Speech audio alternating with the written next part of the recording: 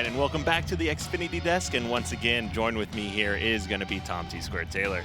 Oh yeah, sorry about that technical difficulty. We got it fixed, and we are ready to rock. We absolutely are. Now, we do want to jump right back into where we left off here. Initially, we were about to be talking about luminosity. So a lot of big changes here. We have a new organization coming into the HCS Pro League, as well as the return of Nated. Yeah, Nated was on the former Optic Halo squad. Right after Flamesword retired, that's when Nated decided that he was going to take his hiatus from Halo, still streamed, still stayed active in his community, still looking for his first tournament win. Obviously got second place at the Halo World Championships. We all know that. That was a really big stepping stone from him, but it's still not that win. He's teamed up with his old teammate Altown there from Allegiance, and they're going to try to, get things going and try to make some impact here. And this was that duo of Nated and Altown were actually the ones on Allegiance that finished second place at the World Championships. So obviously a powerhouse and great chemistry between these two teammates. And of course, they are going to be teaming up as well with the Eco Denoxide, and that they're going to be coming off the previous Liquid last season. So we are looking for big things from this team as well. Yeah, we saw Denoxide get goosed last season. He's going to be playing with a chip on his shoulder this season as well. Definitely started to come into his own after that. I think that kind of woke him up. And yeah, I'm really curious to see how they're going to be, because they could be a really hot team or they could be a really cold team. So I'm going to put them in my power rankings probably around where they were, around 6th or 7th, I think, that these guys are sitting. I could get down with that. Now, what we do need to talk about, and this is what has thrown everyone for a curveball, starting with this morning, they released it during the Optic Vision episode, and that is going to be Counter Logic Gaming, the Counter Logic Gaming squad, changing organizations and now becoming Optic Gaming, and the previous Optic Gaming now being released from the org. Yeah, absolutely insane. I mean, what is going on? What happened to the days where you would go and, pick up a team with your friends and just try to win? Now there's organizations, a lot of money involved. You're playing with CLG, obviously under contract with them. I'm not sure what happened, how much they're getting offered from Optic, but it's a really good opportunity for these guys. It's much more incentive for them to make even more. I think they've already made about $300,000 each. That's absolutely insane for when you're talking about Halo prize money. So I think that it's a good thing for Halo in general, not good for the Optic Halo, old Optic Halo team, the ex-Optic Halo team, but a good thing for the players on CLG right now, or Optic now. And speaking of that old Optic squad here, hearts go out to all of those players as well. This is a lot to take in, but let's go ahead and take a moment and we'll hear from Maniac, who recently released this news. I just feel it's in their best interest and my best interest if I just hang up the sticks, and it's time to retire. So thank you guys, and it's been one hell of a journey. And there you heard it from Maniac. Of course, there's going to be a lot more there, and you're exactly right. That was an emotional video to watch. You know exactly what he's going through as a player. And yeah, you're playing video games for a living, but the amount of competition, everything involved now, even the politics as well. There's so much involved here, and our hearts definitely go out to those players. What you're seeing there is you're just seeing a lot of emotion because of how much time that you put in. When you put in so much time, you develop so much relationships with not only the game of Halo, but the community, your teammates. They become like brothers to you. So there's just so many emotions swirling. And it's like, what are they going to do? Are they going to be able to have Maniac go out, on a win? Or are they going to have Maniac go out in a loss? Or maybe they do so good that Maniac doesn't feel the pressure anymore and he still wants to play. Who knows? Yeah, you never know. Maybe not being with Optic anymore is exactly what this team needs. You just really don't know how the season is going to play out.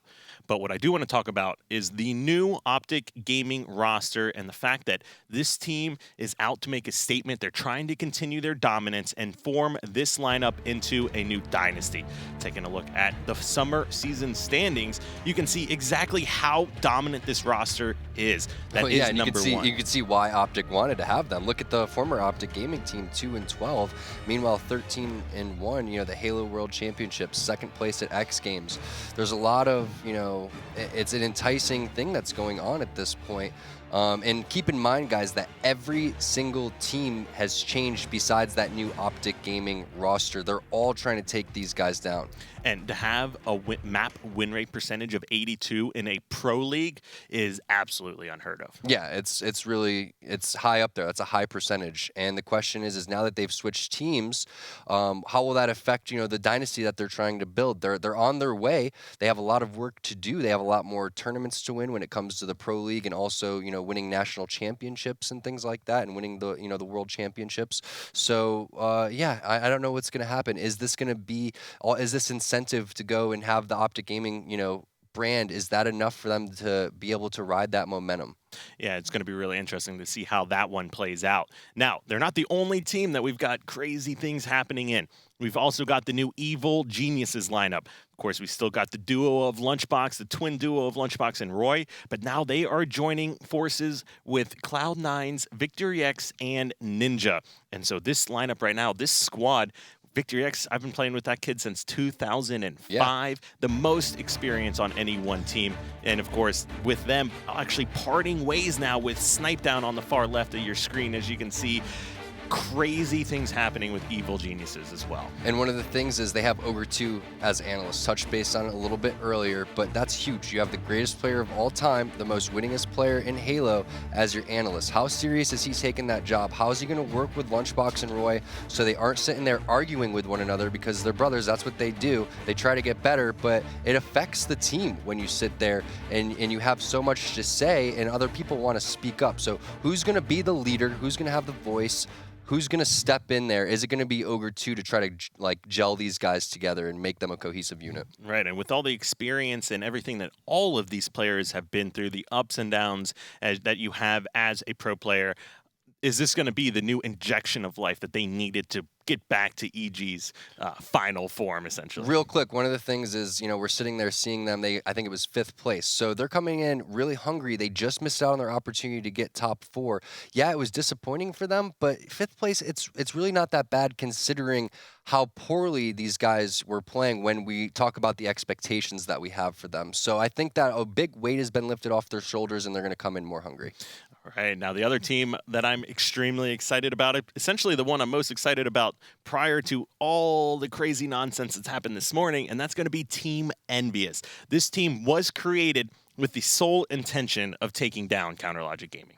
Yeah, exactly. You had Hugh, who obviously was one of the best players outside of being on CLG, which is now Optic. And then you have Snipedown, who wasn't really in Snipedown form last season. Not sure if he was just feeling a little bit uncomfortable, maybe a little bit over-practiced. We know, personally from teaming with him, when he gets a little bit frustrated, he may not be playing at his best. I was really disappointed as someone that, has always thought Eric was one of the best players. Snipedown was one of the best players with his objective work. So when you surround yourself with more Slayers, then maybe more people are going to be open to go for the objective, because you're not a little bit worried about what everyone's doing. So curious to see how they're going to do. Obviously, they beat CLG in a scrim, the Optic Gaming squad now. That's a really big stepping stone for them. That's a really good point here. So if you weren't paying attention over the course of the offseason, just recently, we had the new Envy lineup take down.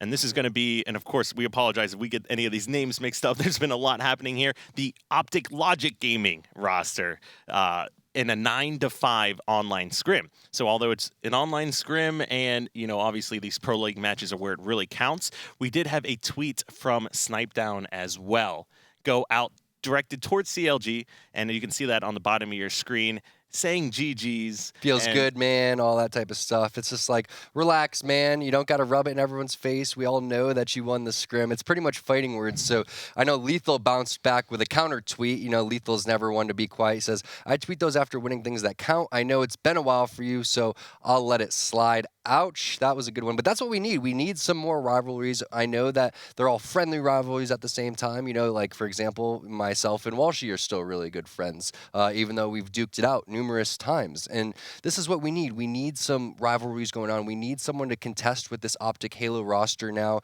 to be able to put them down and make some sort of competition, because when we would play, there was always, a handful of teams that could win any event, and that just made it so much better for the viewers. Absolutely. Now, of course, there's never been a time more than now that I am curious to see what your thoughts, feedback, predictions are. So make sure you join in on the conversation. Tweet at us using the at HCS or at ESL Halo, and make sure you use the hashtag HCS as well so we can follow up with those after the show, interact with all you guys. This is a crazy start to a Pro League season. I cannot believe what has actually been happening in these new squads and orgs, everything that is happening right now in Halo. Yeah, really, it comes down to, can these people put all the distractions behind them and just play the game? And I think that this kind of favors Envy because of the fact that they've, like you said, they have the mindset of beating this Optic roster. Optic's dealing with changing orgs, dealing with contracts, dealing with all of these other things. Maybe they're thinking about making content. That's your time while they're distracted and not thinking about just solely playing to go in there and win. And that's how you win, is you get rid of all of those distractions, you make sacrifices, and you play the game of Halo, and that's what we're here to see. Hashtag truth.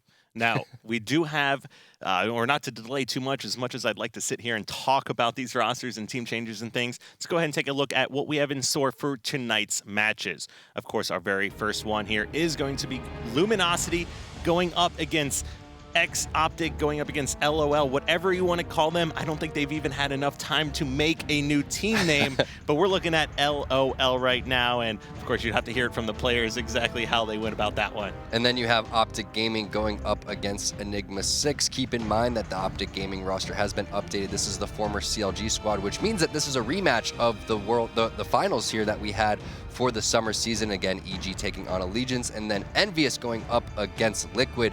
All these matches, Kyle, are going to be so even, so intense. And I'm extremely excited for that Envious Liquid. Like I mentioned before here, this new team Liquid that actually took that Cloud9 seed here after the Worlds based on how the team jumble kind of worked out there. But that is going to be my sleeper team essentially for this season. I expect big things out of them. And of course, they're going up against that powerhouse Envy. So we talked about that very first match, Luminosity versus the X Optic lineup. And of course, there's a lot of, maybe not bad blood, but there's a lot of history here between these two teams because Nated actually left that group or that team of former Optic Gaming right before the start of the summer season. Yeah, and like I said, the people from the X Optic, the LOL team, they've been through so much. It's been such an emotional roller coaster for them. You know, Nated, he's just been chilling and streaming. You know, Luminosity, they're feeling good. They're just playing the game. You know, like I said, you know, whoever's going to just play the game and focus the hardest is going to be able to win. The question is X Optic, is this LOL team going to be able to ride these emotions, and where are the emotions going to take them? All right, let's go ahead and jump in and take a look at this matchup that we are about to see. That is going to be Luminosity up against Team, and we'll call them for today, Team LOL right now, of course, former Optic. Now, we've already talked a little bit about Luminosity. We got that Nated taking the seed of Team Liquid here, and of course, we'll talk about that a little bit further here later in the show. But let's spend some time here to take a look at this LOL roster. Of course, formerly Optic from last season, finished in the 8th place seed, but did make their way back through relegation. We've got Maniac, and we just saw the video from him, who is looking to retire shortly, so hearts out there. Yeah, and then APG, Heinz, and Ace, that's going to round up the lineup. And keep in mind when you think of these guys, is they're all very tight-knit group. They're all really close friends. And, you know, like I said, they're fan favorites, very big social media presence thanks to the Optic juice that they received. They have a national champion, global champion, and multiple tournament winners. So while these guys have won tournaments, they've only kind of been one-offs. They've never been able to actually have some sort of consistency in winning tournaments. Yeah, they've placed within the top 8, but no one wants to just get top 8. Everyone that plays in these leagues, they want to win. Yeah, not only the players, but the orgs themselves as well, obviously, as we see. So this is going to be a really intense matchup because I am really curious to see how Team LOL plays with everything that's going on, because this does take a mental toll on you. Just think about how much was on these players' minds last night, what they've been thinking about trying to do this morning, getting set up with their gamer tags, getting set up with... Oh, yeah, it's a bummer. I mean, so much going on. It's just like, hey, Maniac, you know, we're going to be replacing you guys. Can we make a video about it, though, like 5 minutes from now? Sure, man. Okay. It was hard to watch for Maniac as well, because Maniac's always been a really good friend of mine, and it really it's really hard to see exactly what all of those players. Yeah, you wish them the best. You wish them the best for sure. But let's take a look at the actual series layout, because the maps that these guys playing, do matter here. Plaza Stronghold, Slayer on the Rig, CTF Truth, Strongholds Rig, Slayer Coliseum. In my opinion, this is a perfect way to start off the fall season. I mean, all of these game types, in my opinion, these are probably, some of my favorite game types out of the current game types that we have. Right, now let's not waste any time because we've got a lot of action in store here today. Very first game is going to be Plaza on Strongholds. Go ahead and take a look at this map. For anyone new at home watching, it is 100 points to win. There are 3 separate strongholds here on this map. There is going to be that camo top center as well. Look for players to set up and control at least 2 strongholds to start putting time on the clock. Of course, having all 3 strongholds, you will accumulate that time faster. Yeah, even though a couple minor changes, still the meta for this game, getting nest, holding bottom mid, trying to trap the enemy team at yard. And we're on board with L-Town, who's making his way over towards the nest, laying some shots down on this guy. Doesn't take out Ace. Ace getting a big kill there, and L-Town needed to get that kill because now Ace is going to be able to secure the nest. So missed opportunity there. L-Town was looking over towards the other side, and it looks like now LOL is going to be looking to try to secure bottom mid, and this is the ideal setup for them. They now can trap the enemy team into yard, and they need to be aggressive, but make sure that they're not overextending and dying at the same time. All right, now I do like this pressure here from APG. He knows there's players in yard. They just captured that stronghold. He's trying to lock down Loop here. You got a good flank from Maniac. Picks up that kill there on Denoxide. They know there's still 2 players trapped in yard, and they're looking to push on, capitalize maybe on a triple cap. I really like this play here. Maniac does in fact fall. APG backs up, does not want to commit. You do not want to give up this setup. You have control. Yeah, Maniac a little bit overextended there. He's just trying to respond to callouts instead of maybe making a move for himself, and kind of got caught with his pants down over there towards yellow. But the good thing for this X-Optic squad for LOL is that they do have the bottom mid and nest still. Ace falling is going to be the opportunity that Luminosity needs to make a push. It looks like that's going to be Denoxide making his way over towards the nest area. Unfortunately for him, he doesn't have a teammate until just now, so they are going to be able to double capture this. It makes you get it faster. However, the reset does come in for X-Optic. Denoxide getting the kill on Hines, but Hines clutching it up, getting that reset. And great job there by Maniac as well here, picking up that kill, preventing that stronghold from going over. Now, it is control now in the favor of Luminosity. They have the bottom hit. They're trying to work on grabbing control, but too many players here, and he ultimately gets taken out as well. Yeah, so we're taking a look at Ace. He's just trying to hold this nest down, because if the nest does go over to Luminosity, they're going to have a triple cap. That's going to be APG trying to hold these guys down, but the shots aren't working in his favor. Nice shots, but he gets double teamed, so we're on board with Eco, who's over here getting that nest, and that's going to be a triple cap just temporarily though, because now X-Optic LOL is going to be able to make their way towards bottom mid or towards the yard. So camo coming up here pretty shortly. Eco over here doing a nice job making sure that this player at nest doesn't get the kill, but that's Ace getting a big kill. Let's see what Ace is doing. Actually, I'm on board with Hines because the fact that the camo's coming up here pretty soon. So nice SMG shots coming out from him. He's going to be able to secure the kill on the Denoxide, and this is huge for APG and for Hines and the rest of these guys. If they can secure this, that means that they should be able to get the camo as well. So a little poor man setup coming out, holding bottom mid, but they're going to want to get that nest eventually. And the camo player is spotted, but he does not get taken out. Manages to stay alive, but Nated does ultimately fall to Ace as well. Now they still have control. Somebody's going to need to reset this yard here, but it looks like they're going to go ahead and give control of that up and focus on trying to recapture nest. Yeah, X-Optic LOL is in a little bit of a sticky situation here. The pressure from Luminosity has been a little bit too strong. They need to reset and really focus on what they want to capture. It looks like they're making way over towards nest. Some fortunate spawns. Luminosity didn't get all of the spawns under control, so they are going to be able to hold again this poor man setup, but eventually the goal is to get over towards that nest area. Nated, nice little sneaky play using his radar to his advantage, gets APG fighting another player. That's going to be another kill onto Maniac, so nice job by Nated just playing sneaky around the corner. Yeah, I really like Maniac's play there. He does pick up a kill, no shields, and Nated misses several different shots there, so Maniac going clutch here. And then Denoxide's over here as well, holding the gas station area. Again, Denoxide with the Goose last season, but he's really stepped it up. He's known as one of the best shooters and slayers, but his communication may not be on par. But the thing is they seem to be communicating just fine. They have a nice little lead. It's 100 points Go ahead. It's 100 points for them, to take this, and they're already halfway through. And people dying left and right here trying to get control. This bottom mid looks like they finally will be able to push through there. Now this is CLG Ace, as you can see on the bottom of the screen, but that is going to not actually be Counter Logic Gaming. This is in fact LOL, like we mentioned before. Unfortunately for Ace, he does get the shotgun, but everyone on Luminosity collapses on him. Naded's over there working with one of his teammates to capture the nest, and this is pretty big. Again, the camouflage is coming up here pretty soon. Naded grabbed it last time, so you know that he has the timer on that. Looks like they're set up. That's Eco as well, crouching around the corner. So Naded gets taken out. That was a priority kill that they needed to get, and that was Ace picking it up. But we're taking a look at what Maniac's doing. Only 2 weeks left in his Halo career. Let's see what he has in store for us. I like this play here, backing down, waiting for help. He does have 2 players in front of him that haven't spotted him quite yet. Does, in fact, hit that charged plasma pistol shot, trying to do some old school noob combo action here. Now that bottom mid hill does go over back to Luminosity. Would have liked to see them get a little bit, or see LOL get into that hill a little bit quicker. They're unable to do so. Several members dying. Maniac needs to stay alive as long as possible here. Yeah, it's pretty crazy that Maniac was able to stay alive for that long, considering his position. But Naded's over here in kind of a poor spot. You don't want to necessarily be on the bottom of that dip area. You want to try to sit over there towards the top or maybe hotel, so a little bit overextended from him. And then X-Optic LOL is going to take advantage of that. Ace, you can see his map movement so clean. I love the way that he constantly is moving around, staying alive, but he has players from Luminosity collapsing on him, and that's going to be someone at U-turn picking up the kill on him. APG sneakily crouching over towards the dip, gets spotted at the gas station area, and that's everybody on Luminosity collapsing. Eco and the rest of his squad take back bottom mid. And you can capture that hill so quickly once you start stacking your teammates there.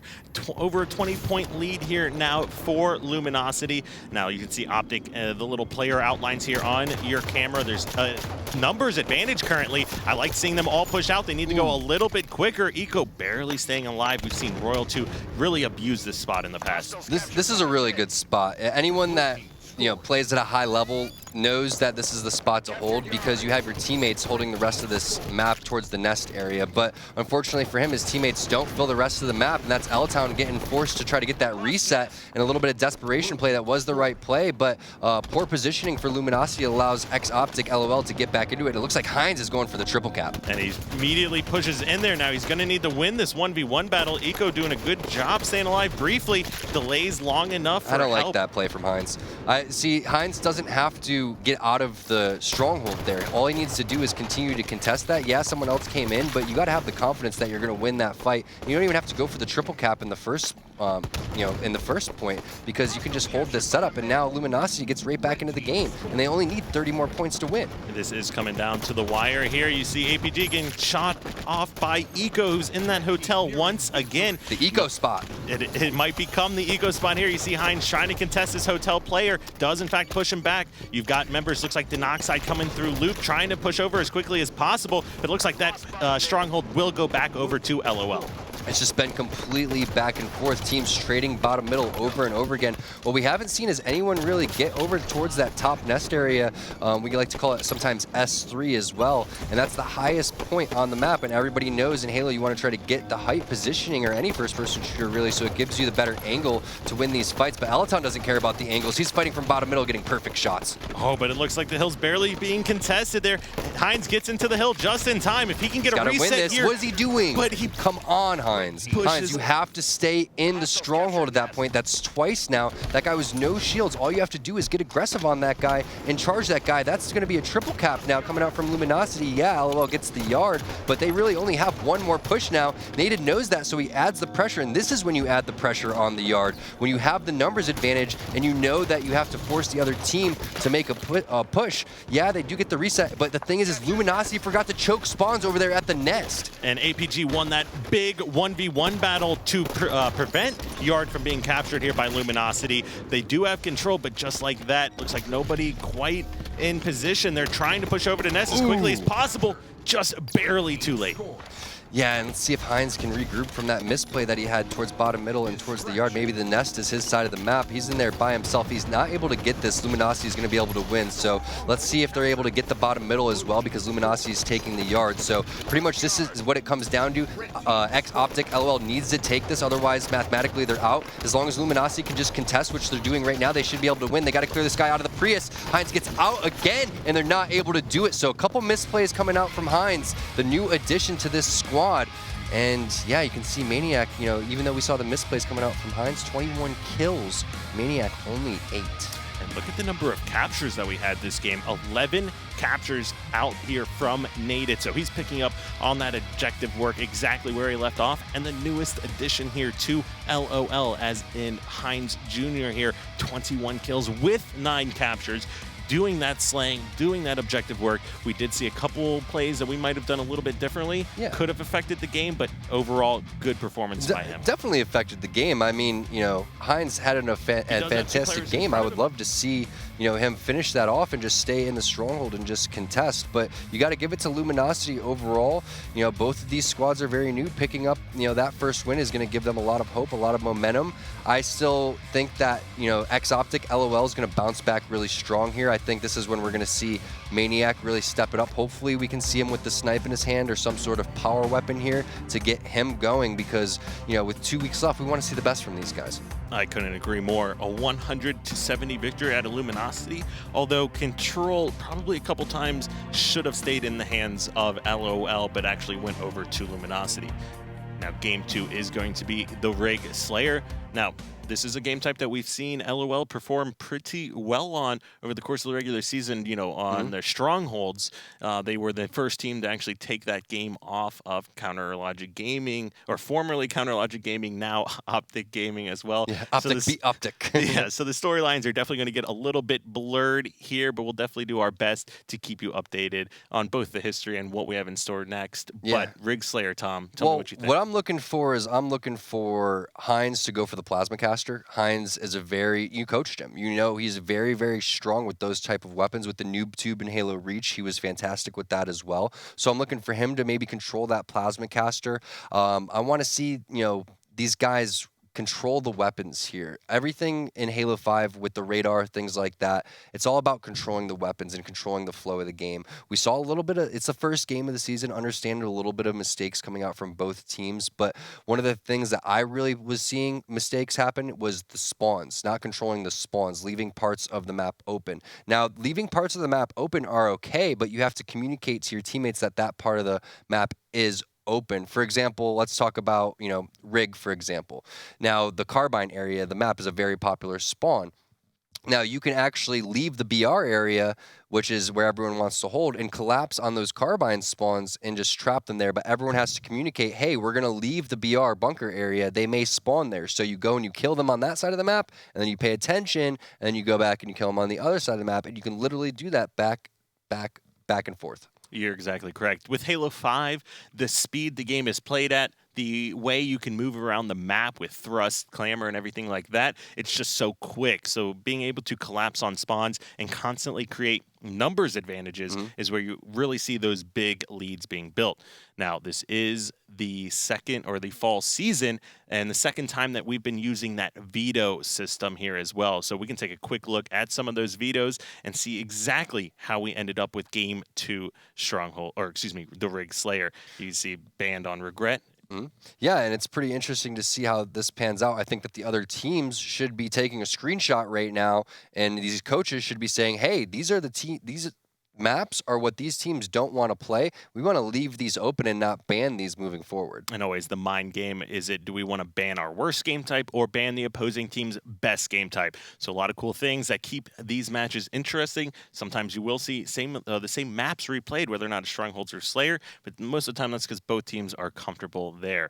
Now we do have the players getting set up here in Game 2. That is the Rig Slayer. We can go ahead and take a quick look at how this map is going to be played out. Now, you brought up a lot of good points about the different map rotations and moving. Of course, this is Carbine side, although you saw a BR there. Some of the weapons have changed during the off season, but a lot of the player locations are determined on where a map may have originally been. Now, I want to see Maniac screen. I want to make this game all about Maniac because of the fact that he only had 8 kills last game, right? So if he can get something going here, obviously, you know, the weapons have been moved and things like that, shotgun added. You also have the railgun over there as well. But Maniac has his job to go for the camo, and he's not even shooting it down. He wasted about 10 shots shooting it. So let's see if he's able to get it. Uncontested, gets it, picks that up at 47, gets hit with a snipe. That's going to be Naded getting the shots onto Maniac. Maybe if Maniac hit a couple of those shots, he could have shot the camo down a little bit sooner and got away with it. But overall, it's 2-2, and a good position here for APG to spawn his teammates over there towards the bunker. But it looks like Naded's trying to dip out as fast as possible with that sniper. So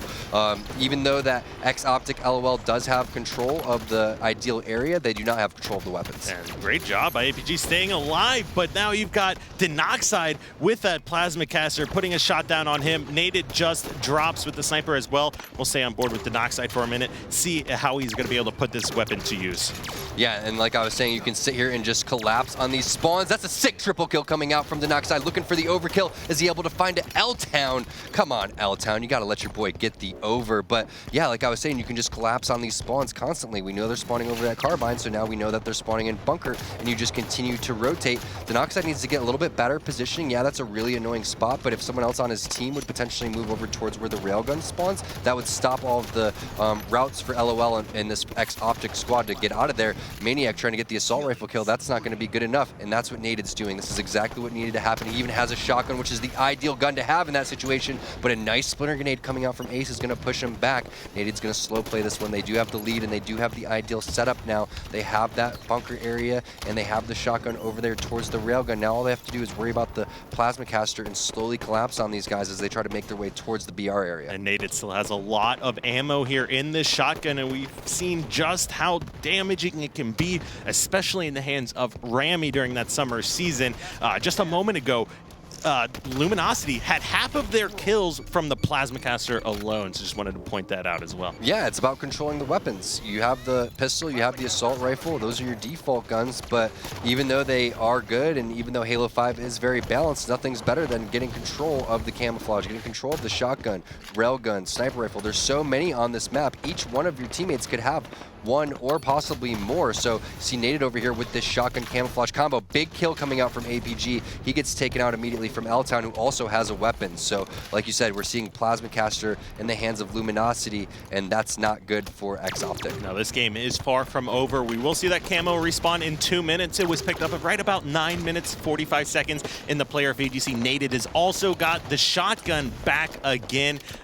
Picked that up off of his dead body as well. That's a 23-10 lead here, and Luminosity is starting to run away with this one. This is, but like you said, it's not over yet. There's still a lot of opportunities. It really starts with the camouflage in this instance, though, for the side of X-Optic, for LOL, because of the fact that both of the camos were burned. So if they can just, you know, each pick up a kill or two here, they could change the tides, but love the way that L-Town and the rest of Luminosity is playing this. They're controlling the important parts of the map, and they're controlling them with the weapons as well. But while I'm saying that, the rest of his teammates are dropping, so L-Town's put in a little bit of an awkward position where he has to challenge this kill. Fortunately, his teammate Naded spawns over there in the bunker, and now the map has been reset in the favor of Luminosity. And L-Town now here with this sniper has said several power weapons all ready to get this one started. Now when your team does have the sniper, you're going to want to give that sniper player time to actually find different positions, try to pick off a player or two. If one of your teammates starts dying, that is when the opposing team will take it as an opportunity to push across the map and try to, you know, take out that player. So look for L-Town to move around the map here, try to find different positions and angles, but look for his team to try and stay alive as best as possible and not overcommit to any fights. In this instance, since he's not getting any angles, I would try to rotate him with Denoxide, who's over there towards the railgun area. Denoxide picks up a kill, though,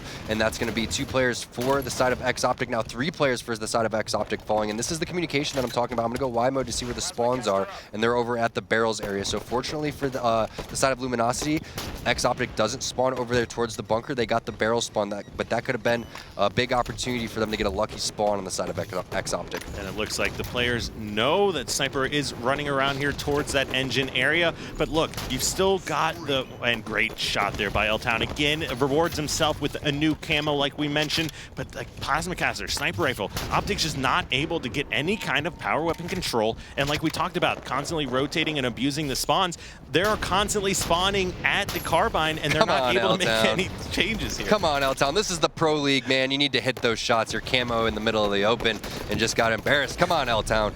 That's exactly what Optic needs, or excuse me, Optic needs to get back into this game, and that was a haircut if I've ever seen it. Kind of looked like it went right through his face. It looked like a little bit of lag on that first one, but this is Maniac's opportunity. This is what X-Optic needs. Even if they don't win this game, at least you can get the sniper in Maniac's hand, have him getting a couple kills here to give him some confidence to try to maybe win game 3. This one isn't over yet. It's only 14 kill difference, but like I was saying, any little thing counts, and I think Maniac's trigger finger is broken, or maybe he's having some controller malfunctions, because I was expecting him to shoot a bullet. Yeah, I don't exactly know what happened there. Kind of looked like he was trying to drop and his feet might have got caught on one of those pipes or the terrain or environment that's here on the map. But regardless, 38-23, they built that 30-15 lead, and they're able to maintain it here so far going forward.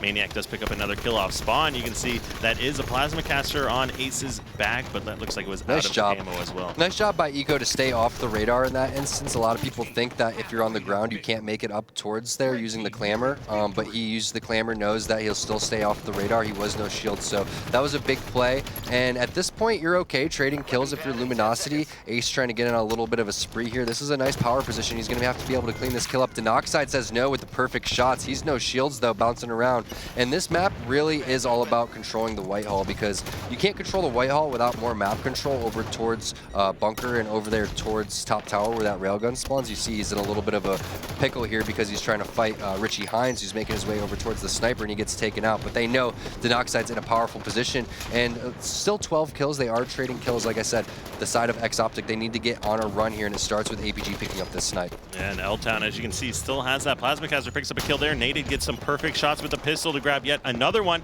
That is also the camo going to be picked up, as that spawned just about 10 seconds ago as well. Looks like it's in the hands of Naded here. APG does pick up a body shot there, not able to grab the kill though. Yeah, and the thing is camo, who knows what happened with it. It came up about 15 seconds ago. Luminosity's been on top of it like white on rice. And you got APG over here just trying to hit desperate no-scopes when they're down 15 kills. So not looking good here for X-Optic. This is kind of what we saw from them last season, where they would lose a close game and then just completely get dismantled in the next game. So a little bit worrisome here for the rest of the squad. Looks like they were not able to control their emotions coming out. And Luminosity is just focused on the game and winning. And that's that right there. You can see the stats. Hines 4 and 14 performance. So Maniac and Hines taking their turns here, kind of dropping the ball for X-Optic. Yeah, and that was, kind of a bad beat. Essentially, they took a lead at one point. It was, in fact, 30-15, and they essentially just maintained that lead and traded kills for the remainder of the game.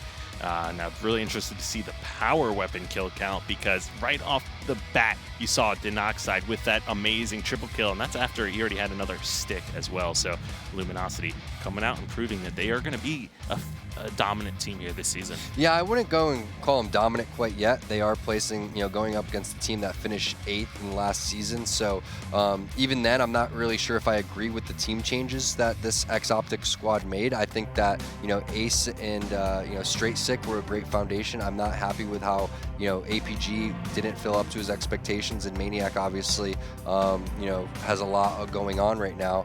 A little bit of an emotional roller coaster for these guys, and Luminosity just taking full advantage of that. Yeah, these games, semi-close, but we saw a couple mistakes here that would have made it a lot closer for the side of X-Optic. You're exactly correct. There were some mistakes made, and there were also some amazing clutch plays made by Luminosity as well. They were clearly all over timing of the weapons. You see a Naded grabbing a shotgun once it came off respawn during that game. Of course, once that runs out of ammo, it's 10 seconds for it to respawn once it is dropped. Yeah. And of course, they did have every camo that game as well, I believe. I'm curious if Flamesword's even coaching these guys right now. What's going on with Flame? Is he involved with the team? Does this team even have a coach? There's a lot of things, that haven't been settled yet. And you can go out there and say, we want to go out with a bang. We want to do our best. We want to finish, Maniac's last 2 weeks off here as a, professional Halo player. But, you know, it's all about the preparation that leads up to this moment. Things don't just happen. There's a lot of behind the scenes things that go on,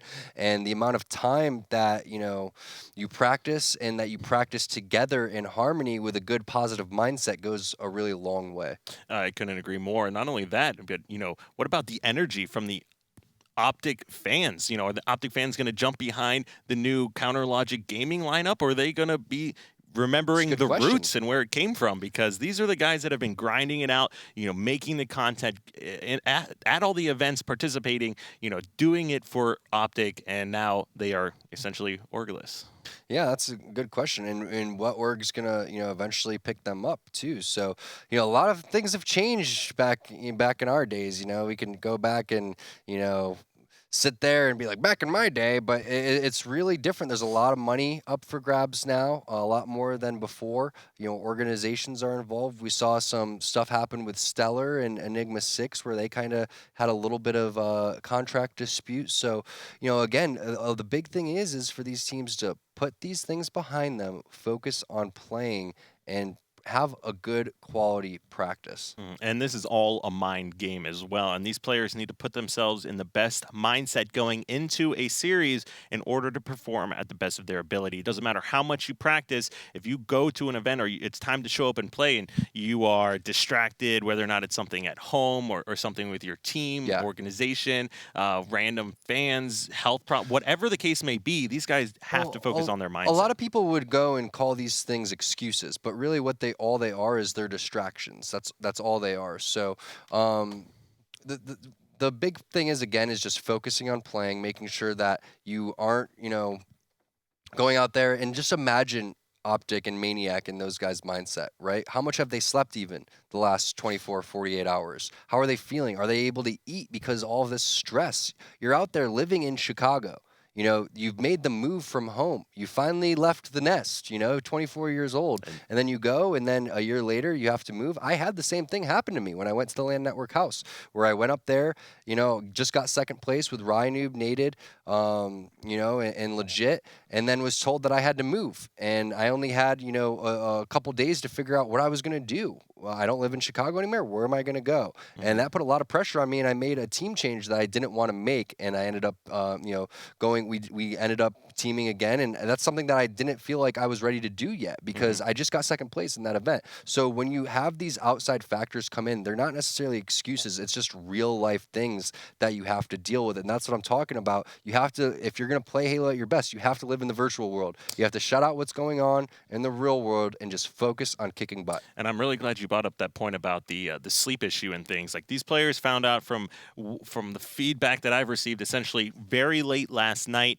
The announcement was made today, and like you said, it affects sleep. These players are not 15 anymore. I remember when I would go to an event, sleep on the floor or barely sleep for 3 days and be completely fine. And now if I don't get a good night's sleep, I am completely useless the next day. I wake up, my back hurts. I'm like, what's going on, man? Like, is this what happens? I feel like the Tom Tin Man Taylor nowadays.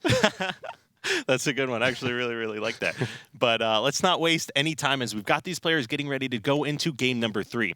Now, of course, this is going to be Capture the Flag on Truth. This is a good map for X-Optic. This is a good map for them. They need to reset here. This is a classic midship remake. Everybody knows how to play this map.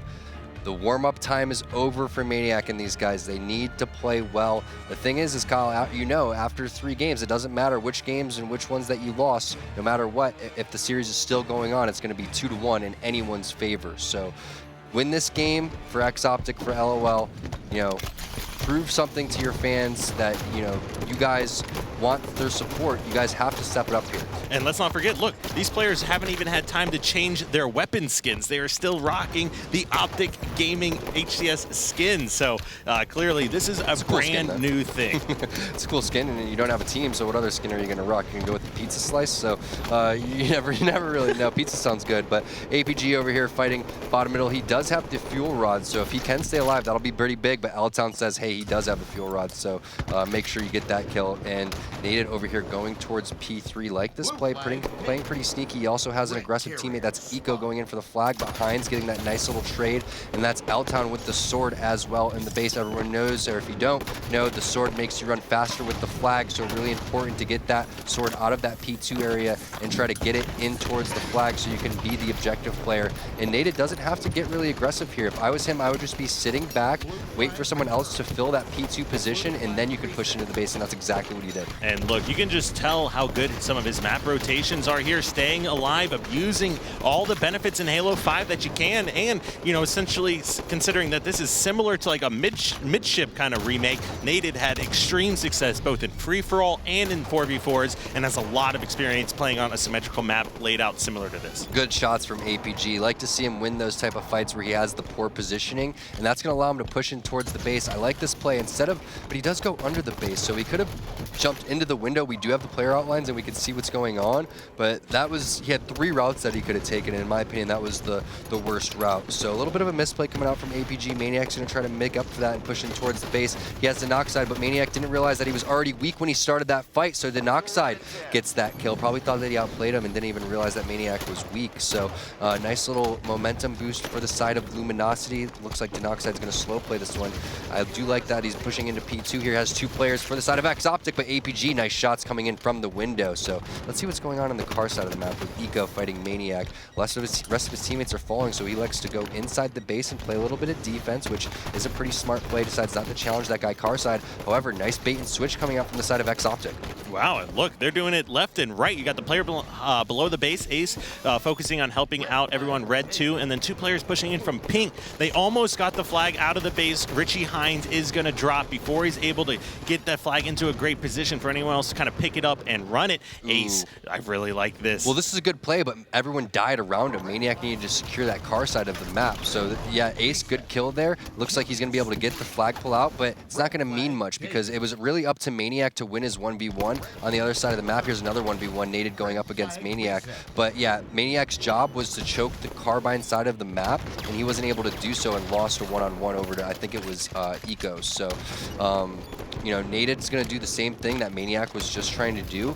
You only want to send one guy, typically car side. If you have more, then you're not in a good position. But again, nice job from X-Optic coming in with the bait and switch. So let's see if they're able to do anything. Maniac making his way over towards the base. Going to get a nice little sword lunge onto Denoxide, but he realizes he needs no shields, and they're spawning over there in the bubble. So you need to not go for that flag. Looks like Heinz is going to try to pull it though. All right, he does get that pull. Looks like APG with the fuel rod able to take down Eco. That's going to be a numbers advantage now here for X-Optic. They are pushing the flag across the map. It is at home for it to be scored as well. He will hit the ground pound, and just like that, we've got our first lead here from X-Optic. That was a good flag cap, and that was all a result of, you know, Maniac's play earlier and just the, you know, pressure that they were adding, Ace staying alive in that bubble. All of those small little plays build up to that specific moment where they captured the flag. And looks like we are seeing some life here out of LOL still.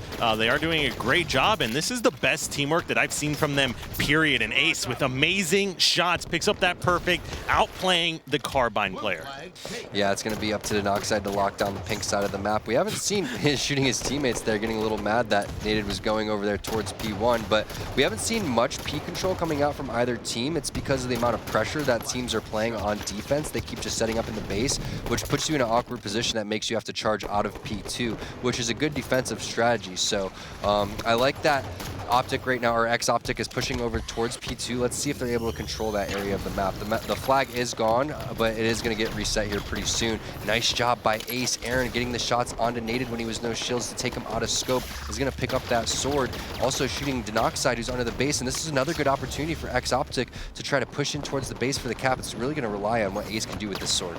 All right, looks like Eco knows there's a player, car 1, who quickly avoids that situation here. Ace has not forgotten about him, ultimately takes him out, still has the sword and locked down carbine right now. Now, whenever you have the sword, generally speaking, you want to be the one to run the flag, but just a little bit too late. And then, of course, you've got the players now spawning at carbine as well. You have to move quickly, and we saw that's how, you know, Ace was moving pretty fast, but he just wasn't moving fast enough because the spawners come up. You have to get out of there quickly. There's so many angles that you can shoot the flag. So, and you try to get that flag out pretty far because it's not touch return, and they can just sit there and return it. So not even able to get an actual flag pull, and Nated's going to be able to get the sword in his hands. All right, now you've got APG jumping up in the window, but this is going to be a tough spot to be in when the player's got this sword. He does, in fact, hit that somehow from the right, but regardless, another kill here for Nated, and just look at how fast he's able to move around the base. Yeah, Nated playing a little bit of defense. He doesn't even have to, play defense at this point. He could just sprint out of there and just go to the enemy base. That's what I'd be doing. It looks like he's going to elect to do so. Just, go over there, try to get the objective with the sword. Yeah, you have multiple people over here, but can you really kill everybody with just the sword by yourself? Looks like he is able to get Heinz, but trades kills. So not a bad play, not the best one at the same time too, but it looks like Ace is going to be able to get the flag, and that's a good start for them. However, looks like Luminosity is pulling a flag at the same time as well.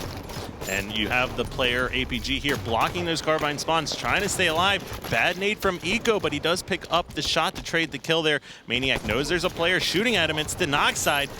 They do pick up the kill. Ace, is he going to keep fighting or run the flag? He does, in fact, choose to run the flag here. Still a lead now for X-Optic, and there's plenty of cover for them to go ahead and push this flag backwards. Nice job by APG. APG smelled something, and it looks like they are going for the return. Heinz trying to get it, but no, he's not able to. So we're in a little bit of a flag standoff here. You have to have the flag at home to score, if you guys weren't aware of that. Now, it looks like Ace doesn't know that there's a player over there with the fuel rod. That's going to be Nated. It doesn't look like anyone's in position to help get the return either. Camo fuel rod for Nated and getting the return. This one's going to be all tied up 1-1 unless someone from X-Optic's able to do anything. I don't think they're going to be able to. That's APG trying to get it in there to get the touch on the flag. He's able to get the assassination. Is anyone there to be able to get the touch? No, APG coming up clutch with the sword. Nated's like, what is going on? There's only so much I could do. I just killed 2. We have 3 teammates on our team. That doesn't mathematically stand up, guys. I like it's a pretty good impersonation of Nated there, Tom. He almost kind of a misplay here, falling out of that window. I think he could have actually killed that player across map, but he ultimately gets taken out as well. Great plays here from APG to go ahead and get that one return. Yeah, looks like they're running a flag at the same time, and let's see if that's going to be Ace. So let's see what Ace is able to do. Is he going to be able to ground pound this one in? Looks like he has APG again playing defense, so these guys working well together, secure both of the caps here. Nice job coming out from X-Optic. Again, like I was saying, this is their map to do it for them. They play this map pretty well, and they're very comfortable on this one. And if they could just have that same amount of baiting and switching, communication, teamwork, and just overall, knowledge of how they want to play the map, then they would actually, be doing a lot better. But that's just not the case. They need to get on the same page for the rest of these game types, and now it looks like Luminosity trying to make their push. And this is a good job by Denoxide trying to push that across, using the terrain here on the map as to best of his ability, try to cut off some of the angles, prevent taking shots as much as possible. APG with a Spartan charge into the wall there, maybe just for show, but he does get across the base and stay alive, and looks like not CLG, just looking at that game tag, X-Optic will be able to go ahead and return that one as well. Yeah, only 3.5 minutes here and haven't even gotten a flag cap yet for the side of Luminosity. So if you're X-Optic, you're definitely feeling good. It would take a pretty major collapse at this point. But the thing is Halo 5, you could always see quick captures coming out because of the sprint, because of the mechanics introduced to the game. But APG picking up a big double kill is going to be able to at least hold them off for a little bit. So Nated maybe trying to go in for a sneaky cap here, making his way over towards the car side of the map. Has this whole map open pretty much. A player does spawn under the base. That's Heinz. He finally spots him on the radar. Nate doesn't do anything. It's a little bit too late. Is Heinz going to be able to get this kill? He has to clear him out pretty quickly, though, if you're Nated, because now the rest of X-Optic is going to be able to collapse. But it's even better, though. Heinz able to stay alive there. Make sure he's waiting for help. Ace does drop down, commit to 1v1, picks up the kill there on Nated. You got APG fighting a player car side. Great grenades and shots. Does pick up another one. That's at least 2 down here for Luminosity. This might be X-Optic's opportunity to go ahead and secure this win. I gotta say, watching APG's screen, his shot's definitely looking really good. Look at that. That's a nice little killing spree coming out from him, holding the fuel rod. And that's one of the things about APG.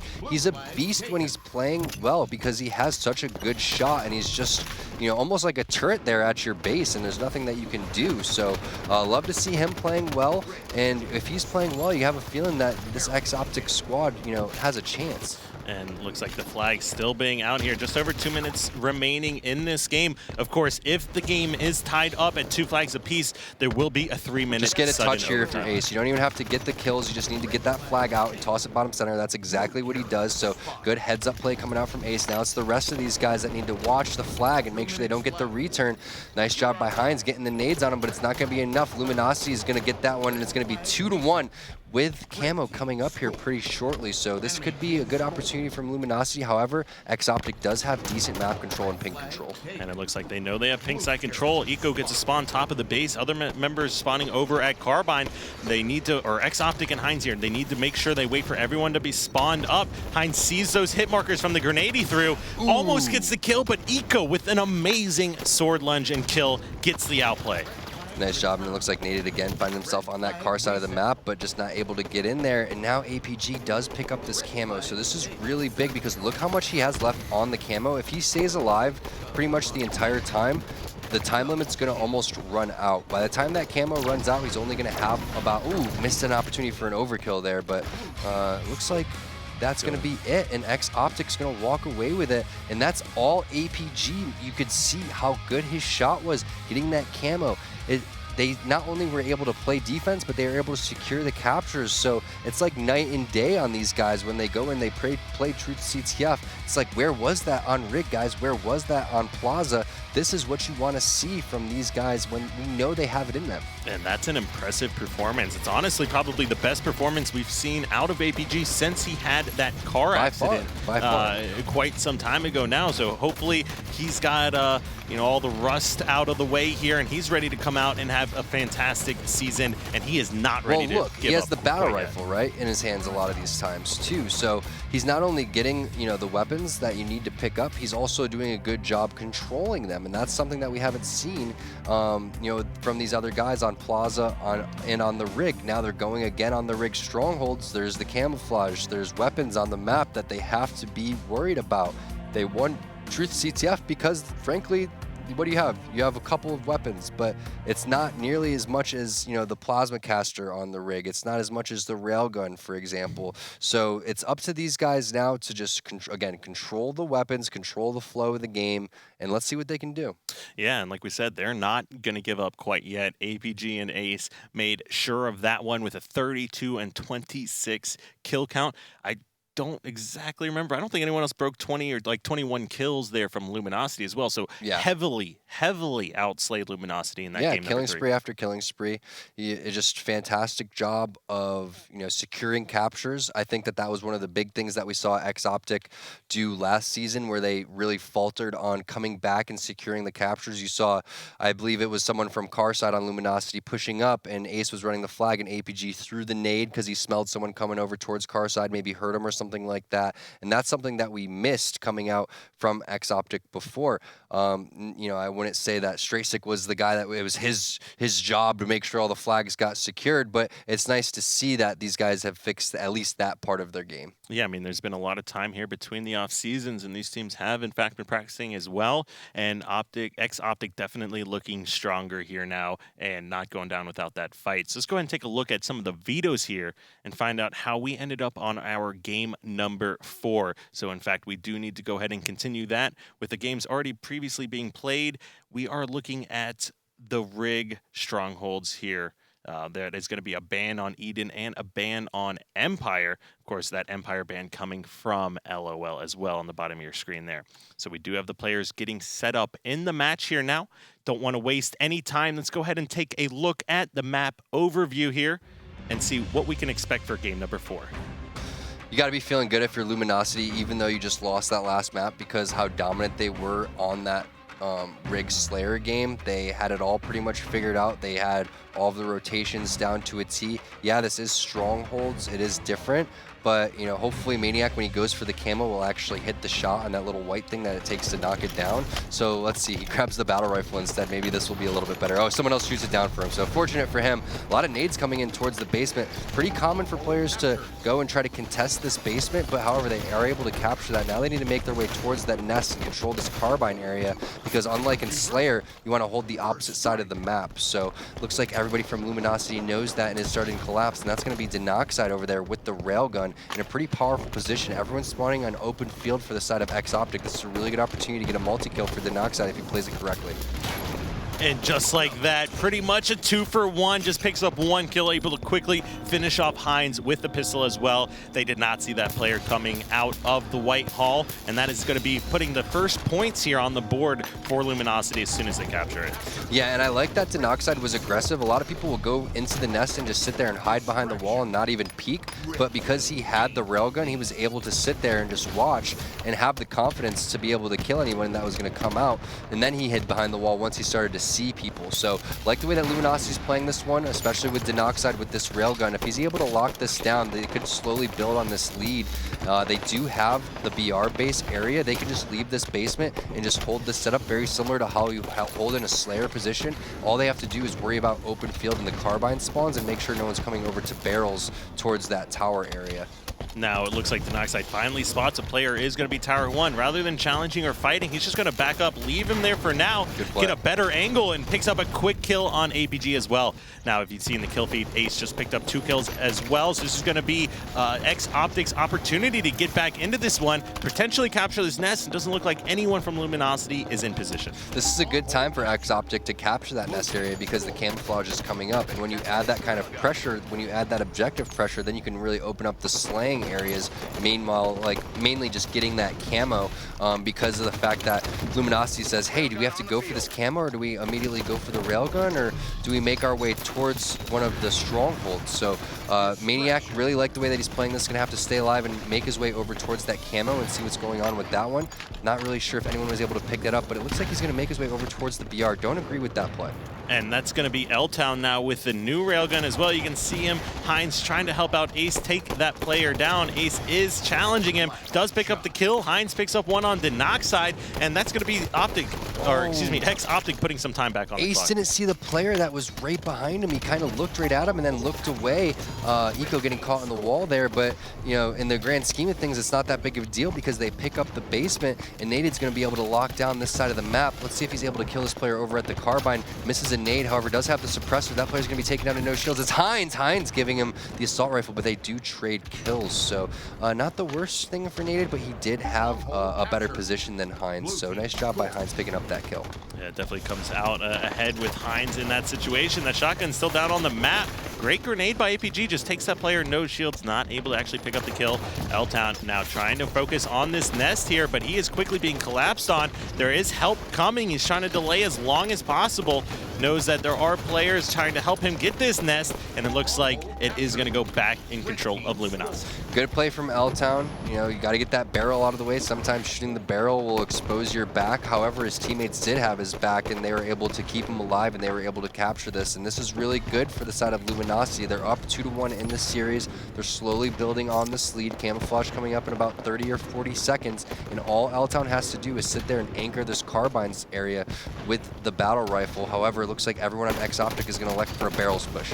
And it looks like L-Town is going to be able to back up APG here. I still like this positioning Good job a staying lot. off radar. Yeah, staying off radar, taking his time, not making a move unless he absolutely has to, and no one from X-Optic able to start the stronghold capture, so there's no point in actually making any move.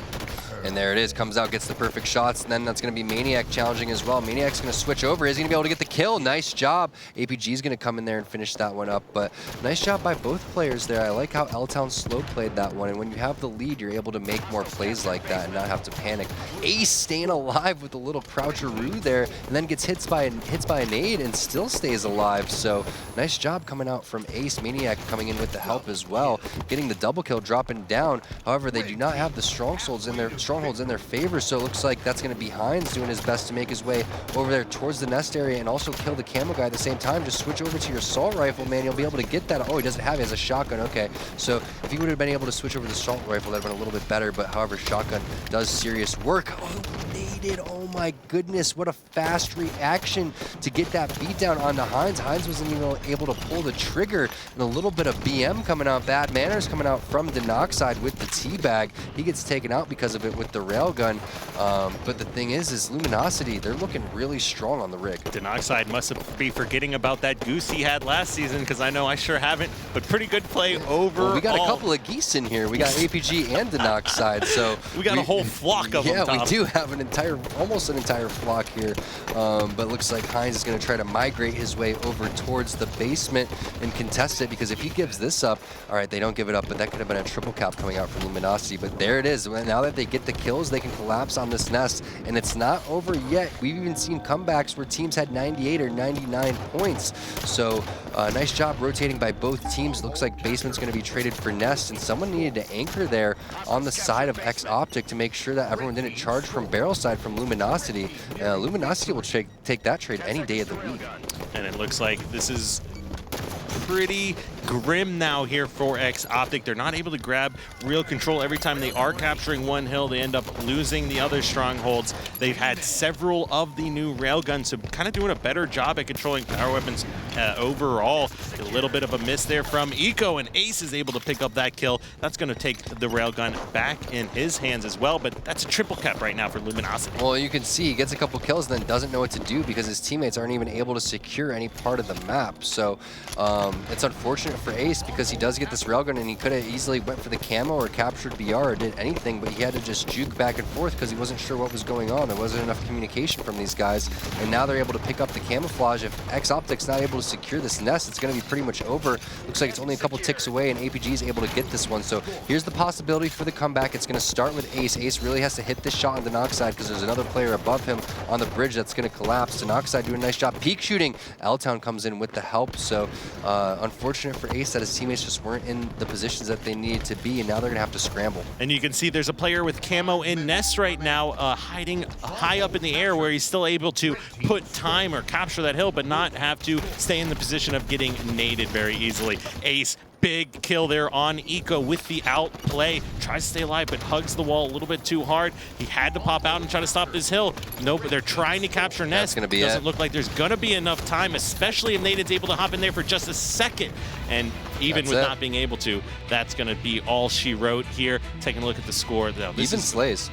Pretty even slays, yeah, and it just was lots of captures from both teams essentially as well, but L-Town doing a fantastic job with 18 kills, and X Optic kind of even across the board. Yeah, this game, it was 137, but it was just because of the rotations and the timing, and you can just see Luminosity. They're just so well-rounded when it comes to their strategies and exactly what they wanted to do, and we're taking a look at highlights from all of the map, but just an overall, high overview of what we just saw.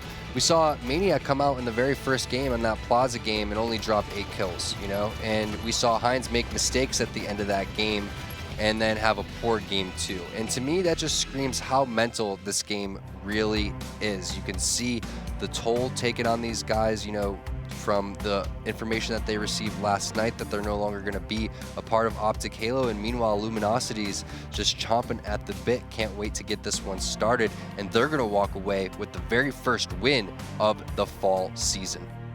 And now, Tom, is this what you kind of predicted happening in this series? Now, after you just watched this first game, we had X Optic at that 8th place spot, only making one change over the course of last season, but with this new Luminosity and what you just saw out of them, what do you think going forward? Well, Luminosity, it's going to be, they're probably sitting right around that same skill level of Evil Geniuses is. I'm going to put them around like 5th, 6th, 7th. It's going to be, they're going to have to play a higher level of competition, in my opinion. I was hoping that X Optic was going to be that level of competition, but to me, it's just the same old song with them. I'm seeing exactly what I saw in the previous season. Roster changes and just drama will really plague how you're actually playing. It takes a toll on you. It's just such unnecessary worries that you have in your life. There's so many things going on already in this world. When you add that extra bit in there, it makes it really hard to perform. Yeah, I mean, and let's not forget here, taking a look at that X Optic. I mean, that was Maniac. That video we watched earlier today, the emotions that he was showing, everything that is going through his mind as a player, it is impossible to not let that affect you. Yeah, and like I said, you can either ride the momentum and let it take you up, or it can take you down. And, a big part of that is sleep deprivation and things like that come into it, what your thought process is. All of these things, the way that you win, it's all of the little self-talk and the small thoughts that you have with yourselves leading up to those things. Just imagine if Maniac was focusing on what he wanted to do in Plaza, doing research on what Luminosity was doing, instead of worrying about where he's going to live for the next, however many years of his life. Yeah, I can't even imagine exactly what is going to be the rest of the day here for those players and what they have to do going forward. Now, we do have a winner interview ready here. We have L Town joining us from Luminosity. L Town, first of all, congratulations, and can you hear me? Yeah, we can hear you. I can hear you. All right. We're going to call this one a winner view. It's a winner view. A winner view? Yes, Yeah. congrats on your win, man. How does it feel to walk away? You know, how does it feel first being the first matchup here in the fall season? And then how does it feel to reconnect with Nated and to win that first match? Well, I was pretty hyped that we were the first match. I wanted to start the season off with a nice W. And to be back with Brett feels real good, man. We got the OBJ duo back together. Right, so you're talking about how you guys do the OBJ. Now, you have a pretty up-and-coming, Slayer in Denoxide. What was the thought process when it came to the whole shuffling of the teams? What were you looking for in teammates, and how did your team form? Well, to be honest, at first, once I got dropped from Envy, didn't really get too many team options. So I was a little worried at first. And then me and Kevin were talking, well, me and Eco were talking for a little bit. And then Brett came out of nowhere. He said, "You want to run games?" I said, "Oh, sure, dude, for sure." So then it was us three, and then we needed a good Slayer, and Dan's been killing it lately. And he's just been, out shooting everybody. So just got to pick him up. And then we just meshed really well. Yeah, he was definitely playing extremely well that series. His shot was absolutely on fire. Now, give me your thoughts on the Nated situation. Do you see that break that he took? Do you see that coming out and being a benefit to him, or do you see where maybe he lost a little bit of what he had before? I think it made him a better player. He definitely needed some time off. He's definitely refreshed, and I feel like he just never stopped playing, honestly. Now, I wanted to get the team that you just played. Were you, when you got that information about what happened, whether it was last night or this morning when we all did, were you thinking that that would give you guys a little bit of an advantage? Personally, I would think that it would because of the fact that you know how it is mentally when your team's on the rocks and you're not sure if you're going to be a stable four-man group. That affects you almost more than anything. Well, going into the series, I honestly didn't think about that. We're just trying our hardest no matter what. But now looking back at it, I mean, I could see if it definitely could affect them. But going into the series, we didn't think about that. We just wanted to win. Absolutely. And you guys came out and did exactly what you needed to do to take that series. Now, if you had to give an MVP to anybody on your team for that first matchup of the season, who would you give it to? Probably Dan. He did have a fantastic tournament. Yeah, he played well. What do you think it was about the game type selection and you saw Plaza and then you saw Rig back to back? Are you guys weak on CTF Truth? Did they play good on CTF Truth? What happened in that? And what are your guys' strengths and weaknesses? Well, we're usually good at Truth Flag, but they actually played really well. They had control the whole time, so we just honestly couldn't do anything. We were stuck in our base the whole time. And the few times we did get out of our base, we didn't capitalize on it. So it was just more of them being better at it, I guess. But we're usually good at it. And in other game types, I can't be giving away our secrets. I can't say what good game types we have and what we're weak at, because then people will just veto it. True. Touche. So overall, when everything was all settled, where do you guys think that your squad, Luminosity, is going to end up? Are you going for that top 4 spot? Are you trying to win? What is your guys' mindset right now? Well, I'm not trying to sound cocky, but I definitely think we're at least top 3, top 4. I'll say that. Is that based on the scrims? Is that based on just like how you guys feel? Where are you guys lining up in scrims, and how have you guys been playing over the last, say, like 2 weeks? Scrims the past few weeks. Honestly, the only teams that beat us in the scrim is just CLG and Envy, but other teams are close and all. But I don't think we lost any other teams. Gotcha. Well, L-Town, I wanted to congratulate you one more time for starting off this fall season so strong here. Really excited to see what your team is going to have in store, and I kind of agree with you there. You guys are looking very strong. Thanks a lot. Thanks. Well, have a great rest of your day there as you get ready to prepare for tomorrow's matches as well. Now, of course, if you're at home watching, make sure you join into the conversation. Make sure you tweet at us using the hashtag HCS. Let us know your thoughts, predictions, what just happened in that series. I know Luminosity would love to hear some positive feedback, and then even X Optic, I'm sure they could use all the help that they could as well right now, especially with everything that they're going through. So don't go anywhere. We have more matches coming up next. We're going to have Optic Gaming, so the new #1 seed here, going up against Enigma 6, so the rematch of the summer finals. Don't go anywhere, and we'll be right back after this.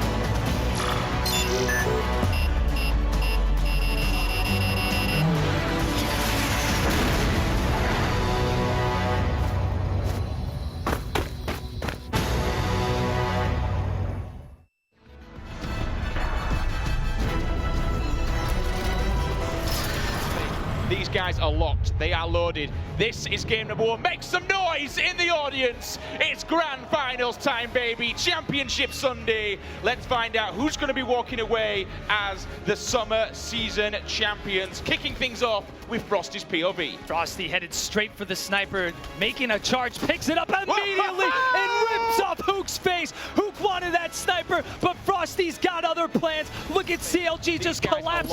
They are loaded. You know, 40 This seconds is into a game game, #1. you've Make got some plenty noise of time in the to audience. sit back, It's wait this grand out patiently. finals time, You have plenty of baby. ammo in both Championship weapons here, Sunday. and just Let's like find that, out Randa who's with a gonna be big walking away kill, as and the summer wow, season APG getting champions. absolutely Oh my destroyed. gosh. Draysick getting absolutely destroyed. Finally, Ace comes in and shuts them down. I believe, I mean, APG, that guy was no shields. You have to be able to pick up that kill. Randa just completely shut him down. Let's see what Mikwin's doing to see if he can get these slays to potentially push in. He's no shield. Looks like E6 is in really prime position to put this one in. I think they are. That's going to be 2-1. This game's still continuing, like I was saying. 2 minutes and 40 seconds left in overtime. Plenty of time to bring it back. 2 players go down on either side. That's going to be a double kill. So 3 down now on E6. But look who's got the OS. It's going to be Kratos. He needs to do some damage here. Oh my! Ninja coming out of Mick when he knows what he was doing. Sit down, Kratos. The OS is ripped. Now we could see them capitalize on this. One in, I think they are. So that's going to be Actually, 2-1. let's jump into a listen-in with Counter Logic Gaming. Oh, wait, we have everything. Yes, we have everything. All right, new site. Come get the team.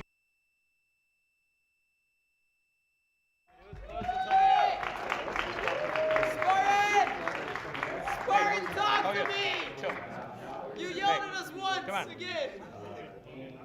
Once. I got you, Ryan. Only once.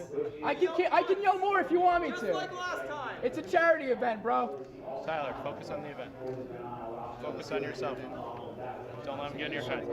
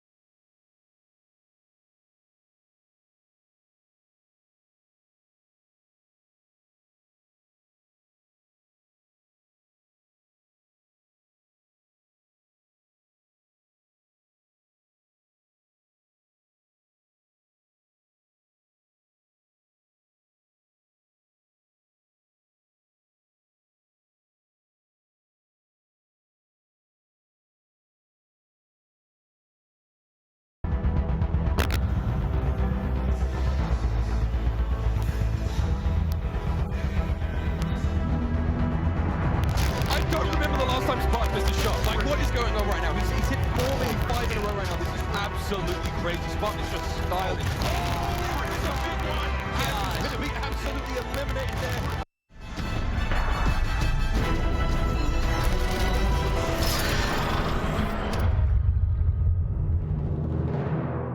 And welcome back to the Xfinity Desk. I'm Elamite and joined once again here with Tom T-Squared Taylor. What, it's Elamite or Elamite? Elamite. Oh, God. Let's not 10 start years that now, conversation. but not right now. I can't deal with this right now. We just saw Luminosity take down X Optic, or LOL. And of course, pretty good series, still a convincing win here for Luminosity. But, you know, with everything that's been going on, it is a little bit towards what we expected to see. Yeah, well, let's think about the power rankings, right? So Luminosity said that they're feeling they're around like 3rd, 4th place. So let's assume that Optic Gaming is #1 and then Envy's #2. What's going to happen for the rest of the 3rd and 4th slots? Who's going to fill those out? Is it going to be EG? Is it going to be Luminosity? Is it going to be Liquid? That's what I want to see. That's a really good point as well, because I've got the power rankings in my head. How I think these teams are going to fall out are going to work a little bit differently than what feedback I've gotten from some of the players and things like that. But we just saw that matchup. Next we have is going to be the rematch of the finals. So it's going to be Counterlogic Gaming, aka Optic Gaming now, rematch against Enigma 6.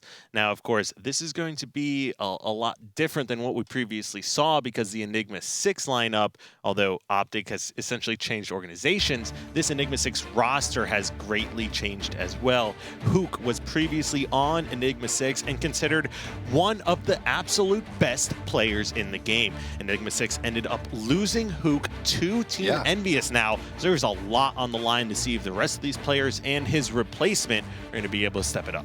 Yeah, so E6, Kratos, Boobadooboo, Stellar, and Suspector. Now, they're dealing with...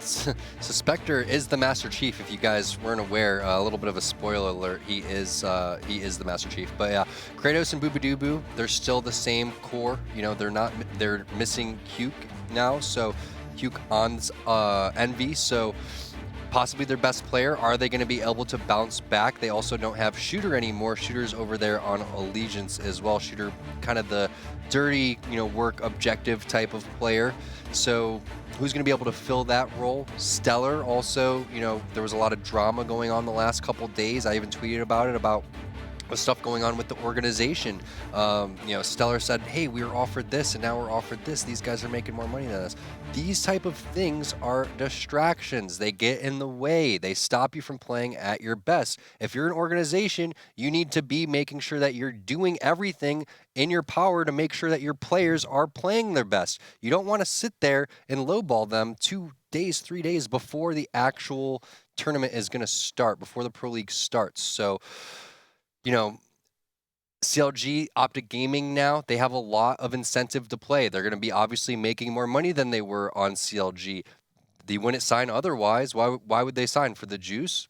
Maybe. They also have the juice to play for. They can play, because they're going to get more views. So they have so much to play for right now. That's even more motivation. It's more incentive for them to continue their winning streak. The sky is the limit for these guys right now. They've been off to a fantastic year. Like we said, they're trying to form the next Halo dynasty, essentially.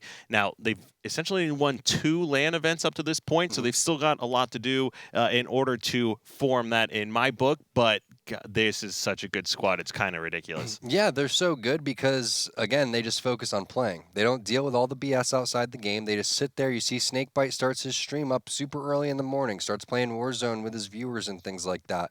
He's not worried. He's not worried about, contracts. He's not worried about things like that going on. He's just focused on winning. And if that's what your goal is, that's what your priority, everyone shares that same like-mindedness, then that's what's going to happen. So, it's going to be really tough for E6 to come out and play well against them. We didn't see them put up much of a fight in the actual finals there. It was a 4-0. None of the games were really like, oh man, E6 almost won. Even if they did, it wouldn't have been that close. So I want to see a close series. I just don't know if we're going to see it. Yeah, I mean, first of all, shout out to Kratos and Suspector, especially Kratos, because at the Halo World Championship and at the Summer Finals, this kid took 2nd place at both of those. So with the exception of the 4 members of CLG, he is factually the best Halo 5, next best Halo 5 player Statistically out there. speaking, on placings, yes, he has had a really good supporting cast, but that doesn't mean that he wasn't, a mastermind of creating that team, being a part of that team, also individually carrying his own weight, which is really important as well. So, Kratos definitely a very entertaining character. We want to, see these guys do well. I'm just a little bit worried about the problems that they were facing up leading into this. I think that those things can really get in the way of the team chemistry. I couldn't agree more. And with this Enigma 6 lineup, like we said, it is hard to argue that this lineup is going to be better than any of the previous lineups that they've had in the past. Enigma 6 has found a lot of success, and you do have Kratos and Bubu Dubu sticking it out together here. But like we talked about with Hook going over to Envious now, you lose one of the best, if not, I mean, you can make an argument he was the best player in the game. Well, it's hard to rank numbers 1 through 4. You don't really know. But regardless, losing that player and having to replace him with, with Stellar and with Suspector, trying to find that chemistry when we already know that the team is having issues. Now, I don't want to speculate too hard unless I am directly involved. I will. I know you will, Tom, but as far as what I can do here, not speculate too much unless I know exactly what had happened. And in fact, I don't. But regardless, if you were reading the forums, if you're participating on Twitter and things like that, you can tell that this team has not been the happiest as of late. Well, let's throw all that to the side and let's just sit there and talk about strategy, okay? Okay.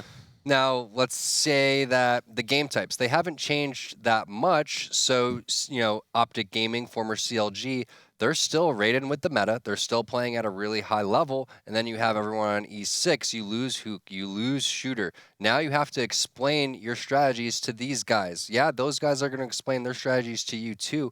But it takes a little bit of time to develop into that full team when you're running on all cylinders. So strategically speaking, I don't think that Enigma 6 is going to have what it takes to, beat Optic, but if they play really well individually, say if Kratos goes and gets the scatter shot and holds elbow like he does in Coliseum and is just super annoying, then yeah, they will stand a chance. They're going to have to really individually shine and really step up because I don't know if they're going to have the actual strategy to take down Optic Gaming. Yeah, I mean, you've seen great things out of teams playing against Optic Gaming here in the past. Let me just make sure I get that right and don't call him CLG here. Like you've seen even Straight Sick back when he was on the former Optic Gaming, essentially go on a clinic, pick up 9 kills in the first minute, 10 seconds of a Coliseum capture the flag game. So you've seen players can absolutely at this level take over a game. We've seen it from Ninja, we've seen it from Ace, we've seen it from lots of different players over the course of the summer season. But are they going to be able to do that long enough and as many times in a best of 5 game series to actually secure a victory? Now, kind of an interesting development here is on top of where we think Enigma 6 is going to fall as far as the eventual or the overall season goes. They're actually off to a pretty rough start here for their first showing of the fall season, as they have not been ready to play here quite yet, and they're actually going to be forfeiting their first game here to Optic Gaming. So are they forfeiting the first game or the entire series? The first game. Okay, so just the first game. Maybe they're still working on their contract issues. Maybe they need to get a lawyer involved. Who knows what is going on over there? I'm sure we will see it or read about it and make sure you join in on the conversation there as well, because there is a lot going on in the Halo world. I know some people love the drama. I try to stay away from it as much as possible. Why you look at me like that? Did everyone see that quick little, like, all right, whatever. Yeah, I don't know who likes the drama over here, but we're going to figure out this little issue here, get that taken care of. We'll get the players set up and ready to play. Give us just a few minutes. We're going to take a quick break, and we'll be back here in just a moment.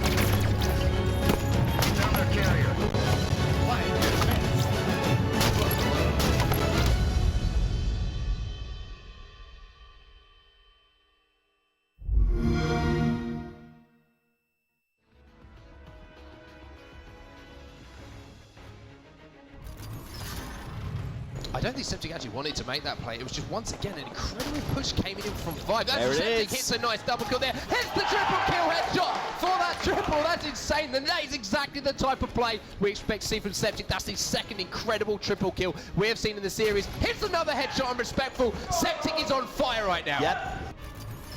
Now, this man is renowned for being one of the best snipers in France, if not the best sniper in France. I'm expecting a lot. He kind of went off in that last series against Pulse, but they didn't manage to get the win. They are 1-0 down in this series, and there we go. Just as we said, get that no-scope. He does! Solid, fantastic double kill. Peace, Flames, my friend. Teabags the floor as well because he knows that was a wonderful, wonderful trick shot. Now Septic is going to have control of the camouflage, pushing into Pink 2, and Lunny is already moving this flag across Pink 1. Going to be taken down by Kimbo, so it's a very important round of kills coming up here. Kimbo's going to be taken down by Septic. If they can pick up 1 or 2 more kills here, they will have the potential to run this flag. Respectful trying his best to stay alive. Septic takes him down. 2 Foxy going to be challenging Septic. Septic with a big double kill here. Looking for the triple on Mose. Gets the triple kill on Mose with the perfect. Now that flag should be moving towards the base, and this could be tied up 1-1. Fantastic plays by Septic. Yeah, that's a ridiculous, huge play there from Septic, and that's what he brings to this 5 squad. That is going to be 1-1. They tie up the game 1-1, and look at this Mose. And he has camo railgun again. How many times in this series have we seen Fabi on top of every single power weapon, every single power-up, and they are just giving themselves the best opportunity to win these games. Mose picks up the double kill, gonna continue running this flag with camo. I'd like to see him potentially drop this off to his teammate, which is exactly what he's trying to do. Jumps up top mid. He's actually going to be baiting this flag now. There is a player one shot down there. Jimbo going to be taken down by Mose. This is a huge potential kill. If he can pick this one up on Snipe Drone, he's going to now continue running this flag. Fantastic decision making from Mose. Talk us through that play, Dan, because that was absolutely perfect play. Mose is just playing out of his skin right now. He's just using this camo to full effect, being very patient, knows he's not on radar, jumped up to top mid, waited, baited out the flag, and uses the railgun to full effect. This is exactly where you want to be. He's now going to be pushing through white, catches 2 people off spawn. There's Solar, and they're all on the backboard. So at the moment, they're all easy pickings for him. He can just grab these one by one. Teammate calls for some support. He doesn't need it. Drops down. He knows exactly where they want to be. And he is right now. His map movement and where he is perfect because he can just completely lock down this white end. Oh my word! He bounced it off the wall and cracked the play. He guessed exactly where it was. Bounced 2 shots off the wall and ticks down the player. What a play! Well, that is precision if I have ever seen it. That's fantastic.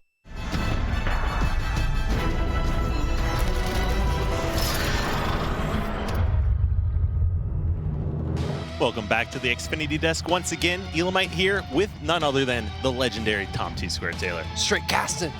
There is straight casting right now. We are getting the players set up here for game number 2. That will be Regret Slayer. Of course, we have Optic Gaming going up, or Optic Logic Gaming going up against Enigma 6, a rematch of the summer finals. And I am excited for this one, although with looks like some player issues going on. You know, we talked about and highlighted this in the beginning of the show.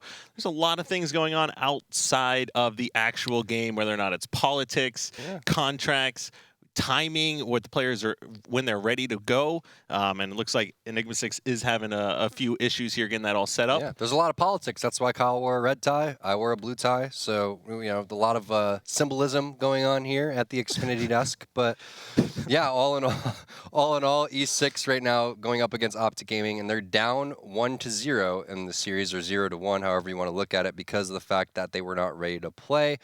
Unfortunate for them. I'm not sure if it was like a connection issue or something like that, but the players are slowly getting ready so we can jump into this game. And too. I'm sure we'll be able to read about it and hear about it on social media and on the forums. So if you love the Halo drama, make sure you stay tuned for that as well. Like we said, this is Enigma 6 going up against Optic Gaming, the Halo World Champions. And like we said, we are getting that game set up. As soon as the players are ready and the game is started, we will jump into that one and go ahead and see how the rest of the series plays out.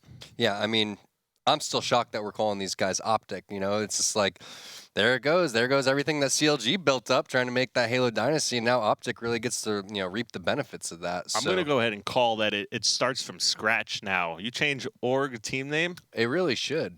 It really should. I mean, let's look at STK. STK went to 3D, and then they turned into Final Boss. Now, Well, where was the dynasty? Really? I mean, they changed teams numerous times. It's hard to really keep track of all of that. I know where right? it was. It was straight ripping. Yeah, it was. It was.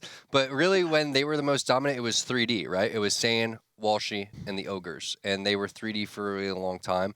And then they ended up making the switch over to Final Boss. But, you know, it's crazy to think about that because you have all of these tournament wins, but yet it's kind of a fresh start for these guys. So it's just mind-blowing to me that things like that even take place. I would personally be curious to see how much money was actually paid to acquire the team because you'd be pretty surprised, you know, about all that stuff. We even saw Stellar spilling the beans on what was in his contract. So I love all this stuff. I think it's very interesting. It is nice when you're not the one directly involved. Yeah, it's in it. great It's like to talk about it. Yeah, your own little reality TV show, all within the world of Halo. It is the days of our Halo lives. We're living in them. That was a very good tweet. If you didn't see that one, I hit it with the retweet. I thought it was pretty good, Tom. Give me a little love, guys. Like my Twitter posts, please. I'll start tweeting more. Touche. Now, Regret Slayer. How do you see this series playing out? I mean, I already know what I think is going to happen. Well, you're down 1-0. We talked about how strategically they're not going to be able to hang. They have to perform individually. Are they warmed up is the question. What happened where they didn't show up for this first game? Why were they late? So have they not warmed up? If they haven't warmed up, they're not going to stand a chance. We've already seen what, you know, when they were CLG last season, what they do to people who don't warm up. Denoxide, APG equals goose. And if you don't come in there, you're going to, you know, these guys aren't going to let up. They're still going to be playing at the top level. So they have to get ready. They have to get ready immediately. They have to get in the mindset. They need to be doing some sort of flag warm-up and then maybe even playing arena, even while right behind us, they're working with the tournament operators to get into the actual map. Every little second of warm-up time counts. Yeah, not only that, but, you know, we talked about this a lot for LOL, you know, how it affects you, everything happening outside of the game. And as of right now, it looks like Enigma 6 is having some sort of an issue outside of the game. Oh, yeah. And it wouldn't surprise me at all to see that actually affect their gameplay. Well, I look back at, all right, for example, when I was trying to make it into the Pro League and I was playing in the Legendary bracket and Optic and Liquid were still involved. There was 8 teams involved, and it was a Saturday-Sunday tournament. And when Saturday was all said and done, and when pool play was all over, Straight Rippin' was ranked first, and then second was Liquid. And the next day came around, and Chaser, our teammate, didn't show up. And we were worried because Lifestyle was on the team before I was, and he didn't even show up at all. So then it starts messing with your mindset. And then I was trying to play, and my computer was blue screening, and I have it hooked up through my capture card. So I was lagging out of the games, and then I had to disconnect, you know, my whole sound setup, and then plug right into the controller and use a different headset that I wasn't using. All of those things affect how you play. Whoever can eliminate the distractions and just make sure that when it's all said and done, there isn't any excuses. You have to come out and perform, and that just comes from eliminating all those small little things that can get in the way of you performing. You're exactly correct, and it's ultimately the player's responsibility to try to eliminate that. Lots of players. It's hard to say no, you know, to people that, you know, want to hang out, or, you know, people that want stuff from you, want your time and things like that, and you have to say no. Like, I have to focus on this right now. I'm sorry, Mom, I'm not going to do the dishes anymore. I got to play Halo, okay? Oh man, that is good as well. But let's see, we are getting the players set up here. Kind of got an update. We will get this game started momentarily. This is going to be Optic Gaming going up against that Enigma 6 roster. And like we said, no Hook on this team. We've got Stellar and Suspector. Now, Suspector, second place at the Halo World Championships, was recently on Evil Geniuses, wasn't able to find the same kind of success there as he had previously had. So this is another opportunity. You know, you've got Suspector with Boo Boo Doo, you know, almost kind of like a similar lineup to what we saw that Team Allegiance squad be.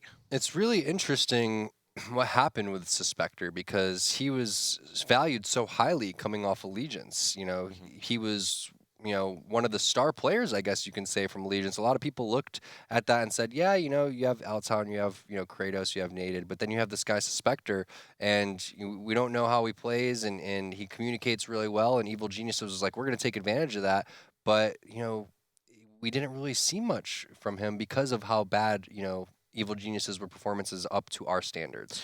And we do have the players set up in-game now. This is going to be Slayer on Regret. Of course, team deathmatch here, 50 kills to win. It is going to be a race to that kill count. This is a map you rarely see go, not go to that full 50 kill count. Oh, yeah, got the zero scatter chance. shot. A few changes here from last season as well. Yeah, I like the changes to this one. I do miss the fuel rod being over there towards where we used to call where the fuel rod is, and now the plasma caster is there. But nice little jump there from Suspector, making his way towards top center. Picks up the splinter nades as well. So all in all, he will have 4 nades in his arsenal. Only has 1 left now. I'm not really sure what happened with the overshield, but I do like how he's staying off radar, just trying to pick up the intel. Royal 2's caught over there, no shields towards the towards where the fuel rod used to be, towards top pink. And there it is. You have Optic Gaming now with the overshield and slowly getting in control. And this is where they just suck the life right out of you. They just start collapsing on the spawns, and there's really nothing that you can do. It doesn't matter how good individually you play when you can't spawn and get your shots off. And this was going to be Optic Gaming grabbing the overshield to start this one out with the hands of Lethal. You also had Royal 2 with the plasma caster. You see on the kill feed there, Frosty's got a carbine. Great opening start here for the new Optic Gaming roster. Yeah, as expected. You know, this is a very fast-paced map. E6 is showing up late to play their match. They lost the first map from the forfeit, and this is, you know, next to the very first map that we didn't get a chance to see, Empire Strongholds. This is the second fastest moving map that requires tons of communication, and you have to, you know, be on top of your game. If you're not warmed up, you're gonna get slaughtered on this map. This is a very snowbally map, and this is what Optic Gaming now specializes in. Controlling the map, controlling the power-ups, controlling the power weapons, and slowly just continuing to build on their lead. And look at this Optic Gaming roster wasted no time taking off those Counter Logic Gaming skins and strapping on the Optic Gaming ones. See, Lethal alive for so long, not even dying yet this game. He's out of ammo. In fact, you've only got 2 deaths from Optic Gaming overall. Yeah, again, not surprised. This is what happens when you show up late and you're not warmed up, and you're just going to get raffle stomped by these guys. And, you know, Lethal doing a really nice job of controlling top center, but Stellar gets a nade and then picks up a double. This is your opportunity to push here. Frost busts out the scatter shot, gets help from Royal 2, and Stellar is going to fall. But that was a nice job from Stellar getting a couple picks here. It's very actually hard to get picks on a team that has full control like that, and also taking out the scatter shot guys. So because of a result of that, they're slowly creeping back into this. Boo Boo Doo Boo trying to pick up that overshield, didn't have the exact timing on that, but Lethal picked it up last time, so he has it. That's at 9:45, so keep that in mind moving forward. That's going to be back up at 7:45. Spectre, nice shots, getting the reversal onto Royal 2, and they didn't even, you know, waste time changing their gamer tags, Kyle. Everyone besides Lethal putting the Optic in front of their name.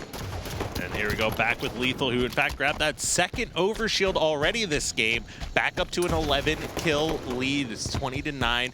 Still going to be quite some time before this next overshield, although Lethal is just about to run out of his. They know their trapping player is below red. You've got Snakebite and Lethal working to collapse on this base, and even Frosty watching in front of it. 3 people watching car side. That's exactly what you need. You don't even need a guy pink side. Nice job, Stellar, again, getting a pick. But this is the good play from E6. You want to go and counter that by pushing out car side together and going over towards what I like to call the afro, or towards the grass, whatever you want to call it. Nice job using his radar, trying to get that kill onto Lethal. Misses the assassination. Lethal's going to try to get the melee. Misses it. Suspector doing a nice job trading kills back and forth here. And this is good. It's not over yet. You're only down 11 kills, and you could bring this back. Just hold top center, hold this top car area until the next overshield comes up. And now Optic, let's see what their retake strategy is. Obviously have to push car side. And this is a great job by Enigma 6 here. They know that all of Optic Gaming is going to be spawning in red base, and Suspector playing patiently, waiting for callouts from his teammates, waiting till he knows what in fact he needs to do, preventing this angle to be taken by Optic Gaming. Yeah, but it looks like they know that he's crouching over there, so Snakebite's going to make his way over there with the plasma caster. So nice job. Let's take a look at the kills really quick. Kratos struggling with the 1 and 8. Meanwhile, Snakebite with the 9 and 3. So almost doubling their scores. So again, Optic coming out hot here. Not a big surprise considering they were the team, you know, CLG beforehand, winning that world championship, and also walking away with first place as well in the summer season. So, you know, it's exactly, we're pretty much leaving off where we left off in the summer season. So just, oh, we got a dropout here. Who was that? That was Stellar. Stellar actually lagged out, so the score was 33-16 when that happened. Keep that in mind. That's going to mean that only 17 more kills for Optic Gaming to walk away with this one. I'm predicting that they're going to be able to do so, and I think that they're going to go up 2-0 in this series. It's really hard. Again, we were talking about it. I don't want to make the whole, day about dealing with distractions, but again, like that's kind of been the story here. There's, people lagging out, people showing up late, you get dropped from your organization 12 hours before the tournament starts. All of these crazy things, they really affect the quality of Halo.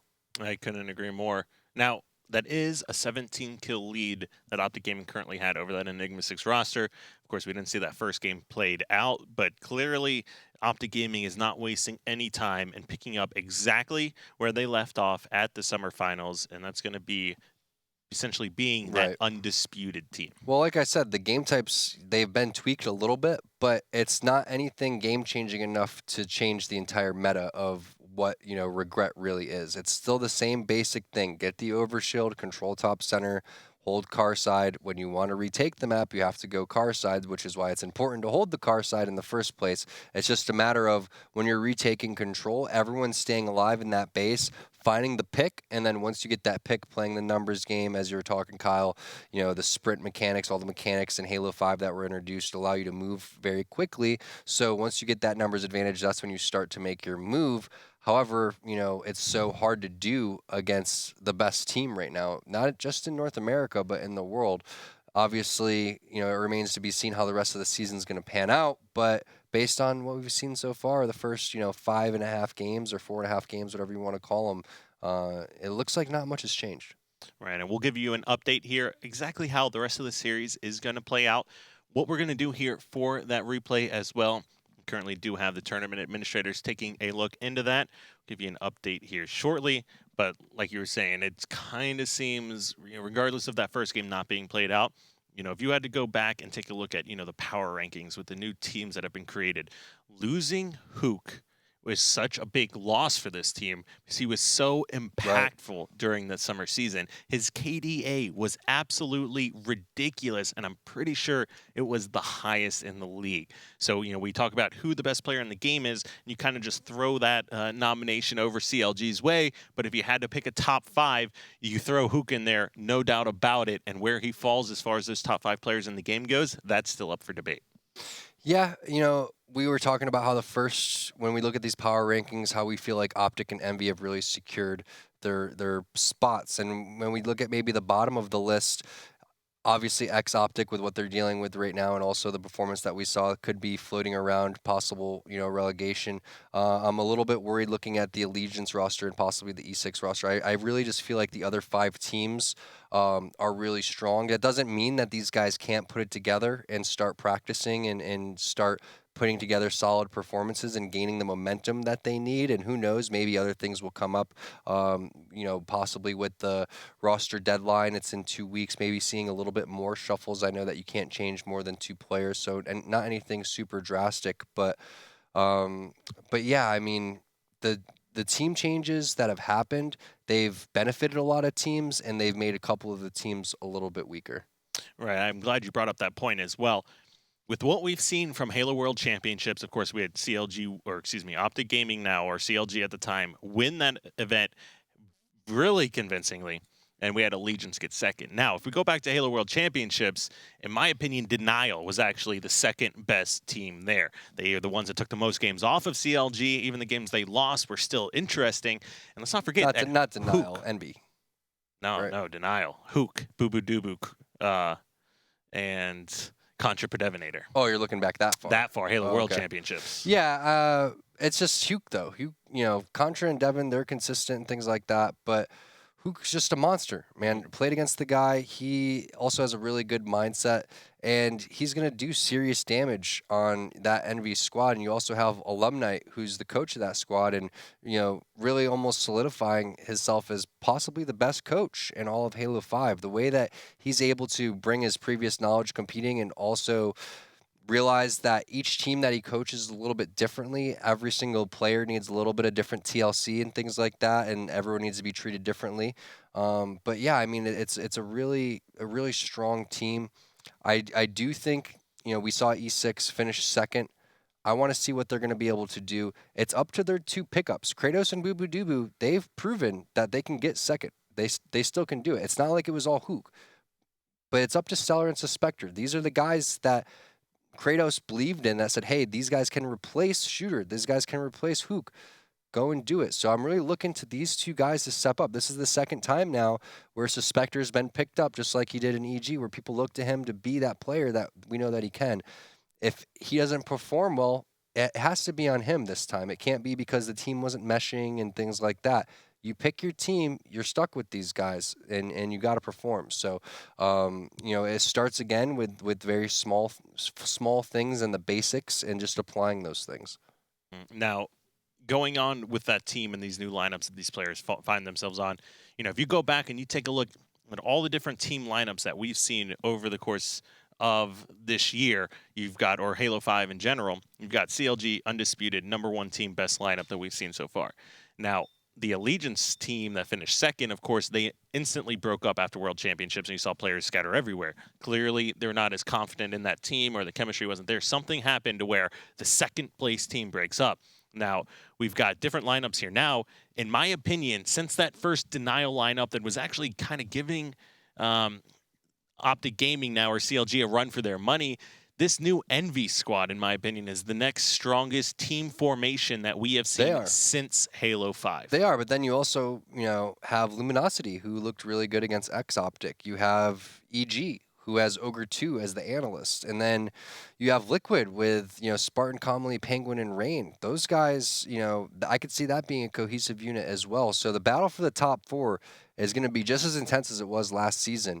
And, I think the quality of Halo is going to continue to rise based on not only the team changes that we saw, which I'm not a big fan of the team changes, but obviously the game's going to continue to develop, and these players have put in more time. So the games overall are going to be that much better because the players are going to be playing at an even higher level because they've had that extra, couple months to practice in the off season. Right, and instead of first being guaranteed for Counterlogic Gaming or Optic Gaming, you've got the run for second. It was going to come down, essentially, most people are looking at the summer finals and saying it's probably going to be Enigma 6, which in fact it was, or it could potentially be that Envious lineup that almost took down CLG during regular season play as well.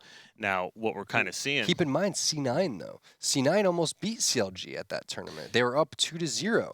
That team had Ninja, had Commonly. All of those guys were playing out of their mind. There was a small mishap on that Rig Strongholds game where Ninja doubled back and could have contested the basement, and they were looking at possibly going up 3-0 and walking away with the tournament win. Well, so Ninja's team had that same kind of issue happen at Halo World Championships, where they were up 2-0 on Team Allegiance, and ended up falling short that series. And they actually had a significant lead in Game 3, if I'm not mistaken, as well, that they ended up letting slip by. So it's kind of been a consistent theme for Ninja's teams, actually, and what he's had to, essentially go through. So he's great job at, actually building those leads. You can't take anything away from them. But even with that summer finals, Cloud9 taking that 2-0 lead over Counterlogic Gaming, I still saw that as more of a Counterlogic Gaming not performing up to their same standard in those first 2 games, as opposed to Cloud9 being the next strongest team there. I don't know. I really thought that when they're playing well, when these guys are playing well, when they have that confidence and momentum, this game's all about your mindset. I remember... I already knew it, but I remember sitting there, and I think it was in 2009 when Ogre 2 won a national championship. And I remember sitting behind him and listening to his interview. I think it was with Julie Alexander and DMAC. And he said that the #1 thing that you need is confidence to win. And where does that confidence come from? It comes from so many different things, right? Where does it come from? It comes from believing, right? Believing in yourself, believing in your teammates, and things like that. So once you start believing, right, in your C9 and you win that first game, I'm looking at that series when in the summer championships, right, where they were up 2-0. They win the first game, they start believing. All of a sudden, CLG wins the next game, then CLG starts believing. So we're seeing so much of you know, esports, so much of Halo is really just mental. It's all about having that confidence, and it's really unbelievable because there's so many small things that can happen in the game that you want to try to eliminate those factors and keep control of what you can keep control of. All right, well, good news here. No more delay. We do have the players set up here in game number 2. Of course, that was a replay, but we are looking at now a 17-kill lead in favor of Optic Gaming. Yeah, Optic Gaming is probably going to be able to do exactly what they did before. I would doubt if anyone switched their beginning strategy. I wouldn't doubt if they were able to even get that overshield again. Lethal seemed to have it the first time and then timed it again here.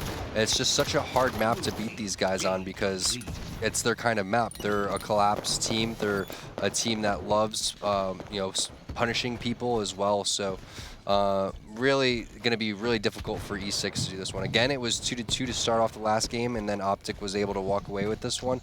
Looks like E6 is going to elect to do what they do more than any team and slow it down. So this is a pretty good play considering they don't have the intel on where everyone from Optic Gaming is, and they're just going to try to get that first kill and then rotate. However, everybody on the side of Optic doing a really nice job of staying alive and baiting and switching. And yeah, that was really slow kind of start, but enough time had gone by where Optic Gaming was able to essentially get set up and collapse onto those bases. You've got now Still members pushing across Lethal, taking out Stellar, who looked like he was about to go for a ground pound there. Great teamwork by Frosty and Lethal to shut them down.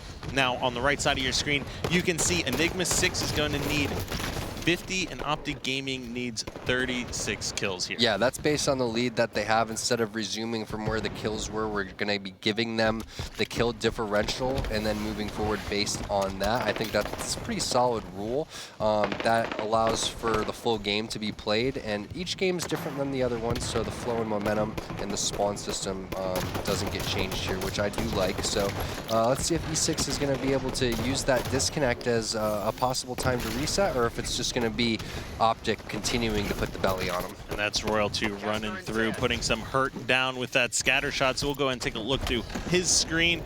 Now, of course, the reason, or part of the reason that these rules were updated in this fashion was because of that Evil Geniuses, and I think it was Cloud9 game where there was a lag out with only a few kills left, and the beginning opening strategy actually determined the winner of the game. So I do like some of the changes that were made here. And of course, looks like that overshield did in fact just come up and get burnt by Boo Boo Doo Boo. So great job by him. Had no options or no plays at his disposal and prevents Optic Gaming from grabbing that new overshield. And nice play by Royal 2. He sprinted all the way to the edge of his radar, but does show up on the radar there. However, that's Boo Boo Doo Boo that was weak.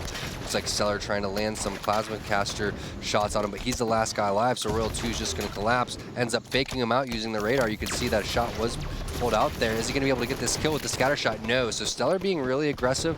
Royal 2 needed a little bit of help there, and there goes the help. It was just a little bit too late. Everyone on Optic Gaming starting to collapse now. However, everyone on E6 trying to do the strategy where you spawn car side, or you spawn on top of the base and you sprint through car 1 to the opposite side and split the spawn. So it looks like it was able to pay off for them. And just like that, we've got another lead here being built by Optic. 20-12, so picking up, like we said, right where they left off here. They know exactly how they want to play this game type, and they're not going to be giving up any free deaths. Yeah, and keep in mind, it's an 8-kill lead. However, it's actually a 22-kill lead because of what happened in the replay. So, they again, Optic can just afford to sit there and trade kills. Not that big of a deal. However, Stellar doing some work with the plasma caster. It's going to take something like that for someone to go on a little bit of a spree here with the weapons, get control of top center, and then try to secure this overshield if you want to stand a chance against Optic Gaming. This is a great job by Enigma 6 actually escaping in that situation. They had several weak players top center, and they were all able to escape. And you can see in the kill feed here now, Optic Royal 2 had the combo here, but it was actually, in fact, Enigma 6 that was still able to pick up a few kills there. So now this lead diminished down to just a 7-kill lead here within this game. This is much more of the quality of Halo that I expect to see here. When you go and you play online, for example, like that, and it's your first game, you could not take it as seriously and realize that there's so much on the line here in the Pro League here for HCS that if you go and just play it like it's any other game, or if it's a scrim, you can see now that they've slowed the pace down, a lot more methodical, no dumb deaths. This game has been a lot more smoother for E6. If they played like this in the very first replay, I would be having some really high praise for them. So this is, if you're an E6 fan, this is definitely what you want to see out from them. And I really like what we just saw as far as Royal 2 just watching Snakebites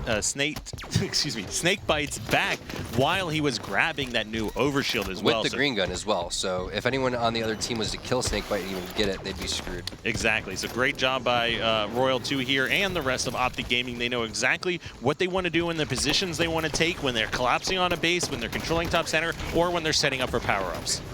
Yeah, and here you have Royal 2 again just collapsing, and this is what Optic really specializes in. When they smell blood, they like to swarm around and just get you in really uncomfortable positions. And the only strategy that you can do at this point is go and sprint to the other side of the map. Everyone knows on Optic Gaming that you're going to be spawning at blue side for E6, so you have to immediately run through car or wherever people aren't and just try to get to the other base so you can split spawns and try to collapse and get a pick. But it looks like no one on the side of Optic is falling for it, and they're just setting up here top center waiting for them to run out. And there's several players dead here for Enigma 6. They're trying to stay alive and wait for the spawners, try to get some help from teammates, but Optic Gaming just too quick on some of those collapses. Now, several members, however, dying. Good job by Enigma 6, and just look at their player cams. They're all just sneaking and crouching around everywhere. Yeah, I mean, Royal 2's like, what's going on here? Why is there two people crouching car 1 and another one hiding over there towards car side? I mean, yeah, you could slow the game down here if you're E6, but you're really just going to result in trading kills. They don't even trade the kills here.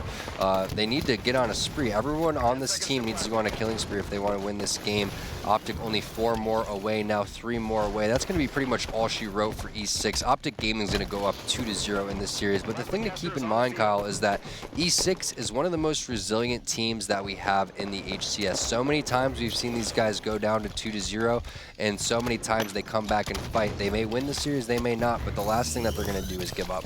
Yeah, we did see that when they matched up against Team Envious last season, where they were in fact down 2-0 or 0-2 in a series and brought back with a reverse sweep. So we've seen it from them before.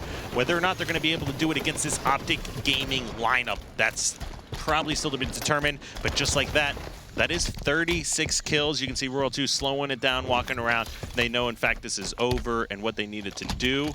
At least I believe it is over. I would still be playing. I don't take anything for chance. But yeah, this one is over, guys. Royal 2 just sitting there, and there it is. The game is going to end. Let's take a look at the stats. Keep in mind, we didn't see the stats from the very first replay, but nothing really changing here. It was a 14-kill lead. Then when the game ended, it was a 12-kill lead here. So as much as I want to say E6 did a nice job of slowing that one down, and they did, Optic did a better job of playing aggressive and collapsing.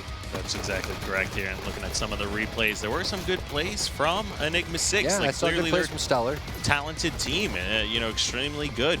Booba I really like that overshield burn there as well. He did exactly what he needs to, but Optic Gaming just too smart, too talented, too strategic in their setups, especially on Regret. Yeah, they're ready for it. Regret, it doesn't take a mastermind to play that one. That one's pretty straightforward and simple. Coliseum CTF a little bit more in-depth when it talks to the actual strategy here, so it's not going to get any easier for E6, but I do know, Kratos, this is one of his stronger game types as well. We've seen Boo completely go off as well, so again, I'm still looking at Spectre and Stellar. We saw some nice kills coming out from Stellar with the Plasma Caster last game. Looking to these guys again to step up, and I'm not going to count E6 out until this game's over. I wouldn't doubt if they were even able to take CTF Coliseum. That is a good point, too. I don't want to cross these guys off the list. They are extremely talented. Kratos, love him or hate him, his consistency does not lie in what he's been able to do for Halo 5.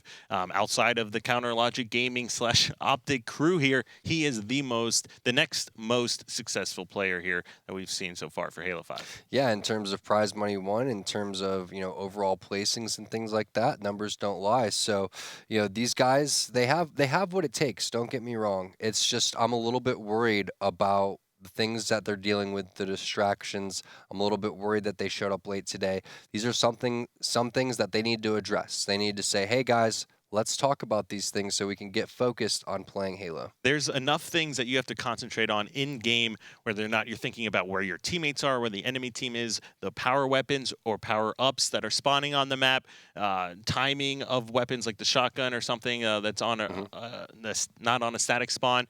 You've got to worry about so much in game, backing down your shields, things like that, that you need to eliminate the other distractions, aka things that are pretty easy to avoid, like when you need to be somewhere at what time or where you need to be at. So we don't know exactly what has happened, but this is one of the ones, it's not like you're waking up at 6 a.m. to go to work and you're 5 minutes late. This is a match at 4:30 in the Pacific time where you can set which up is like 8 a.m. for gamers. But either way, when I look at how you beat this Optic Halo team, it starts with the beginning strats, right?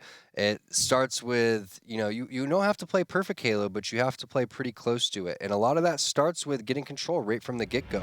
Why make it hard on yourself? And these guys, they've been doing, so well that if you give them a chance, they're going to capitalize on that. And we saw it with C9. C9 went up 2-0 in a best-of-7. CLG could have easily folded, but they didn't. They came back at the very end of that Rig Strongholds game, and then they started out the rest of their games really strong. I think it was like an Empire Strongholds or something like that the next game. But either way, it starts with the beginning strats. We saw both of these games in the Regret Slayer that it was 2-2. That's not enough. You need to and then it was 4 or 5-2 after that, because Optic was able to, take advantage of the positioning and things like that. You have to come out, get all 4 dead, get three dead or something like that. You have to put in the work to realize where these guys are going in the beginning of the game and come up with some sort of counter strategy. Otherwise, just putting in the normal hours playing, you don't stand a chance. I couldn't agree more. Now, we do have the Capture the Flag Coliseum coming up as a game number 3. Of course, that is a 2-0 lead now for Optic Gaming. But let's go ahead and take a look at the vetoes and see how we exactly ended up on this game type. Of course, this isn't something we showed a whole lot last season, but we will have it more on the broadcast here this time. As you can see on the bottom of your screen here, you do have a ban from Optic Gaming on Stasis, which we've consistently seen through, from them over the course of last season. And then, of course, Enigma 6 comes out with a Fathom ban, a Truth by Optic Gaming, and then we result with a Coliseum CTF. Well, I don't blame Optic Gaming for, banning Stasis, because it's one of the newer maps introduced, right? And these guys have been playing Halo 5 since the very beginning. So when you go and you have a new map introduced, then everyone starts off on a clean slate. All of those strategies and all that extra work that you've put in doesn't really matter on this map anymore, besides like your weapon skills and your movement and your communication and things like that. So that's why I'm saying not much has changed from last season to this season in terms of there isn't any like new maps or anything that we've seen so far. We haven't seen anything so game-changing where it's changed the meta, and that's why I think that this Optic Gaming squad is going to continue to be so dominant. Again, you do have this Envious squad who beat them in a scrim, but like I said, just not much has changed. Besides the rosters and things like that, the game itself is still, Halo 5, the strategies are still the same. And until someone proves otherwise that they can come out and hang strategically with Optic, then I don't think it's going to happen. Yeah, and this is a team that had an insane map win ratio and really only struggled on like one game type, I think the Rig Strongholds last season. Now, they may have had another one where someone had a higher win rate percentage, but vetoes are going to definitely go towards the lower seeded teams looking to use those to their advantage to defeat Counter Logic. I would want to play Stasis if I was them. That's what I would try to do. I would start with trying to play Stasis, but if Optic's going to be smart and immediately ban it out, there's nothing that you can do. So maybe you go back and say, do we want to, get these guys on Rig Strongholds? Maybe you look at the games that they lost to C9 and see how C9 was able to do it. Or maybe watch those scrims against, Envy and be like, what was Envy doing so well?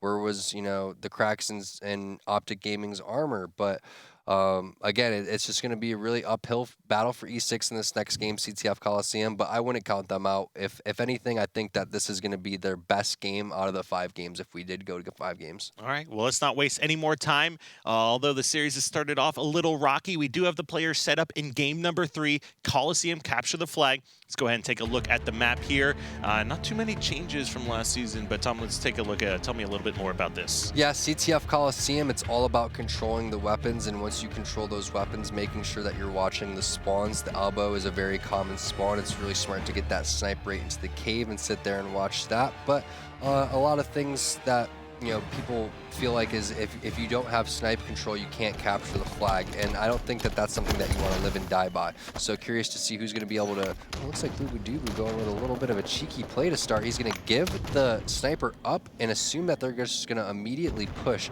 Not a big fan of this play at all. You literally could go charge out and die and end up in the same exact spot. Looks like he's going to end up spawning his teammate Stellar there.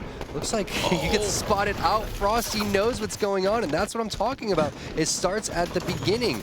Frosty knew that Boo was going to be there, and there it is. Boo does nothing to start the game, and oh my gosh, these guys from Optic, you just switch to every one of their screens, and they're always doing something ridiculous, just absolutely insane.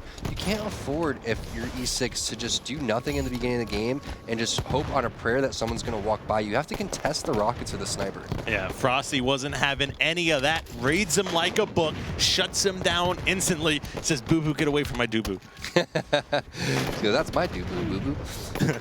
But yeah, Royal 2 with the sniper here, one of the best snipers in all of Halo 5. Not in a position where he can play aggressive yet with the sniper, so he's just sitting back trying to bait Snakebite, also watching for the elbow spawns. But one of the things that E6 does pretty well is they don't poke out. Saw that in that last game where they were playing pretty conservative, so Royal 2 is going to have to do a little bit more hunting, maybe trying to, nice job by Suspector trying to get a melee on him, but it's not going to work.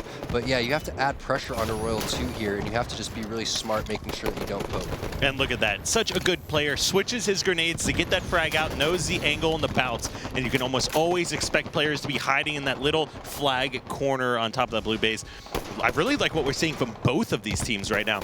You've got Optic Gaming setting up extremely well, and you've got Enigma 6 playing some of the best defense we've seen. Well, I was going to say, eventually what's going to happen with Royal 2 sitting there is he's just going to get frustrated and have to take a different angle. It looks like he got frustrated and ended up having to drop, so when he dropped, he immediately got taken out. So everyone on E6 playing very conservative. You can see Suspector over here crouching. Royal 2 died and had enough time to spawn and even push up over there.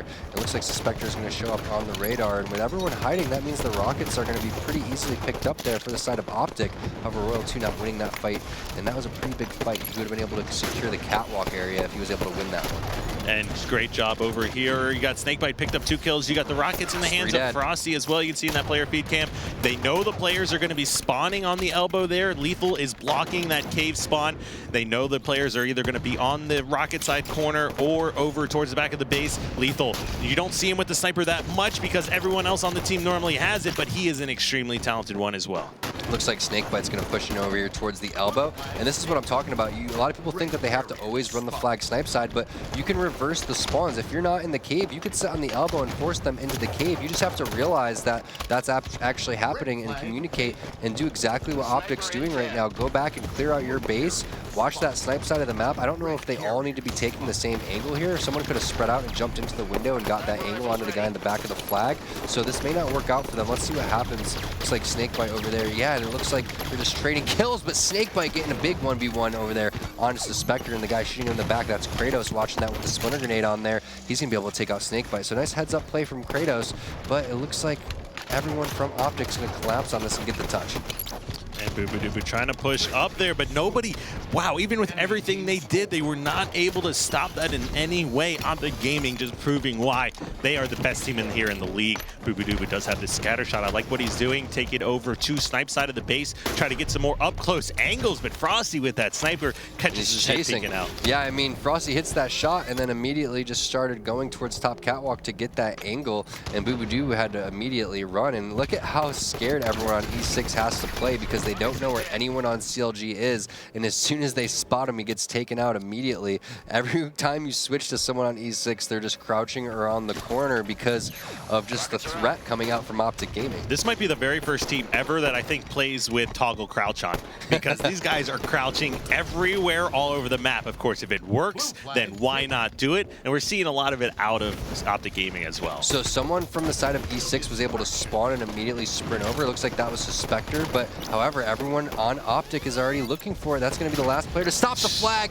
Frosty says no to Boo. He took his Doo-Boo right out of his hands, like taking candy from a baby as well, she would say. But it looks like Frosty and this Optic Gaming squad is, you know, still. Ooh, was that it looked like a headshot Did to he me? hit him? Yeah, I don't know, but these guys, they haven't slowed down a beat. If they continue to play like this, it's just going to be so difficult to beat them. I want to see the way that these guys are playing. I want to see an Envy Optic match already. And who locks down the window as effectively as Frosty does? That Suspector must have had his hand on his head, and that's what got shot, because that was right through his face if I've ever seen one. But Frosty still staying in that window even after that, hitting a stick as well, and just essentially locking down the whole front of the base. Yeah, everyone on E6 playing this pretty smart, though, getting the angles, so Frosty's not able to get the necessary picks that he needs to secure this cap. However, Royal 2 getting a big beatdown onto Stellar is going to give them the number advantage, and now getting a kill onto Royal 2 as well, which means only 2 members are alive, and those are the last 2 people that Frosty killed. He's going to pick up that killing frenzy. They're going to be able to put this flag in there, and there you have it. Optic Gaming making their debut with a big 3-0 over E6, making that one look easy, Kyle. Yeah, I honestly did not even know that that was the last flag cap going in. That was so quick. I kind of forgot one in the middle there, but wow, 15 kills out of Frosty, and he had a frenzy as well. So just keep in mind, like, Enigma 6's play style that game, it was ridiculously slow and scared. Yeah, you can do that in the Slayer. You can do it in a Slayer like this in Regret, where it's a replay, but you can't slow play things in CTF Coliseum. You know, I saw Boo Boo Doo Boo crouching over there towards the cave. That's just a scared play. You're putting all your eggs in a basket for a guy to come over there and for you to backwhack him. Why not just go and contest the snipe, throw some nades? I hate when people die and they still have 2 nades in their inventory. It's like you could have easily cut off some angles and just stayed alive a little bit longer. And, you know, yeah, I mean, not much to say. Optic Gaming just coming out super hot. I mean, what do you do when they're playing that well? I don't know. And look, winning an Empire Stronghold's 1-0, unheard of in this game. So we're obviously just trolling you guys. There. We're just trolling you guys. Right. Yeah, that was a replay, or well, a forfeit. Right, Yeah. exactly. So appreciate everyone working through to get done with that series. Essentially, of course, we had a few hiccups going through there, but Optic Gaming off to a hot start with their new organization here and picking up right where they left off. I think I've said that like 10 times here so far today, but it's hard to say anything other than that. Like, they were completely dominant in the summer season, an 82% map win ratio, dominating finals performance. And this was Enigma 6, although it's not the same lineup, but this was the team that actually defeated CLG and gave them their only loss.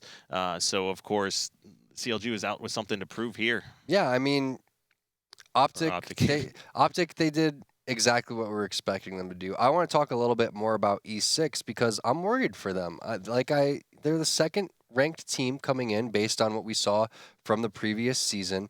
They made some changes. They lost, quote unquote, their best player.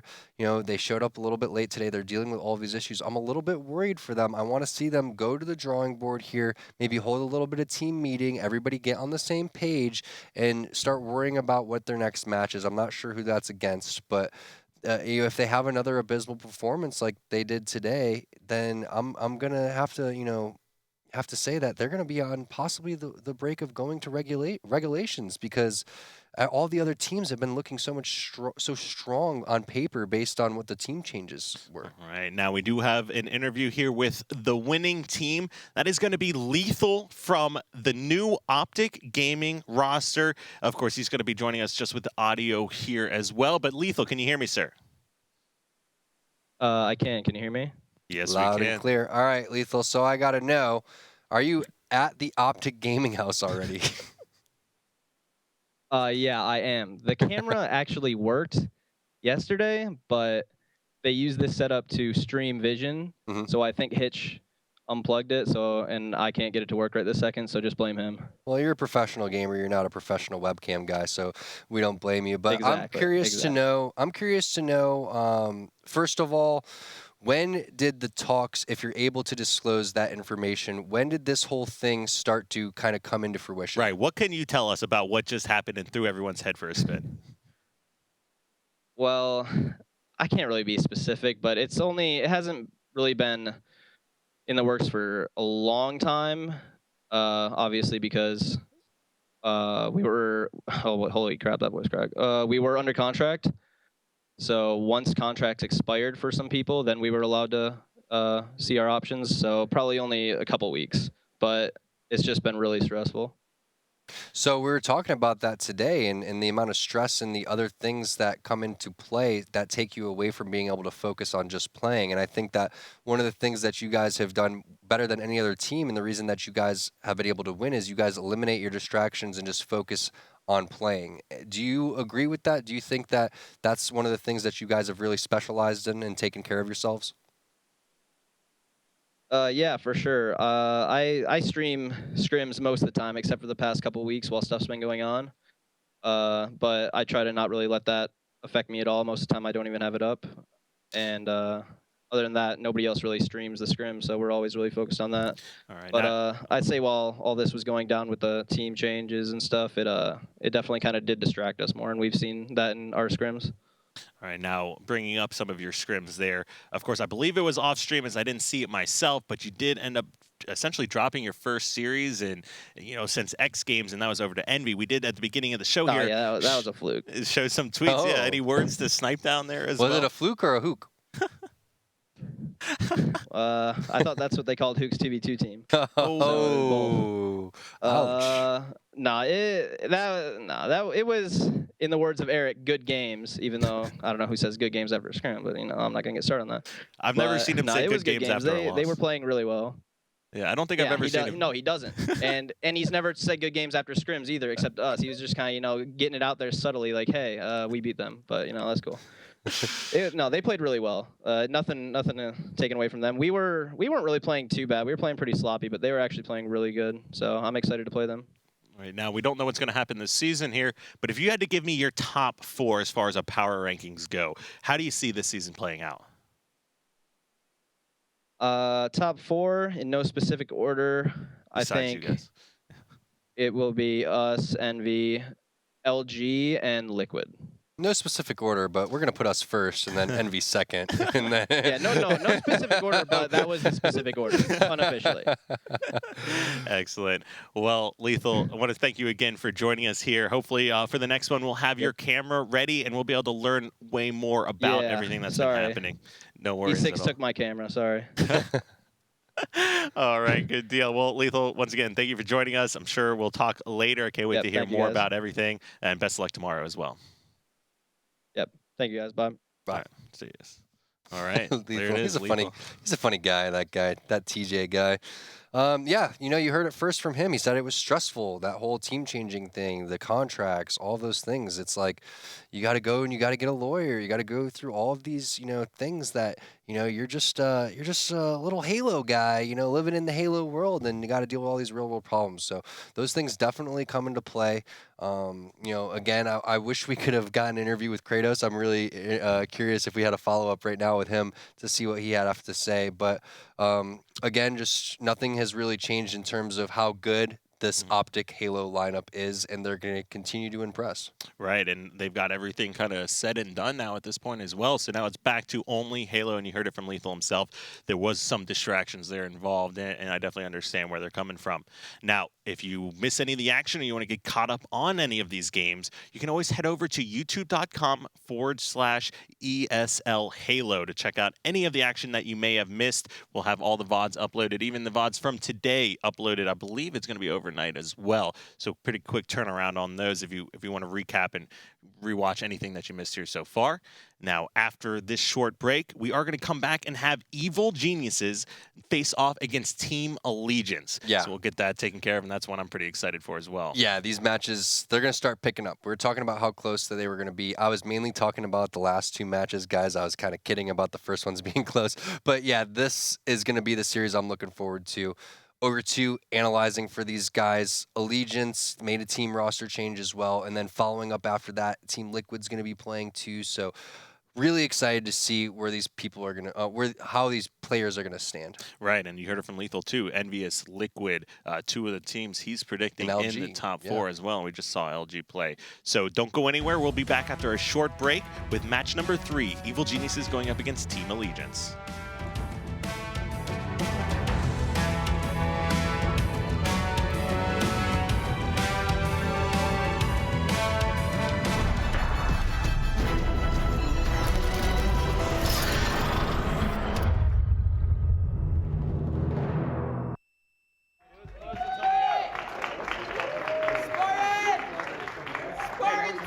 good. Chill. You yelled at us once Come on. again. Once. I got you, Ryan. Only once. I can yell more if you want me Just to. like last time. It's a charity event, bro. Tyler, focus on the event. Focus on yourself. Don't let him get in your head.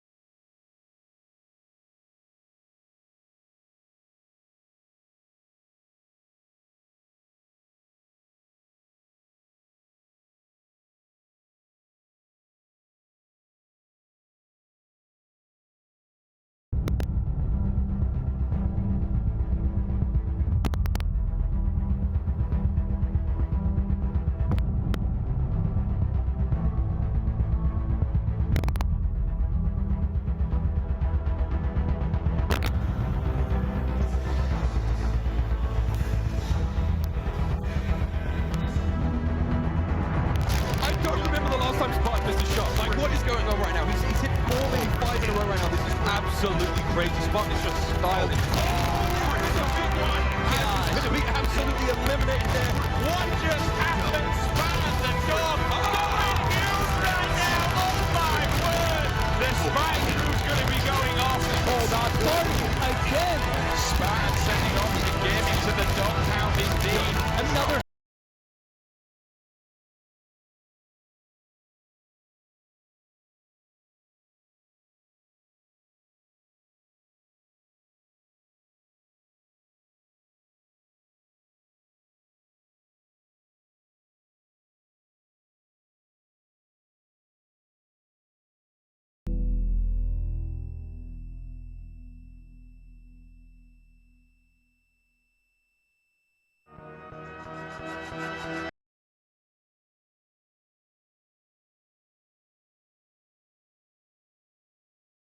With Cloud, that was a cheeky little double beat down from Spartan there. Finds the guy running away with the ball. Will he jump up to S3? He's getting shot in the back. Can he survive? And he does, and I have no idea how, but he does jump up to attack. And then he attacks Flamethrower. What a ballsy and risky. No! Ace! What just happened? Spartan the dog going huge right now. Oh my word! The spy crew's going to be going off.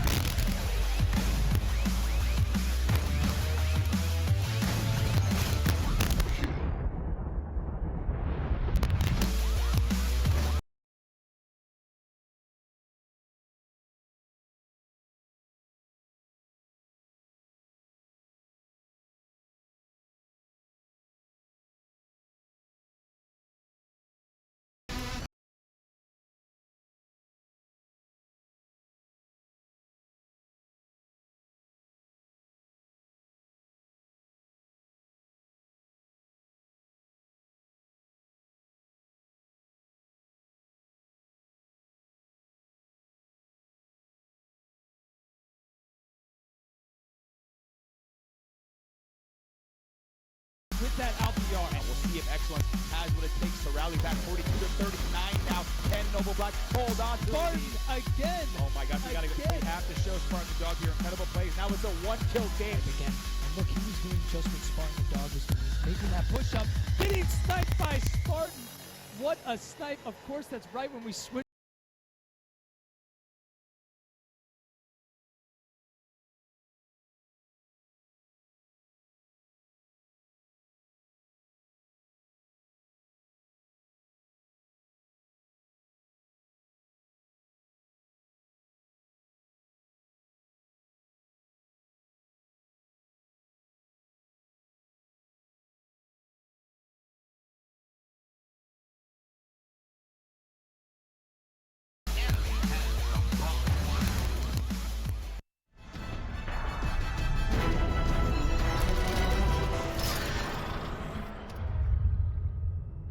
And welcome back to the Xfinity Desk. One more time here, Elamite joined by T Squared at the desk. We saw some crazy matches, interesting series play out. We've talked about all the drama involved, all the wild, of the wild stories. west out here, man. It's crazy. It really, really is. And we do have more exciting matches in store for tonight. Our next one is going to be the Evil Geniuses' new lineup. Lunchbox, Roy, of course, Victory X, and Ninja going up against the new and Ninja, yeah, going up against the new team. Ninja's a big name, can't forget him. And also Ogre 2, the analyst for this squad. Greatest player of all time, most winningest player of all time. He's sitting there looking at your strategy. So in my opinion, advantage going over to Evil Geniuses.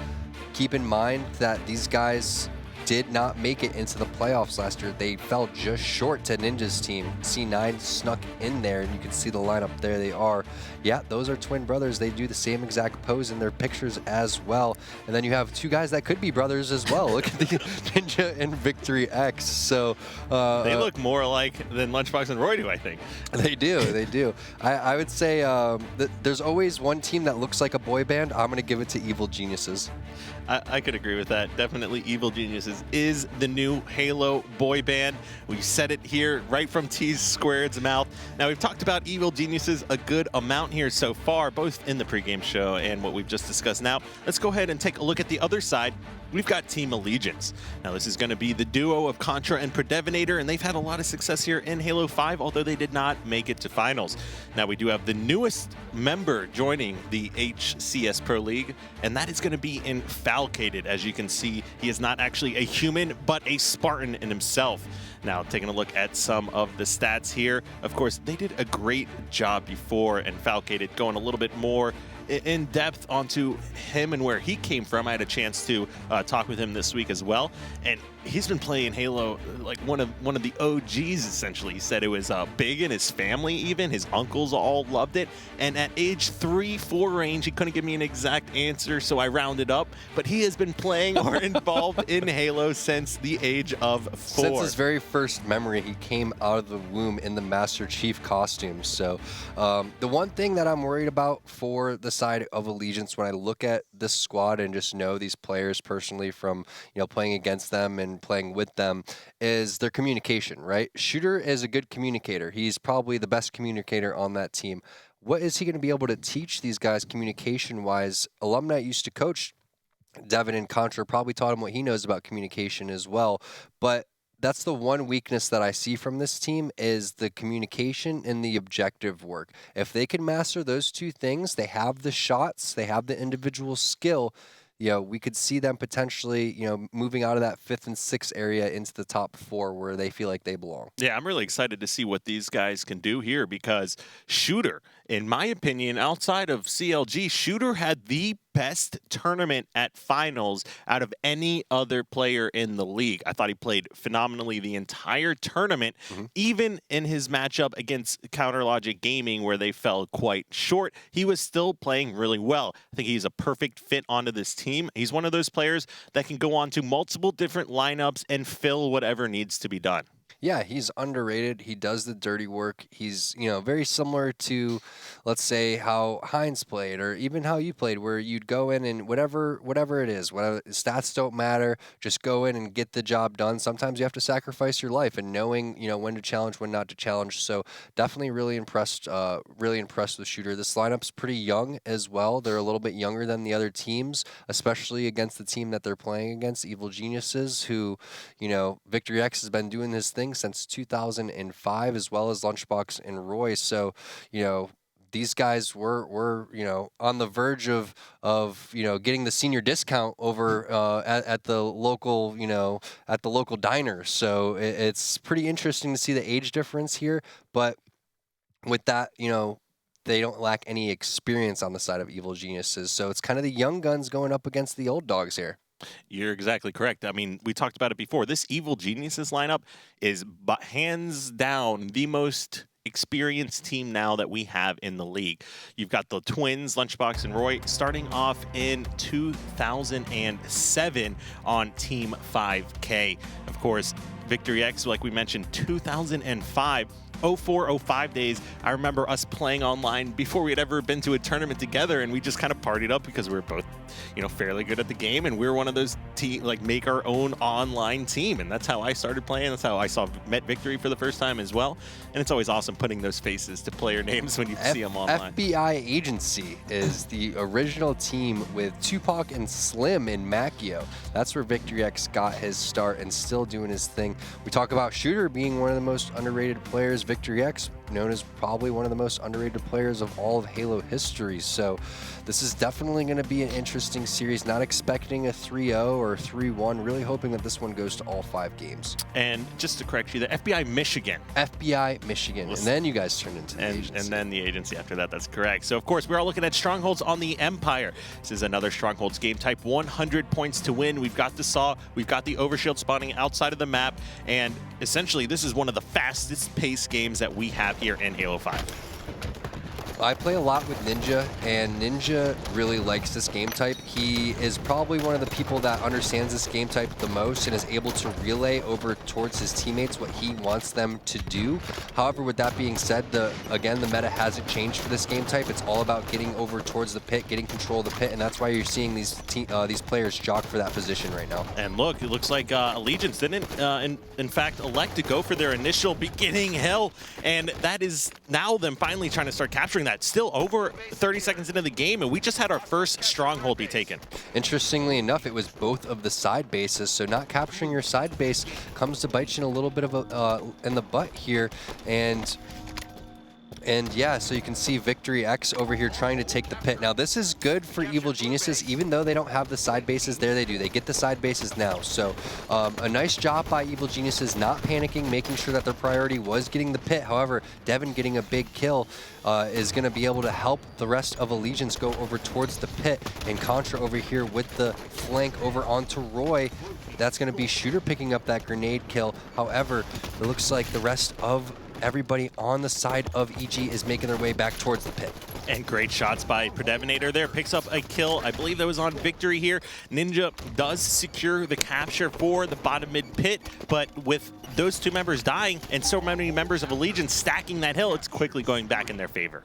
Yeah, that's one of the keys, is not to panic once you give up that pit, because most of the time when you do give up the pit, it takes a lot of resources for the other team, and they're pretty weak, so they capitalized on that. And this is a really good time to control the pit because the overshield's coming up, and the overshield has been moved from the pit to outside. So if you can control outside area, it puts these guys on EG in a really awkward position if whether they want to capture the pit or make their way towards outside. Looks like Lunchbox isn't on the same page with whoever's going for the overshield. Not a good play coming out from Lunchbox. He needed to work outside with Victory X on securing that overshield. Now Victory X has to overextend because of what happened, and it looks like Roy's left by himself over here with Ninja, actually, so he's not by himself trying to secure this overshield. Ninja picking up 2 kills. Devin cleans him up with the Saw, and this is it for Lunchbox. If he's able to get this one, I think he is. So Lunchbox picking up that overshield around the 43 mark. That's going to really help out Evil Geniuses, but they are losing slowly and surely, and that's a green gun coming out from the side of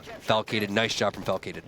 That was a great heads-up play by him. He waited, took his time on that plasma pistol shot, drained all of Lunchbox's overshield, and in fact picked up the kill as well. Falcated doing a great job of, using that radar to his advantage.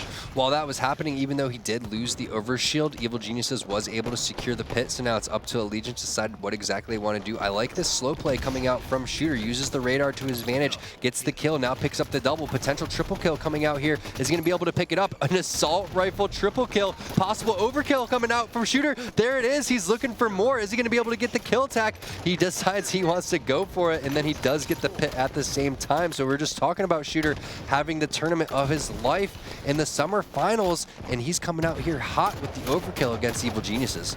Great plays by him. He knows exactly what needs to be done in certain situations, and he played that perfectly.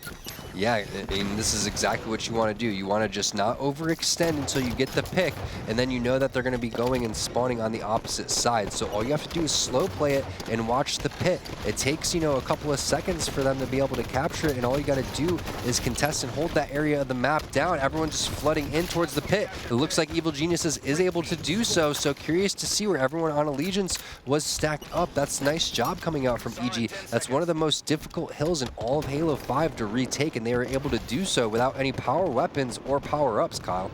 And Victory X, it's cool seeing him with the Lunchbox and Roy twins again, as he actually teamed with them back in early 2008, and they got second place when they in fact teamed for the one event that they did. So Victory X is a great player, and no shields, awesome ground pound, picks up a reversal, although not enough to maintain control here for EG. Overshield's coming up really shortly here. Ninja's waiting for that one, so let's see what he's able to do. He does pick it up, making his way over towards blue. This is a nice aggressive play. He needs his teammates to collapse, though. Maybe a little bit too aggressive coming out from Ninja. Does get a trade here. However, Shooter is able to finish him off, and it looks like they get aggressive on this side base.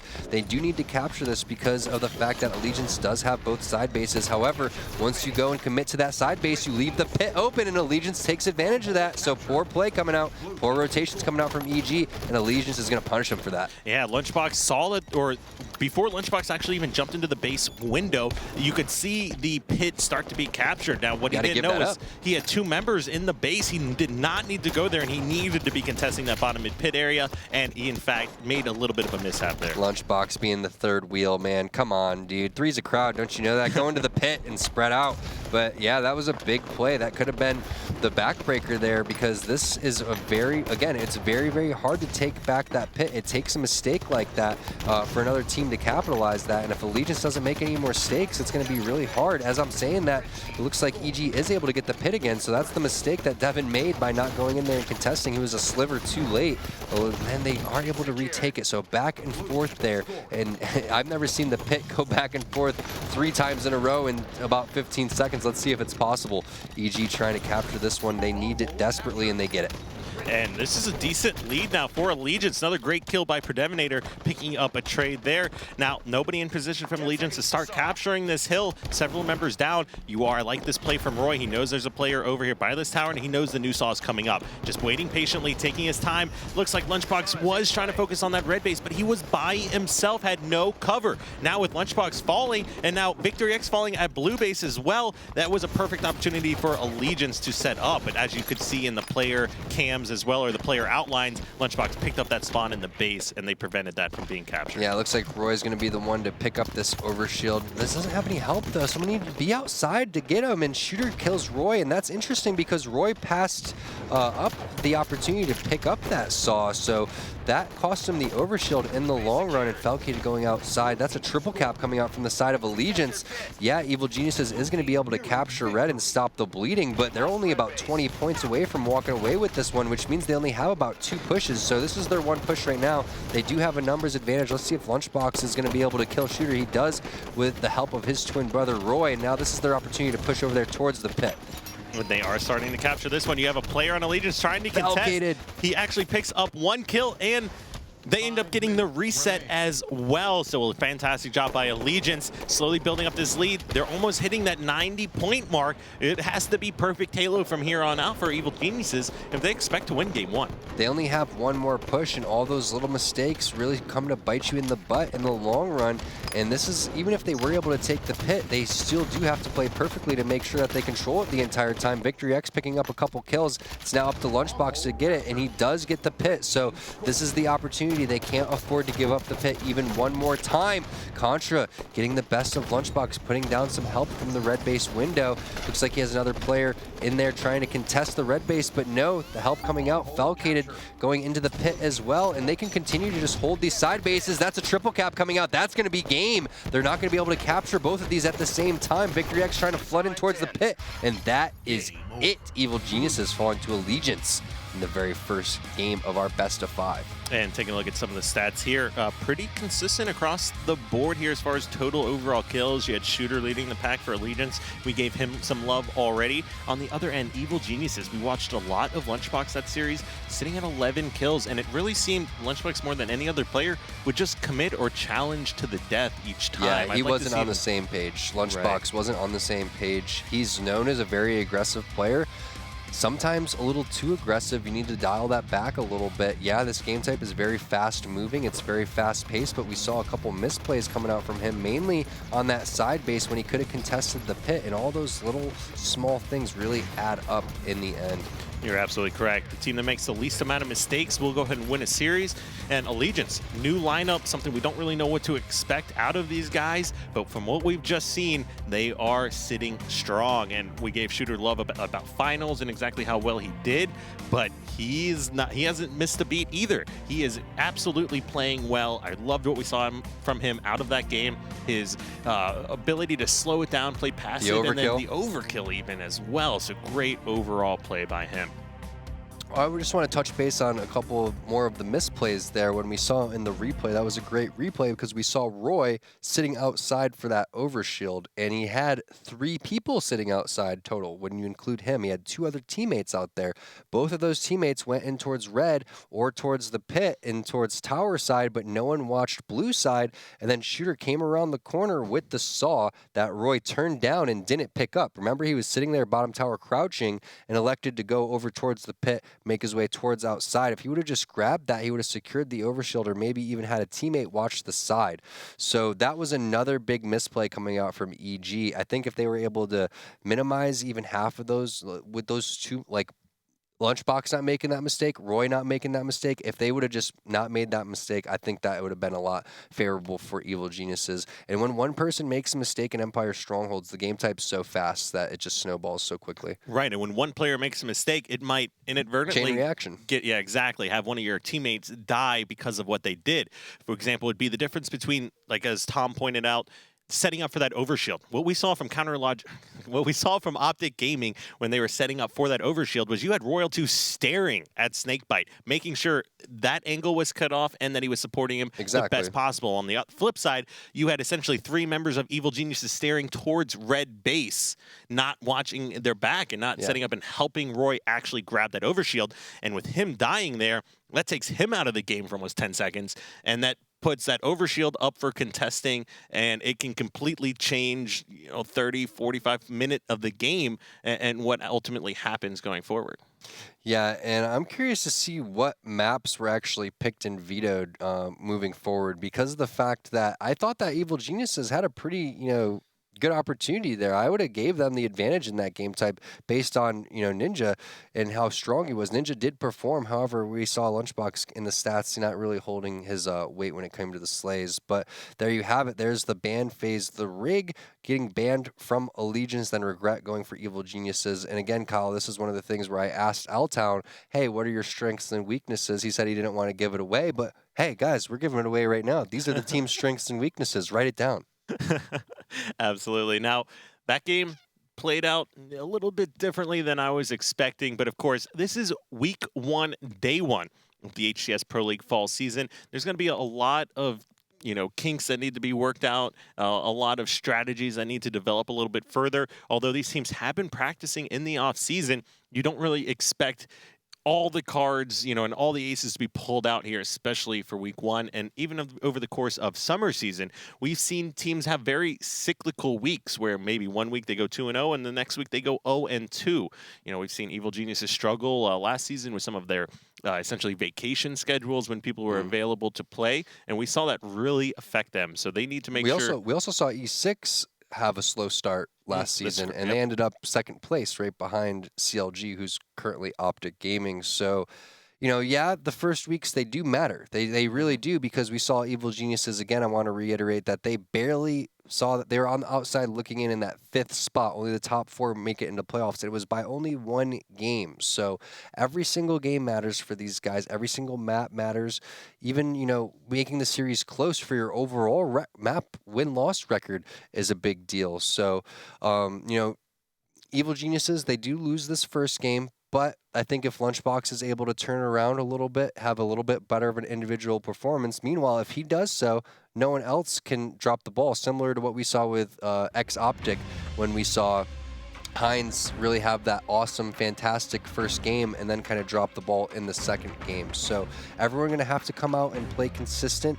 I think Plaza Slayer is a good game type for Evil Geniuses again. I really like the way that this is playing out for them. I think CTF Truth is good for them as well. But the way that Allegiance was playing, when I saw the way that Shooter was moving around the map, when I saw that Contra was playing very conservative in the way that Contra likes to play. If he's very comfortable, he's a very deadly player. So is Devin. So again, if Allegiance, you were talking about these guys when they had Hook and stuff like that going up against CLG a really long time ago, they put up a pretty good fight. It's because they're very individually skilled. Right, and I know with the HCS summer season, we had Evil Geniuses, or essentially the finals, determined by the last series of the last week on the final day of regular season play. And that was actually determined in for Evil Genius's spot into finals. And I know that they're going to do everything they possibly can to prevent being in that same situation again this season, especially having to go up, in their last match, having to play that Counter Logic Gaming squad. Yeah, and if you're Ogre 2 right now and you're the analyst for EG, you got to be paying attention to every little detail. There was so much that you could take away from that Empire Strongholds game that they could have improvements on. And that's the key, right? The key is finding out your weaknesses and then continuing to work on those. And we could see, some of the rotations just weren't that strong. So if they can continue to go to the drawing board and just, work it out, maybe losing in the first weeks or maybe losing the first map isn't that big of a deal. You learn a lot more from the losses that you take from the wins, but really it's going to come down to, how I think that the big key to EG, I really think that it's Ogre 2. I do, because I think that, again, I think Lunchbox and Roy, how they're constantly going back at it and stuff like that. Ninja can get a little bit cocky because he's, a very, very solid player, understandable, but it's up to Ogre 2 to really gel these guys together and be a fifth leader. I couldn't agree more there. Ogre 2, like you said before, the GOAT, greatest of all time as far as Halo and his tournament wins, what he was able to do as a player. I know I modeled my gameplay after him when I was watching his VODs every single night, trying to become a pro player. But enough on that for now. We are having the players set up. They are in on Slayer Plaza. First 50 kills to win. We talked about Ninja a little bit here before. We're gonna go and kick things off with him. Take a look through his perspective and how he is playing on this new Evil Geniuses lineup. It's really all about getting this overshield in the beginning. He's gonna elect to make his way over towards the sniper. Gets a nice nade onto Contra, who makes his way over towards bottom center. That's gonna be Ninja securing the sniper rifle. I'm not really sure what happened with the overshield, but the way that he's playing and playing so confident means that was either burned or it looks like someone from the side of EG was able to pick it up. Ninja doing his best to stay alive here top center to get players all surrounding him. So that was a really nice job initially by Contra. He gets taken out, but Contra did a nice job not challenging that after he got hit by the nade and eventually picks up the kill onto Ninja. And Lunchbox almost escapes there, but Shooter tracks him down. You got Ninja pushing out. Good shots there on Falcated. Picks up a kill here for his team. He does know where several members of Allegiance are. Needs to stay alive as long as possible. Good one-on-one battle, and Ninja's coming out ahead on. However, Predevinator with an amazing splinter nade right before he is taken out is going to grab a kill there on him. Good death nade coming out, good splinter nade coming out from Contra. Also really good map control coming out from the side of Allegiance. They have 3 players at snipe. They're going to have to rotate someone over towards that hotel area. They also need to clear out Ninja ASAP. Ninja with a really nice grenade. If he's able to get this kill, this would be huge. Wow, doesn't put the extra burst in that he needs to get that melee onto Falcated. So a little bit of a misplay coming out from Ninja. If he was able to clear those players out, he could have made his way over towards the snipe side and got some sort of control by Evil Geniuses. But it's up to Roy now to slow play this, call out the intel that he's seeing, and now everyone on EG needs to formulate a plan to retake map control. And look, Roy pushes out instantly, gets in that 1v1 with Predevinator, is getting double teamed now, grabs the kill on Falcated from top center, and hasn't forgotten that Predevinator was hiding over by the van. He's going to drop to a great nade from Shooter. Those splinter nades, you can see just how impactful they can be. Several different kill-changing events already happening through those grenades. Yeah, and Devin over here trying to get his way over towards top snipe because he knows that the overshield's coming up. So this is a perfect play coming out from him. He can elect to either hold posters. Looks like he's going to help his teammate here. That's going to be Shooter take out Roy. However, he does have a player behind him, so he lost positioning over there towards the overshield. Someone's going to have to make their way towards it. Looks like it's a big battle going for it. Lunchbox burns it. So nice job by Devin picking up the double with the BR. Not forgetting about the overshield with so much going on. And Lunchbox going to burn that one. around, I think it was like the 45 mark. So keep that in mind. Around 7:45, that next overshield will be coming up. No one's been able to get really good map control quite yet. It's been back and forth. And look at that, Roy listening to great communication, obviously coming from Evil Geniuses. Roy listening to those, quickly collapsing on Predevinator that was hiding there. Now Falcated does know there's a player hiding top gold here. He's got the SMG, the weapon you're going to want in those up-close battles. Although I'd like to see him essentially slow it down. There's not much you need to do right now until that new overshield is coming up. Most important thing now is to maintain this lead that you hold. Ninja was in such a poor position, but he was able to get a no shields kill onto somebody. I think it was onto Devin, and that's going to open up the rest of the map here for Evil Geniuses. So what could have been a disastrous play for Ninja ends up paying off, and the aggressive play is going to go in their favor. However, they are not watching the posters area, so they're going to have to collapse on these guys immediately to protect their sniper, which is in the hands of Victory X. So there it is, 3 players now for the side of Allegiance, dropping the lead going over to Evil Geniuses for the first time so far in this game. And Victory X needs to make some moves here, either go to Hotel or make his way over towards S4, because he's going to get collapsed on here by the players over towards the loop side. Yeah, it'd really be interesting to see like what exactly these callouts here are, because Victory X was essentially locking down the snipe side of the map by himself. Now, it's a great job by the rest of Evil Geniuses to set up and watch those angles, let him know when there's players coming through loop. You can see Roy in the little player outline there has a good angle to see if anyone was heading over to the stairs, and they're great cross-map teamwork, and it's paying off perfectly. Yeah, I love the way that Victory's playing this one. I wish that he would just jump off the little ledge and go to S4 to get a little bit higher angle. Maybe worried that someone's going to be shooting him from the back. That was Shooter over there crouching. That could have been a player that shot him in the back, but Victory X takes his face off before he can do so. And keep in mind, Kyle, that this overshield's coming up in map position in the favor of EG. They should be able to lock this one and possibly be able to snowball this one in their favor. And look at this. Contra's trying to peek out a little bit. Victory X not able to catch him there. Yeah, there was a player right to his left. Victory X just missed him and then got pegged over there, got dinked from the side. Not sure what happened with the overshield, but Victory X not feeling that spot anymore, so he's going to rotate and start crouching towards bottom center. Looks like that's Contra making his way over towards top center. Contra gets the kill on him and with help from Falcated, and Victory X finally loses that snipe. But overall, pretty nice job by Victory holding down that snipe side by himself. I wish he had a little bit more of a supporting cast, though, to watch his angles. Yeah, he could have potentially rotated that a little bit better. They saw players coming from top center. He tried to jump out and make something happen with that weapon, not able to do so there. Contra, again, looks like this is his area of the map, just crouching around, playing sneaky over there on the snipe ramp. Roy over there on the posters trying to hold him off. This is only a 2-kill game at this point, so completely back and forth. This is pretty much a must-win for Evil Geniuses. The last thing that you want to do to start the season is to go down 2-0 to a team that was around the same caliber as you in the previous season. So, you know, this game does mean a lot for both teams, and if you're Contra, you got to do your best to try to stay alive here and make your way over towards the snipe, and that's exactly what he did. That was an awesome way. He knew he could sit there and wait for his shields to recharge, but he knew he was being called out, that most likely was going to get collapsed upon by different players. And what you can do in Halo 5 is just, you know, sprint, thrust, slide away, and it's so hard for players to hit those headshots on you at times. Yeah, and one of the things when you're, you know, a top player, you time out those little instances and those escape routes. In your head, you see Pistola do it so well. Contra's another one of those players that is just a master of staying alive. You can see, even no shields, gets pegged in the head and still is getting hit by nades. And just that extra couple seconds, that's super annoying for Evil Geniuses to have to drop down and kill that player. With that being said, though, Victory X has a snipe back in his hand. Overshield coming up here pretty shortly, and a 5-kill lead for EG. This is their game to lose. All right, we got the sniper rifle back in the hands of Victory X. It'll be interesting to see if he goes up to top snipe there, but already hitting one headshot and picking up another body. Yeah, and Victory X, that looked like a possible nice headshot on a Devin for the double. He's just doing a fantastic job of controlling the most important part of the map and, you know, doing it without much help there. Finally help coming in from Roy, and this is what you need to see from EG. You need to have someone that is pushed up a little bit further than you, but I don't like how Victory is pushing over here towards this Lunchbox is in the way, so Lunchbox needs to rotate, either get towards Hotel or needs to be adding posters pressure so no one comes up the loop. Roy getting a nice kill onto Shooter. That's going to give them a 6-kill lead, but Victory X, he could definitely be in the Hotel where we saw, I think it was Eco earlier, just holding down that spot. It's a really deadly spot, even with the sniper.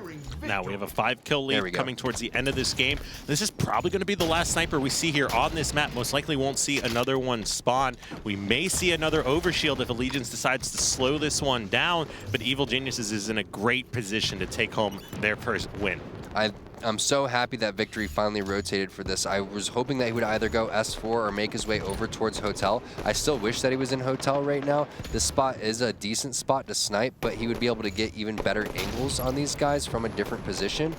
With that being said, he doesn't have to worry about anyone coming behind him because no one's going to be spawning over in that area. Now that he rotates, they will be spawning over in that area, either towards the snipe lift or right there where he was looking in that Hotel and top blue area. So nice awareness coming from these guys. They only need one more to tie this series back up 1-1. It looks like everyone's going to be trying to collapse on these guys in the cafe. There's Victory. He does have a plasma. Is he going to be able to get the stick and make it a fancy final kill? Maybe a no-scope in the face here to get everyone excited there at home, but it looks like they aren't able to do so, and everyone from Allegiance is slowing this one down. Yeah, we'll stay on board with Victory. EG knows they only need one. They're looking to quickly end that. And of course, great angle by Victory X, peeking through that light rifle hallway and picking up that final kill. And what were we talking about, Kyle? We're talking about Lunchbox, how he only had 11 kills in that Empire Strongholds game. It's going to be up to him to really step it up in this next one, and that's exactly what he did. 15 and 12, most kills in this game so far. Meanwhile, Shooter 7 and 9, very low deaths, Contra 8 and 12. So a solid game coming out from EG. They were able to finally secure the overshield. Victory X was able to finally secure that sniper rifle, and they were able to slowly pull away.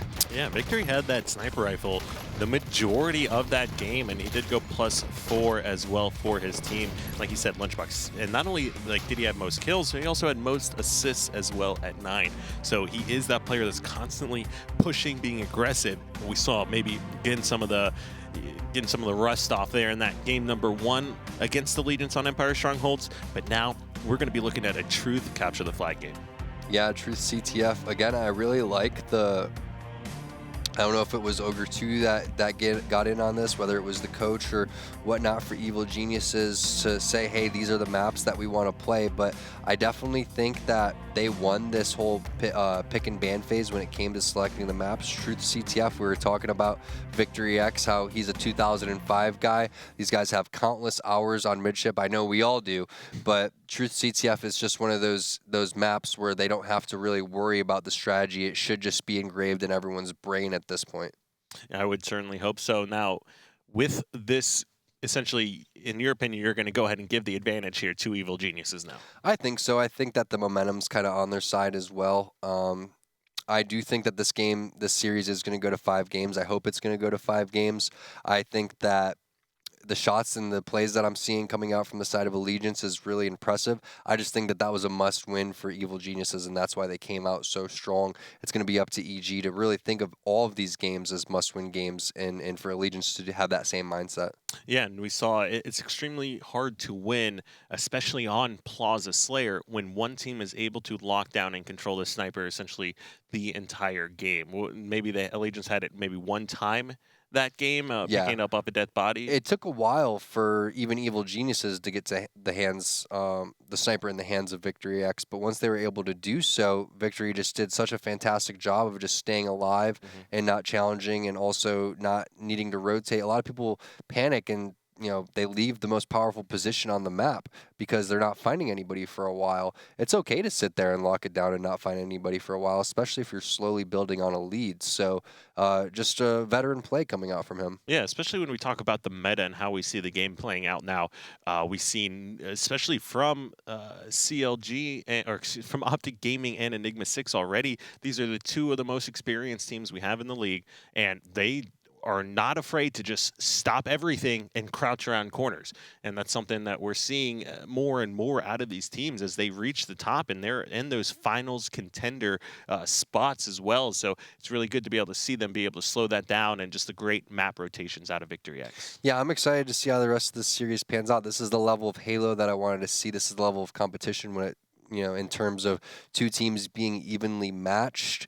Wanted to see a little bit more competition from the first 2 matches of the day, but definitely these last 2 are going to be delivering. And again, I think advantage over to Evil Geniuses because of, just the previous experience with this map, but it's really going to be a coin flip because how good everyone from Allegiance is shooting. They're not really missing any shots from what I'm seeing. All right, and I say with this one, we start off again with Shooter. He had an amazing finals like we discussed already, and not as good of a game number 2 there. He did go negative with least amount of kills on his team, but like I said, he's one of my sleeper players, one of the people I thought played the best at the most recent LAN event here. So he quickly pushing car 1, grabbing that sword. It looks like Roy does not know he's sneaking up behind him. 3 dead already for the side of Evil Geniuses. Victory X getting a big kill on a Devon, so they don't go all 4 dead to start. But interesting to see Shooter not really pull the flag and ends up running back and playing a little bit of defense. That was, in my opinion, a big misplay coming out from Shooter.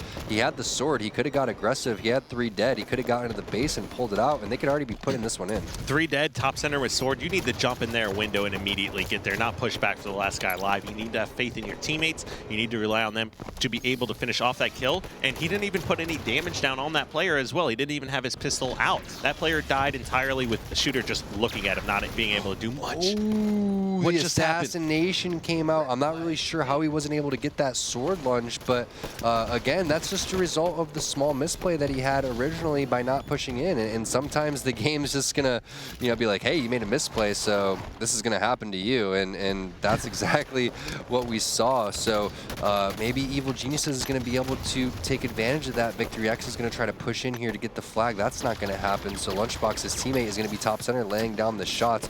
Pretty powerful position, especially if you have the supporting cast around you. Hard to get away from those nades, though. And nice job from Devon getting the melee onto Roy with the sword. So just constant back and forth here. Good plays coming out from both teams, and Ninja getting aggressive with the fuel rod. He gets taken down, and again, it's just everyone trading kills. Just the flood non-stop here for Evil Geniuses, making their way towards the base. I gotta say though, for EG, this is what you want to see. If I was on Allegiance, I'd be a little bit worried when I saw people so aggressive towards the objective. Ninja, perfect shots. That was a great play by him. He killed the Furod player. Now picks up a double. There's another player here in window. That guy is Nice no job. shields and drops. No one's blocking Carbine though. Roy. Can he get the flag out? Roy needed to be in that Carbine spawn, or they needed to communicate, run the flag somewhere else. That was their opportunity, and that was a big missed opportunity. It looks like everybody from Allegiance is going to be able to secure. Oh no, Felcated gets killed by Victory X. Victory X going in for the touch. He's running this one Carside still. He has the fuel rod, so a really nice flank coming out from Victory. Also, Camouflage was on the map. Not really sure who's going to be able to pick that one up, but nice job by Victory coming in when we thought the return was going in the favor of Allegiance. He says no and puts the flag in. Victory X. And that was absolutely the result of the fuel rod that Victory had as well, picking up 1 kill, grabbing an assist as well. Is a great job by him. Does get that last fuel rod shot off, picks up an assist there on Falcated. Go ahead and take a look at Contras. He just picks up the kill on Roy, who initially had that sword as well. Looks like he's Contra thought looking the for sword dropped. No, he's looking for the fuel rod. Oh, okay, so there's the fuel rod. Contra's going to pick this one up. He has a lot of players on the side of Evil Geniuses over at the car side, but he's stuck car 1. So nice nade coming in from Roy to take him down to no shields. Let's see if he's going to be able to stay alive. Still no shields because the fuel rod does damage to yourself, a little bit of splash damage. And look at Roy still holding that position, knowing that Contra's over there with the fuel rod. Everyone on Evil Geniuses is going to have to either set up at their base and crouch, what Lunchbox is doing, or they're going to have to rotate over towards the pink side of the map. Contra going under the base, maybe not the best place to go with the fuel rod, and he gets punished for it. All right, now Lunchbox coming off the spawn here in his own base. Looking out the window now, Roy and his brother are pushing out car side. They know that there's several players over here. He gets dropped by that Carbine and likes of Shooter, but Lunchbox knows that player drops. Doesn't know if he knows there's another player here top car. Does in fact hit him with a great grenade as well. You look for him to just sit back, wait for his shields to recharge. He is pushing back over to this player. Does Shooter know he's there? Either way, it doesn't matter because he's getting collapsed on. He did have this sword as well. I really like this play from Lunchbox, just sitting back, waiting for help before you make a move. Yeah, a nice bait and switch coming out from the side of EG. That's exactly what you need to do. That's what they're known for, and they get rewarded for it. That's 3 dead for the side of Allegiance. Last player is going to be Shooter crouching on top of the base. Lunchbox has to fall back. Looks like they spawned behind him in the bubble, so Shooter is alive and making his way over towards pink side, but they do have pink 2 control for the side of EG, and that's Victory X with the fuel rod. So Victory X being the MVP so far in this series for Evil Geniuses, and Ninja trying to pull this flag out and capitalize on the positioning that Victory Hex had and the damage that he did. Wow, and Ninja now busting out the Hydra. Yeah, looking to grab maybe a few kills with here. He knows there's a player below the base. Great shots there, but he ultimately drops as well. Now that flag is still out, but nobody in position to quite run it yet. You have some shots coming down from Falcated, who is sitting top car, but now Predominator and Contra work together to go ahead and get that one returned. Yeah, unfortunately for Roy, he didn't know that Victory X was no shields crouching there, so in his point of view, he thought that his teammate was going to come help him. Contra getting that killing spree, and there you go. That's Falcated choking the carbine spawns. We talk about it so much. It's so important, especially if you're going to run the flag that way. So this should be a pretty easy cap coming out from Allegiance. This series is tied up. This game is all tied up 1-1. Stealth capture going over to Contra and Allegiance. And great job by Predominator. You can see him using that Storm Rifle to initially take off the player's shields, then quickly trying to change weapons to pick up the headshot with the pistol. Definitely one of the faster ways you can pick up a kill here in Halo 5. Yeah, Devin making his way over towards Pink. I like this play. He should start crouching now, though. Needs to be a little bit careful that people are going to be on his radar. There it is. There's Lunchbox coming in. Could have still kept his plasma out, but it looks like his teammates are dying, and he panicked a little bit. So everyone on EG in a pretty good position to potentially run this flag. As we were talking about the carbine spawns being so important, Ninja ends up choking on the flag a little bit. Let's see if that's going to cost him the cap. That took about an extra second, but Victory X going big, getting a double kill. This should be able to secure the cap. That's going to be 2-1 for Evil Geniuses. Camouflage coming up soon. Another stealth capture as well. So EG able to counter on that and pick up the sword as well. They do have map control, so this is their opportunity to shut this one down. And you can hear Shooter. Obviously, here's the call out. Sword player is in front of our base. Ninja tries to do something with it. He ultimately gets taken out by Contra as well. That's going to put the rest of Evil Geniuses in a bad position as they start dropping. Control now in the favor of Allegiance, and Contra, if he's able to grab a kill here on this player with the sword, this is going to be able to lock down Carbine. Yeah, this is good. He has a teammate top center. He also has a teammate that's on top of the base. That's Roy stuck under the base. He's going to give this guy the Spartan charge. There it is. Another player, don't drop. He has the sword. What are you thinking? That's Ninja. Why are you dropping, Ninja? That's a double kill there and a killing spree coming out from Contra. However, the flag is pulled. A nice play going under the base there. That's Victory X. He gets picked off. So nice communication coming out from Allegiance. Also, this flag is being ran, and another nice job communicating that I have the sword here from Contra. I want to run this flag because I'm going to run faster. I'm going to run so fast that I'm going to forget the flag as well. So he's going to grab this one, ground pound it, and it's going to be all tied up 2-2, Gal. All right, we got just under 5 minutes left. Of course, with it already being tied up, next kill will win. If we not the next kill, because Allegiance would have won just now, but but it will go into overtime, and that'll be an extra 3 minutes added to the clock should it go into extended time. Yeah, the way that this one's going, I'm not sure if it would. I mean, the series, it's pretty insane. It's been pretty close so far, but the way that the captures have been coming back and forth, I don't think that it's going to go to overtime. I think someone's going to capitalize on this one pretty quickly here. Camouflage not coming up for another good 40 seconds here, so Contra over at Carbine Side isn't the worst place to be with the sword. However, he needs to get inside that base. There was a player no shields below him.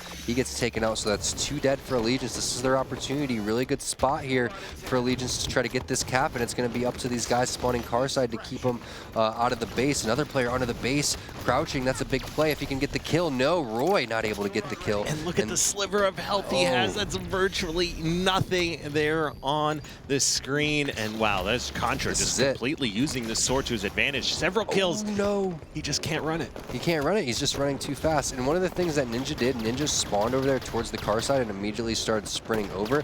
Devin does get the kill there, but this is just a really heads-up play from everybody on EG. Lunchbox getting that fuel rod. That's pretty big, so now it's 2 dead. Let's see if Ninja's going to be able to get the angle that he needs to take these players out, trying to help get their flag returned. Needs to switch over to that assault rifle. That player is no shields. That's Falcated running around. It's going to be a guy Pink 2 now. No shields going to call that one out. Contra with the nice heads-up play to toss this one out. Looks like Ninja's going to try to get this return. Next flag capture is going to win, and we're in the middle of a standoff. Falcated not able to get the kill onto Roy, so Roy doing his best to stay alive, and the flag is going to be alive for both teams.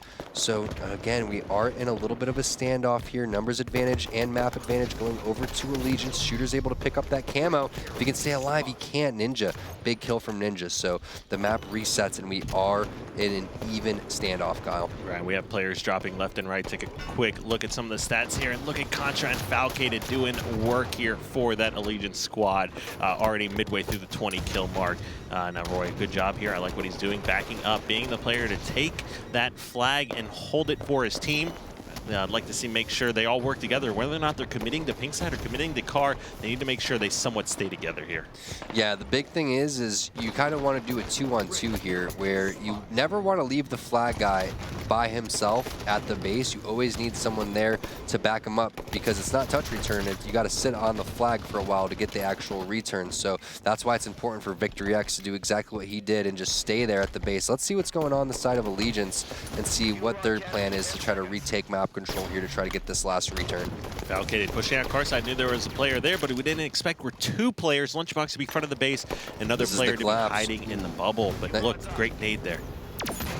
Oh, he should have just touched the flag. That was a big misplay coming out from Shooter. He had the sword as well. He didn't need to go from the ground pound. So Ninja clutching it up and getting that return is going to make them win the game 3-2, and they go up in the series 2-1. Holy schmoly.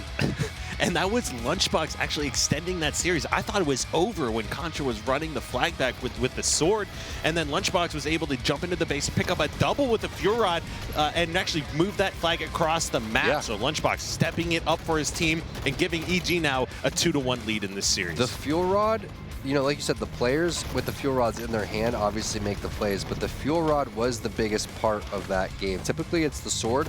You see people running with the sword and getting kills here in the replay, but typically it's the sword guy running the flag, which is really big. In this instance, it was the Fuel Rod cannon player helping get the returns, which was the big change of this game, big story of this game. So when it's all said and done, again, EG up 2-1 in this series, and we're going into Plaza Strongholds where they actually won Slayer. So big advantages here for EG.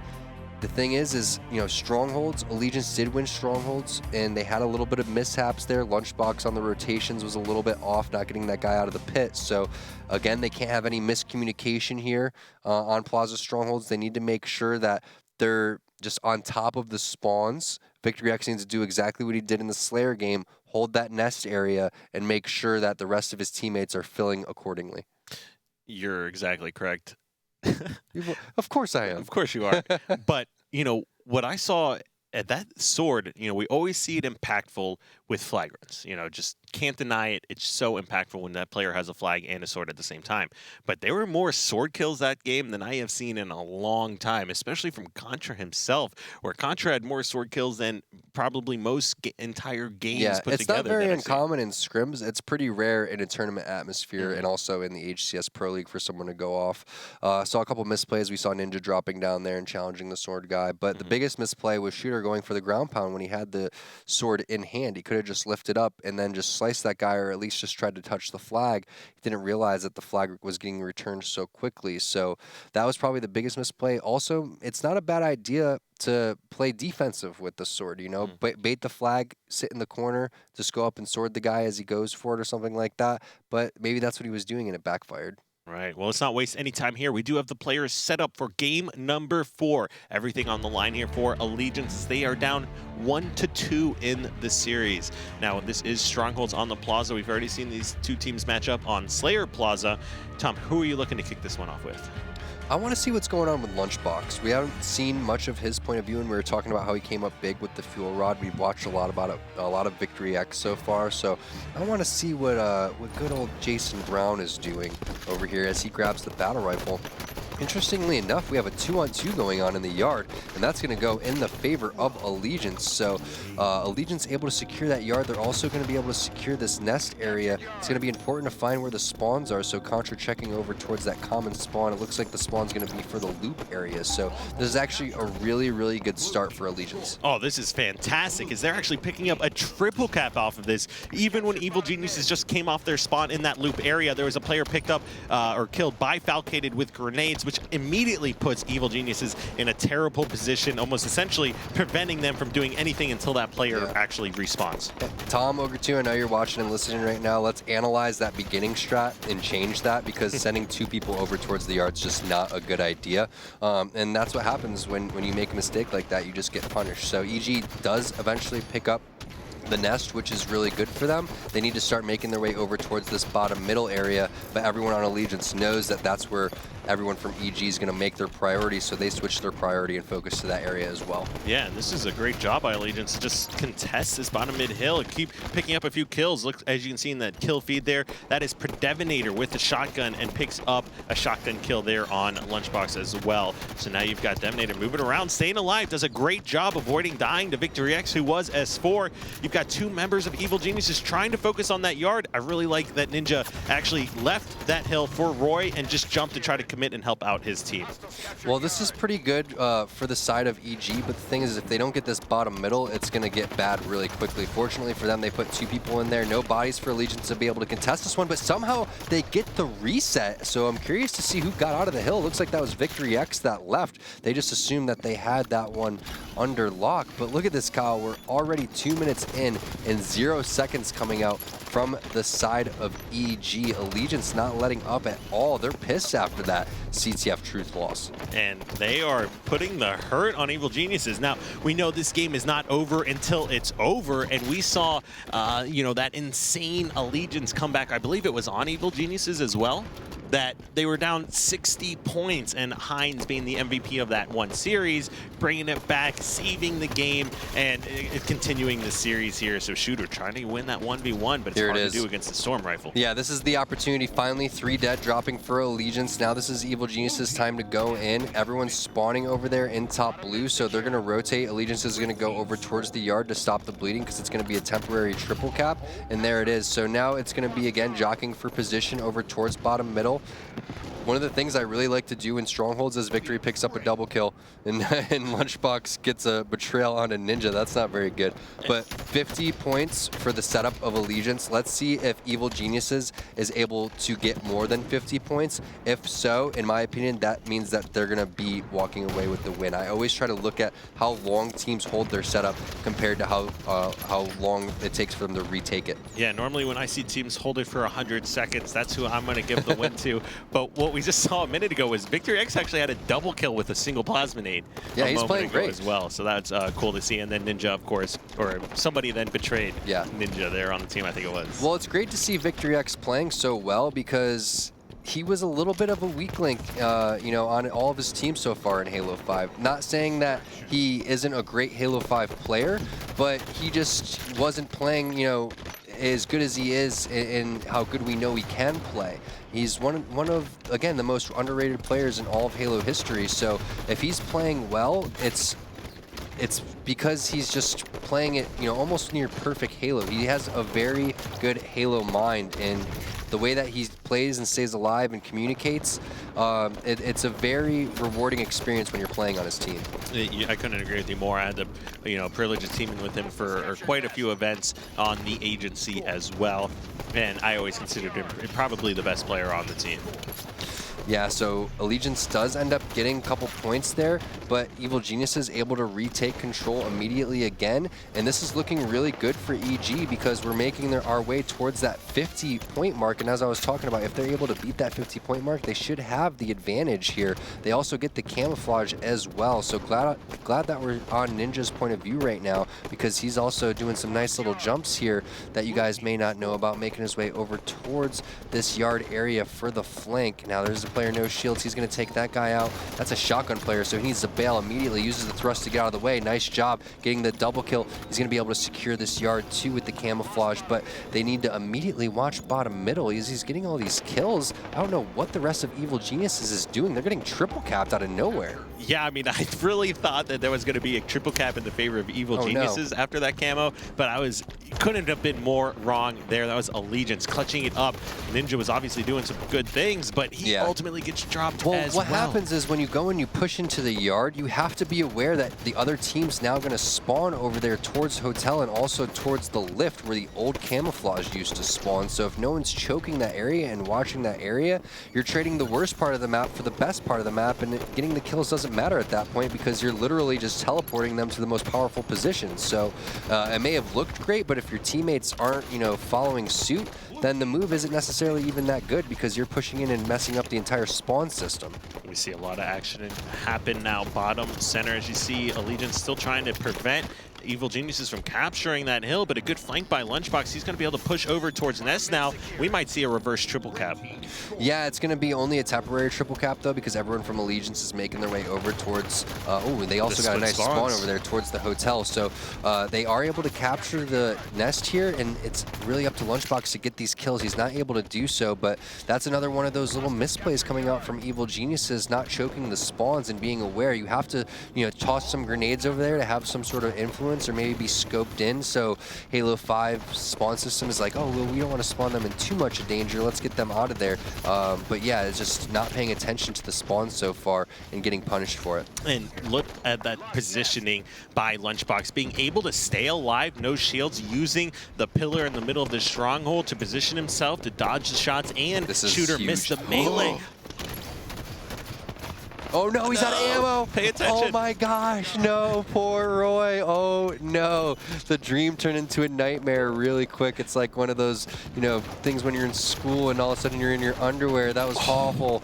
No, poor Roy. And that would have been a triple kill and a prevention of the cap. So that could absolutely be game-changing. And I know he pulled the trigger on that gun at least 2 to 3 times before he realized he was out of ammo. Ooh, Falcated getting the better of Ninja. That was a pretty big 1v1. However, everyone on EG pretty aware that everybody on Allegiance is making their way towards the bottom, and this game's getting close really quickly. Nice job by Lunchbox putting bodies in bottom middle, but Allegiance doing a better job. Had 3 people there to secure the cap. If Evil Geniuses is able to clear this out, though, they should be able to retake bottom middle. Ninja trying to do his best. Falcated, though, using the thrust to fly past the grenades, trying to look for a player bottom middle. That's not going to happen. And now this is Evil Geniuses getting a little bit desperate. The time is close to 100 points, and they know that Allegiance only needs a couple more to secure this win, so they're making their way over towards bottom middle, and everybody has to know that from the side of Allegiance, so they're just going to constantly be going down there, and it's just an absolute brawl, very similar to how the pit is in Strongholds on Empires. So whoever's able to walk away with this one should be able to secure themselves the win. Looks like Evil Genius is able to do so. They only need 20 more points to lock this down. They need to get Falcated out of this nest immediately, but no, Roy, again, he picks up empty battle rifles, but he does switch over to the assault rifle and get the reset. All right, what he didn't see was a player was actually sneaking up behind him to go over, and that nest is now being captured back in the favor of Allegiance.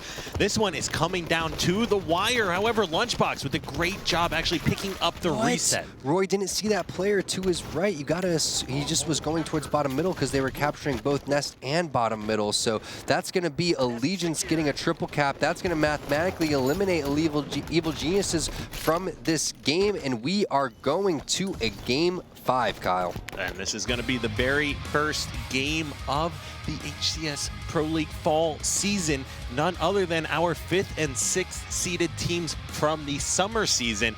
Evil Geniuses matching up here against Allegiance. I'm taking a look at some of the stats here. The captures across the board were pretty similar, as well as the kills. However, Evil Geniuses actually outslayed Allegiance here. Yeah, it's pretty interesting how you can get outslayed and still lose that, but we saw a couple of mistakes, mainly in yard, in my opinion. Right from the beginning of the game, going and challenging the yard with 2 players isn't very necessary, going down 50-0 just because of that small mishap in the beginning strategy. And then this was big too. Ninja getting this double kill, and then nobody rotating and helping bottom middle and watching that yard. So just small misplays like that, and you only lost by 13 points. And not forget, right here, I was actually going to bring this up. If he had more ammo, that was a triple kill and prevention of the yard cap. It was a big mistake for him to switch off of his SMG. He stuck that guy, assuming that he was just going to get the 2-for-1 stick. You can never do that because they have thrust. So if you hear that your teammate got stuck, or you see it, you have enough time to thrust out of the way and still not even be taken to no shields, still even maybe be half shields. And then he could have easily just looked, killed the one shot with the SMG, and even at that range, if you zoom in with the SMG, you still are going to win that battle with a guy with a pistol or an assault rifle. So big misplay coming out from Roy. I understand he had the battle rifle. He didn't know or anything like that, but you have to secure that second kill at least. You have to stick that guy, and then look at the other guy and finish that guy off. Yeah, I mean, I'm sure you heard like a one-shot call-out. Unfortunately, you hear a lot of those one-shot call-outs when people aren't actually one-shot, and it came to bite Roy there. I've never done that before. I've never called a guy that's one-shot that wasn't one-shot. I've never done that ever. Ever. I've never heard him do that before. Just kidding. But either way, now we've got a game number 5. This is going to be Evil Geniuses matching up against Team Allegiance. We do have the players in game. So who is going to take the very first win between these two teams for the fall season? That is going to be determined here on Slayer the Rig. Of course, first 50 kills to win. Instead of a carbine here, we have the BR spawning, although you do see players still calling that the carbine location. I'm going to give this one to Evil Geniuses, and you know why? It's because the only games that they've lost in this series so far have been strongholds, and we've seen that they're weak in having communication and having rotations and communicating those rotations. They're also red, which is a little bit of an advantageous position in Slayer on the rig, and also Ninja is very strong at this game type. With that being said, they do hop off to a hot start and get this 3-1 lead. And now we've got Predominator, the last guy alive, had that plasma caster, was able to sneak behind the team, but looks like his teammates there too. Yeah, Evil Geniuses did not want to hang out in that location and decided to just piece out towards carbine, as it looks like they also have the sniper rifle as well. Yeah, that's a good play coming out from these guys. They smelled something fishy coming over from the side of the BR area, and it was Devin in Devin with this plasma caster is now in a really, really awkward position, because if you poke, you got to be, you know, assuming that they're sniping over in this area, over towards that carbine area, and Shooter getting a kill on a Ninja. Not really sure why Ninja's even, you know, being aggressive. This is an instance where you just fall back and let your sniper do work. So let's see if that small little kill comes to bite them in the butt. And then Lunchbox over there with the shotgun, he gets taken in no shield. So nice job by Devin capitalizing with that plasma caster. Yeah, he got 2 players, no shields, and what? Where did that just come from? From the heavens. Look at this. If he gets another one, oh, okay. Wow. But yeah, that's for those of you that don't know the trick of holding down the plasma caster. Also, if you guys weren't aware that the plasma caster does more damage after the update that came out like a month and a couple weeks ago. The plasma caster, very, very strong in this game type, and it's one of the only things that allows the blue team to even hang with the red team, because of the fact that the red team can grenade the sniper back and has the better position on the camouflage. Yeah, and speaking of that plasma caster, we saw what exactly was able to do with L-Town and those guys. Yeah, so so what we saw from them and getting that triple kill to start off that game as well. Yeah, and you can see Lunchbox stuck in the trenches. That's not a very good position for Lunchbox to be in, but he's trying to make his way down there because the camouflage is coming up. Very common play for people to try to sneak their way over towards the trenches and kind of bait it, but it's probably the most vulnerable position in the actual map. So looks like he is able to pick that one up. If he's able to survive, that would be good for them, but Shooter's going to clean that one up. Roy still has the sniper rifle this entire time, so Roy was the one sitting over towards the carbine, probably pulling his hair out because his teammates are dying. In that type of instance, you want to just be the guy that's sniping and getting picks. So the fact that Lunchbox was able to burn that that camouflage is a big deal. And now they can sort of collapse on these guys and try to get the picks in order to get the BR side, because even though they're in a good position now with the sniper, this isn't exactly where they want to be. I'm sure they want to get over towards the BR side, unless this is part of their strategy, which isn't a bad strategy by any means. Not only that, but we've got the new sniper rifle getting ready to spawn here in about 10 seconds. So you'll want to see teams set up to at least try and contest that. Now, we do have both power weapons in the hands of Evil Geniuses. Yeah, well, one thing Roy can do is exactly what he's doing right now with that snipe coming up. Rotate over towards the mid, watch that mid cat, and then also watch top tower and just bait that sniper. So really good play coming out from these guys, but it looks like Allegiance is going to elect to throw the grenade to bounce the sniper rifle back towards the BR area, most likely because they knew that Roy or someone was going to be baiting it. Nice job by Roy. That's a killing spree. Let's see if he's even died yet in this game. No, he's 5-2-0. So impressive start coming out from Roy. Definitely trying to be that player to go huge in the game 5. One of the best feelings in the world when your team really needs you and you can come up big, and that's what we expect from Roy. Roy, known as one of the best, you know, individual shots, one of the best battle rifles, you know, in all of Halo 2, all of Halo 3, and now he has that gun here sitting in Halo 5 on a killing spree in game 5. Right, and he does have the sniper in his back pocket, although it is out of ammo, and it doesn't matter if he drops it as well. It is not going to function like the shotgun does on this map. It is on a static Well, reslot. Roy doesn't care if there's guns with ammo in it or not. He'll still pull the trigger, as we saw last game. That's true. He will pull out that sniper just to scare someone with it, let them see that little shiny light when it puts it on his head, and just have him run away. Yeah, nice job from Roy. Could have easily choked on that last shot, but he needs to back off because he's no shields. He had a shotgun. He had a nice little spree, so big misplay coming out from him. We've seen a couple small, stupid deaths coming out from the side of EG, but they do have a 4-kill lead because they have had the sniper rifle in their control. That was Roy's first death as well, and having that shotgun, I really hope. And wow. Ninja. It's so frustrating when, you know, you're on his team and you see him do things like that, and it's so frustrating when you're playing against him and you see things like that happen, because it could go either way. You know, going for the no-scope, it's a risk and reward type of thing. You can hit no-scopes in Halo 5 more easily than you can in other Halo games, so you're seeing that it's a lot more common here. But, you know, either way, Ninja needs to get over in a different position and needs to get over towards the BR base finally so they can start locking this one down, and there you see it. Oh, Ninja! Switch.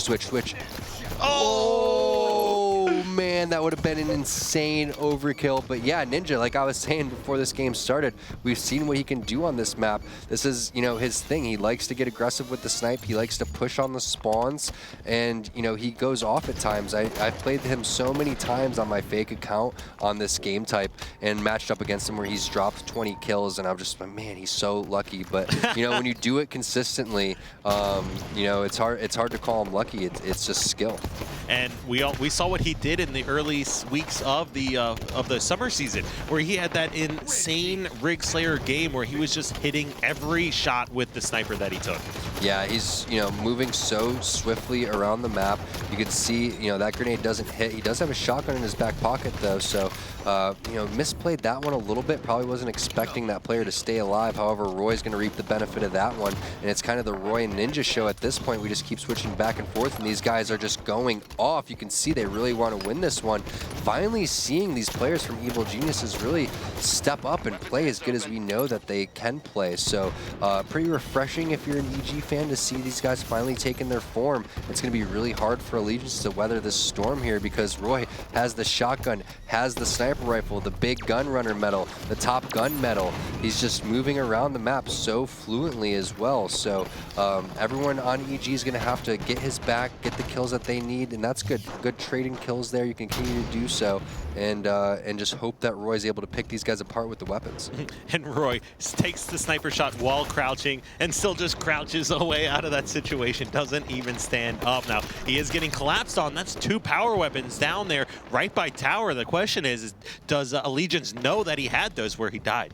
Yeah, that was Contra that was playing really annoying over there when you were watching Roy's screen, just sitting over there towards Tower 3, and now Contra's able to get that camouflage as well, but he gets betrayed by Falcated. Falcated, that's not what you want to do when you're the newest member on the team in a Game 5. So that's a 12-kill lead going over for Allegiance. This is their opportunity, though, with the sniper rifle in Devin's hand. I know if Falcated could rewind time a little bit, he totally would, but... That was fresh camo, too. That's so unfortunate for them.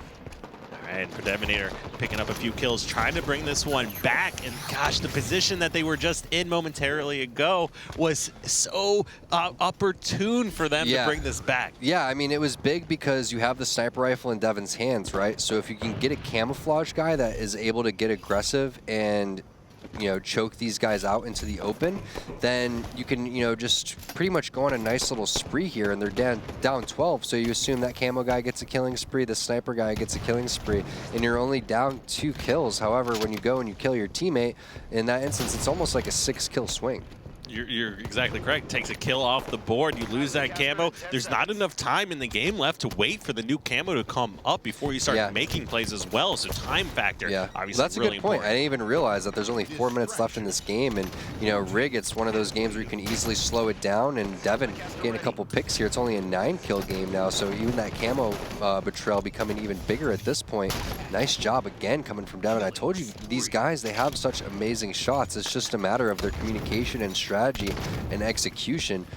It's a good sign for them that they're winning the Strongholds games, because that game type does take a lot of those things that I mentioned, but this could be a monumental collapse for EG if they don't walk away with this one. Yeah, that is going to be a comeback and a half if we see anything remotely close to that. But just like that, nobody was able to set up and help out the players on Nest, and Ninja's able to grab that Plasma Caster after being taking no shields almost twice in that situation. They really needed to capitalize on that and get that new weapon, prevent Evil Geniuses from being able to grab it. That might actually be the game here, unless Shooter's able to clutch it here. And, oh, so close. Perfect shots coming out from Victory. If Victory didn't land those perfect shots, he would have definitely fallen to Shooter. And there's Devin picking up that sniper again after going on that killing spree. Let's see if he's able to make a nice little run here. Only down 8. Camo's sitting pretty down there. He likes to not go for it, instead makes his way around. I wonder if anybody picked that camo up or if it's still just sitting there. Let's go and take a look really quick to see if anyone's able to pick this one up. No one was able to pick that one up, so let's see here. Devin over there with the sniper rifle. Camo not on the map anymore. And yeah, EG, the time is in your favor, just like you're saying, Kyle. Only 2.5 minutes here.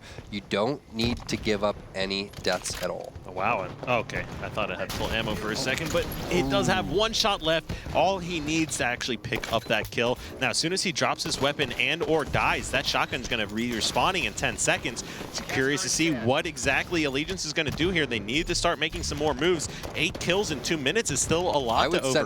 I would send Contra. I know Contra just got hit by a nade, but I would send Contra to go pick up that shotgun, because at this point you're going to need a gun like that. I don't know why EG's even pushing. Yeah, Shooter got that kill, or Lunchbox got that kill with the Plasma Caster, but there's really no reason for them to push. Again, the time's on their side. They don't need to give up any deaths at all. Shooter got that backpack on that guy, but looks like they're not going to, let up at all. They're going to continue to play the game as they were the entire time, change up the pacing a little bit. So it is working in their favor, and it is 10 kills now, 11 kills to make up in a minute and a half. I just don't think that is actually mathematically possible now for the side of Allegiance unless something magical happens, but EG is just going to say no. They're going to collapse, and they're just going to charge because they can't lose, and that's exactly what they're doing. And this has been the Royberg show. Look at that. 14 kills and 10 assists as well. Yeah, Ninja has around the same amount of kills, but he only has 2 assists, and you can see Roy really wants this one. And this game was so much closer than the score reflects. It all comes down to that betrayal falcated on the camo player. Like, they were absolutely bringing this one back, and I was really curious to see if they were going to cut that lead down, and they got it down within, like, what was it, 7 or 8 kills or so, something like that.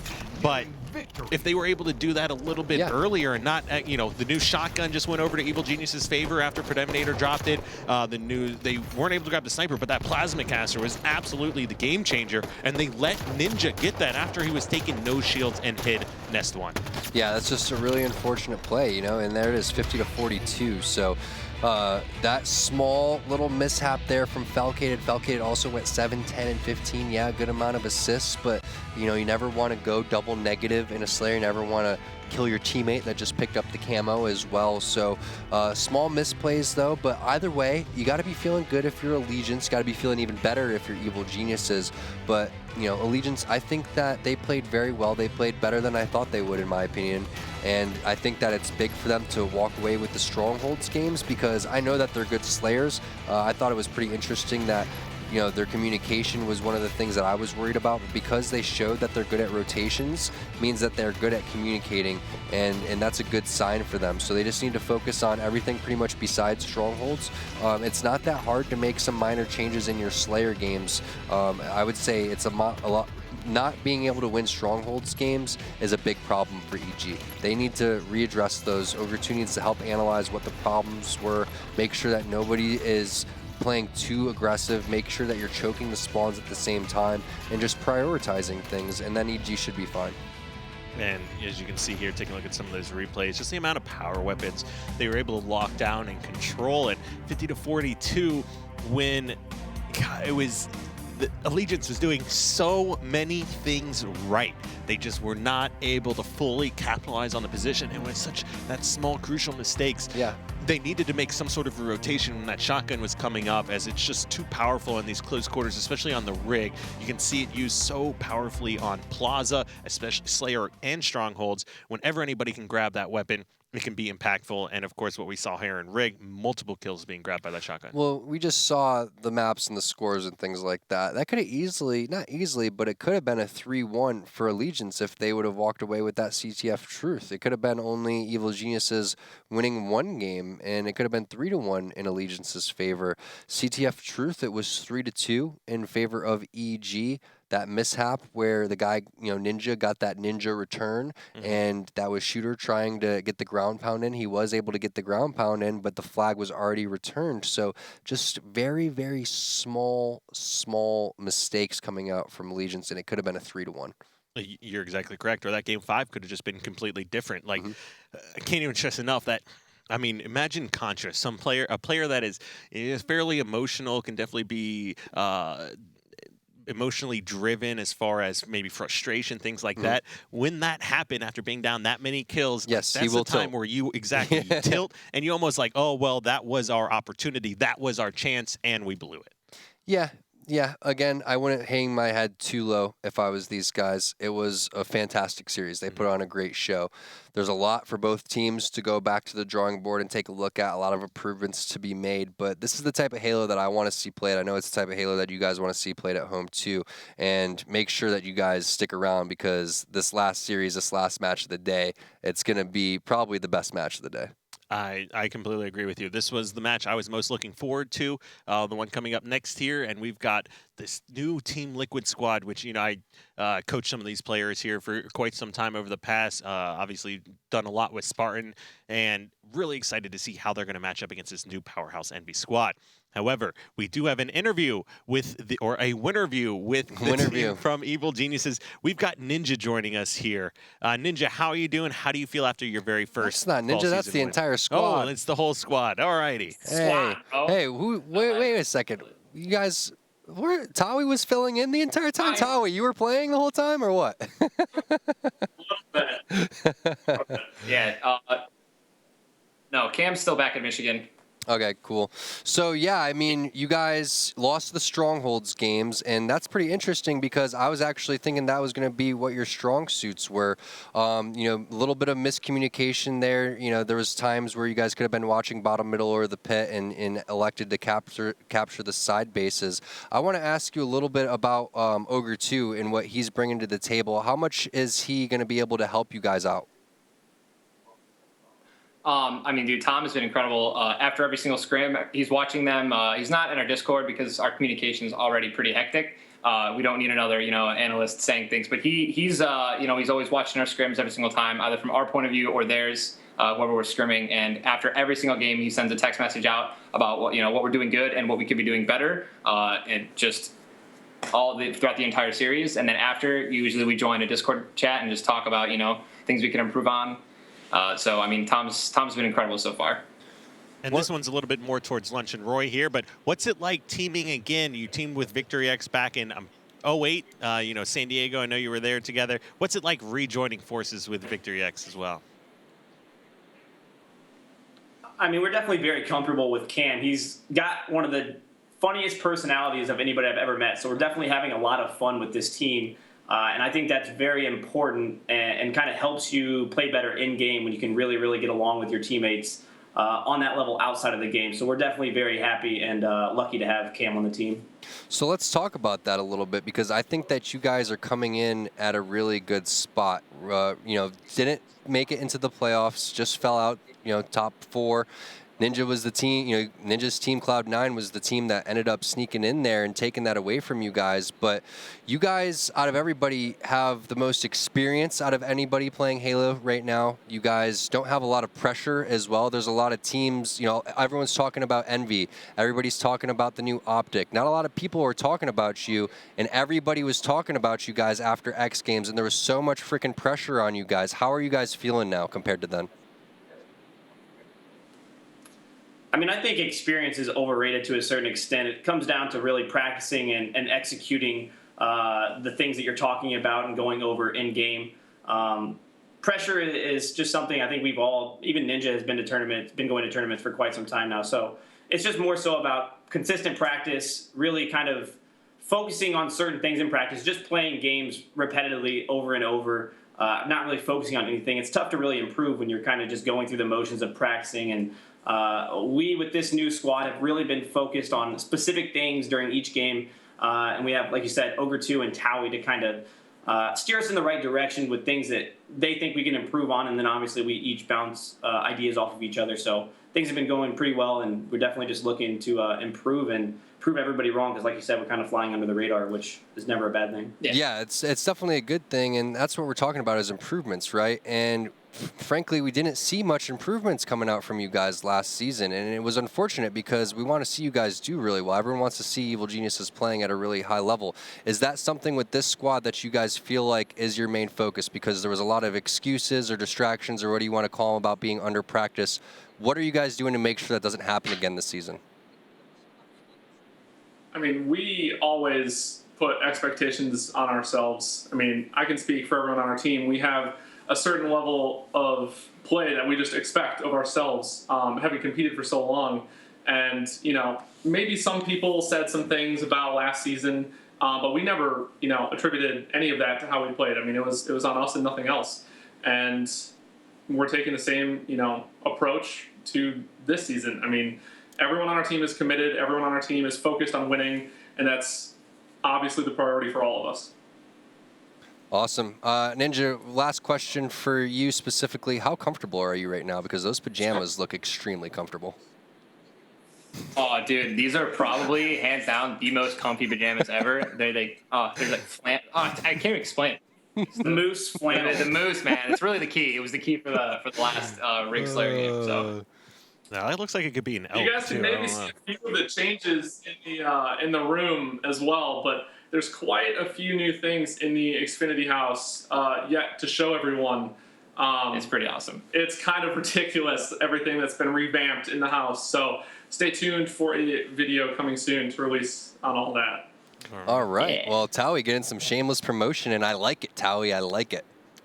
All right. Well, Evil Geniuses, thank you for joining us. It's always a pleasure to have good luck, any guys. one of you on here, yet alone almost the whole squad here. So congratulations on your first win and starting off strong to the fall season, and best of luck in your matches tomorrow as well.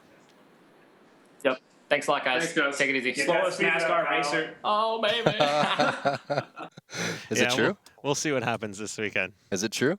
It's not true at all. Oh, No, well. I'm just kidding. No, it was actually a whole lot of fun going out and doing that promo video. If you haven't seen it, definitely check it out. It is for that new I'm worried about your driving skills, Kyle, because you're out here living in LA, Ubering everywhere, you know? Uber every day. Yeah, so I'm just a little bit worried to see you in a race car.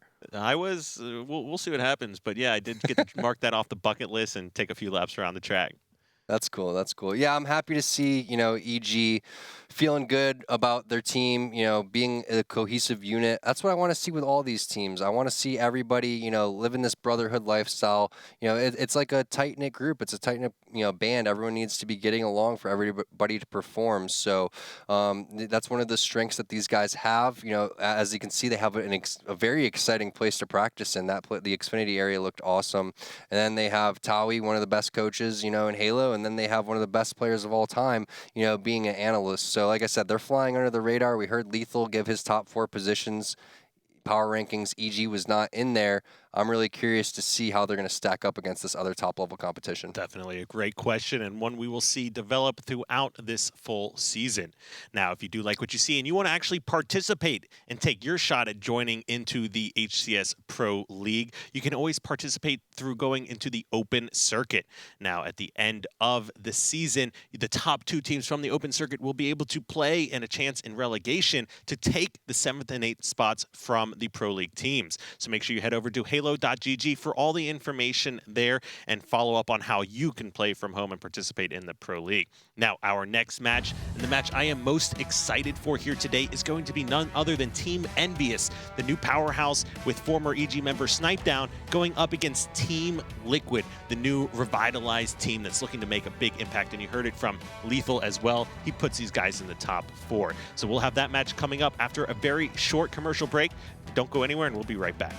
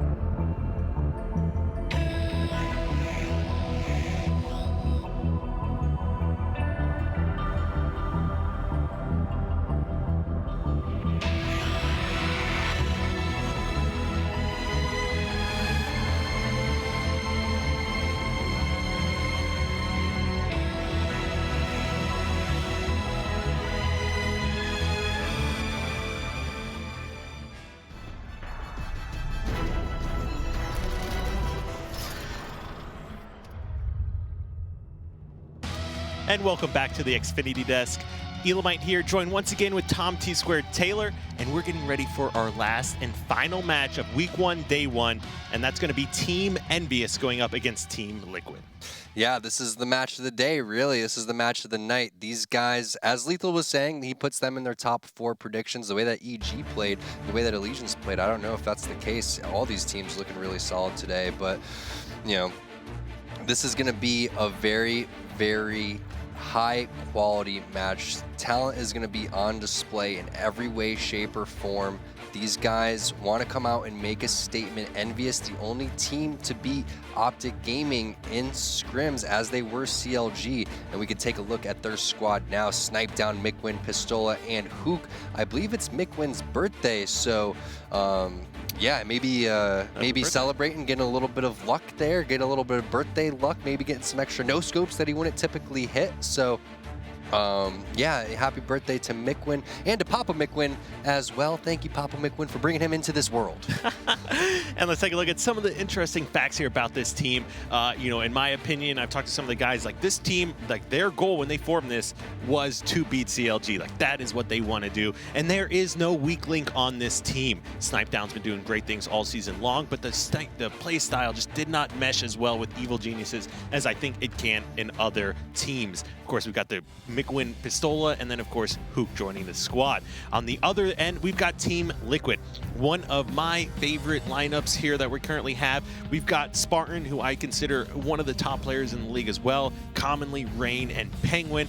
Of course, Rain and Penguin are looking to replicate the same success that they found at the Halo World Championships, where they placed top 4.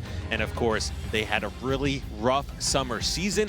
However, the ending Team Liquid of last season was not the same one we saw in the beginning of the season. Taking a look a little bit more in depth here at Spartan, he was actually voted Breakout Player of the Year in Halo 2 Anniversary, so he's a relatively newcomer to the scene.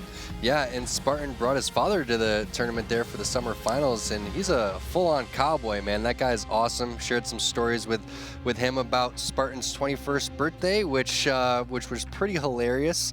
And and yeah, I gotta say, these are another group of guys very similar to Evil Geniuses. That's just a very tight-knit group. Had some time again to spend some time with Spartan, with Rain. I think Rain has a good head on his shoulders, one of the more composed up-and-coming players that I've seen so far. And yeah, Penguin, also another really great up-and-coming player in terms of skill, power weapon control, all that type of stuff. They have the firepower to hang with Envious. And again, you know, if one of these players is going off, it's a scary thing. And they have Commonly, who's so dirty with the objective and a really sneaky player. I think that these guys' play styles are going to mesh. They're not going to have the slaying power that Envy has because they have someone like Commonly who, yeah, he's really good at, you know, all different types of his game, but his main priority, in my opinion, is getting into the enemy base, being a nuisance. Right, and of course, taking a look at some of these game types, after the veto system played out, we are left with a Game 1, The Rig Strongholds, Game 2, Eden Slayer, followed up by the first Stasis CTF we're going to see here of the Pro League. And should we need to go to a Games 4 and 5, which I absolutely, certainly hope that we do, that is going to be Plaza Strongholds, followed by what would be sure to be an intense Regret Slayer Game 5. Yeah, I have no idea how this one's going to play out. We haven't seen anything yet, you know, to say that these guys are strong in any certain game types, but really looking forward to seeing Eden Slayer because we haven't seen that yet today. Really looking forward to seeing Stasis CTF as well.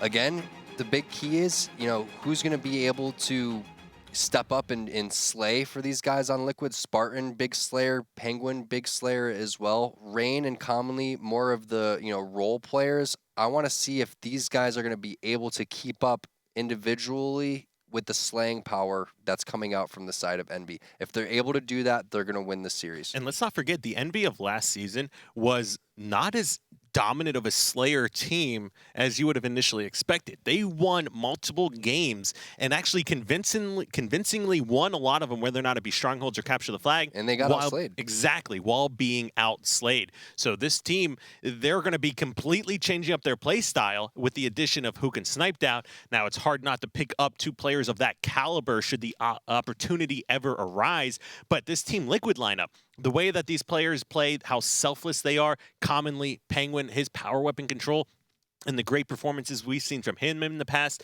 Spartan, I've always predicted Spartan is one of those players that has the talent and the skill to lead a team to upset one of these powerhouses. So although on paper you might say Envy is the team to be like no doubt second best team in the league, I could see this mix of players making a big statement. Well, that's what's so exciting about this season, right? Is last season was, pretty easy to predict with how dominant everybody was on the side of, CLG, the new Optic Gaming. But now we have all of these squads, and we're looking at one of the new squads here to be, that giant killer to take them down. Everybody has changed their rosters. Why? It's because they want to win. So, with that being said, everything, I really do like these team changes that everybody made. I think that everybody pretty much has benefited. I think that Optic, with the new Maniac, thing that came out today, that's the only team that's suffering from all these team changes. I agree. I think some of the teams are way stronger, and some of these lineups are the strongest lineups of any team throughout Halo 5 that we have seen, with the exception of the new Optic Gaming lineup. Now, of course, we've already seen Strongholds on the Rig played here today. Probably going to be kind of a similar strategy, but I cannot wait for this one to get started. I want to see what Snipedown's going to do. One of the newest members on the team here, and they're going to spawn here a red side and quickly push up, and looks like Snipedown's going to be the one to first grab this railgun. He's going to grab the railgun and do what, is a very popular play. We've seen Royal 2 do it every single time. You go in there and contest the guys in the basement. He could have shot that and got the kill on Rain, who's over there crouching behind the box. So second guessing himself, that's going to be Snipedown, and that means that it's pretty common for the blue team, though, however, Team Liquid to capture the nest and basement. However, it's going to be up to Snipedown to do something, and he gets taken out by Rain, the player that didn't. Oh, Rain also getting aggressive with the shotgun and getting a double, so the player that was hiding behind the box, Rain, ends up to bite Snipedown in the back and take his weapons. And the real T2, Mr. Timothy Tinkler, off to a hot start on this one. How long were you waiting to say that joke? I literally just thought about it. Yeah, right. You seriously have that one written down somewhere. But either way, Team Liquid, we were talking about Envy and how this squad is the squad to beat, Optic Gaming, but it looks like Team Liquid off to a really hot start here. I really like how aggressive and confident everyone's playing. You can see just by the way that they're moving around the map, they're not scared, and that's one of the things that we saw E6 make the mistake of playing really scared against that Optic Gaming squad, and you can't. You have to play really confident. I really wanted to see him hit that shot, because we got to keep in mind here, Rain, only a few short months ago, finished 3rd place at finals on this Envy lineup. Yeah, Rain's a very underrated player, just how we were talking about how Victory X and Shooter are underrated. He's another one of those guys that's flying under the radar, and it looks like finally Huke and the rest of these guys are making their way over towards basement, but Team Liquid has them pretty much pinched. Some nice kills going over in the favor, though, of the side of Envy. Should be able to secure a little bit more of the map. Looks like they're going to elect to capture this BR base. So now it's up to Team Liquid to rotate over there, and they're already on top of the rotations towards the nest.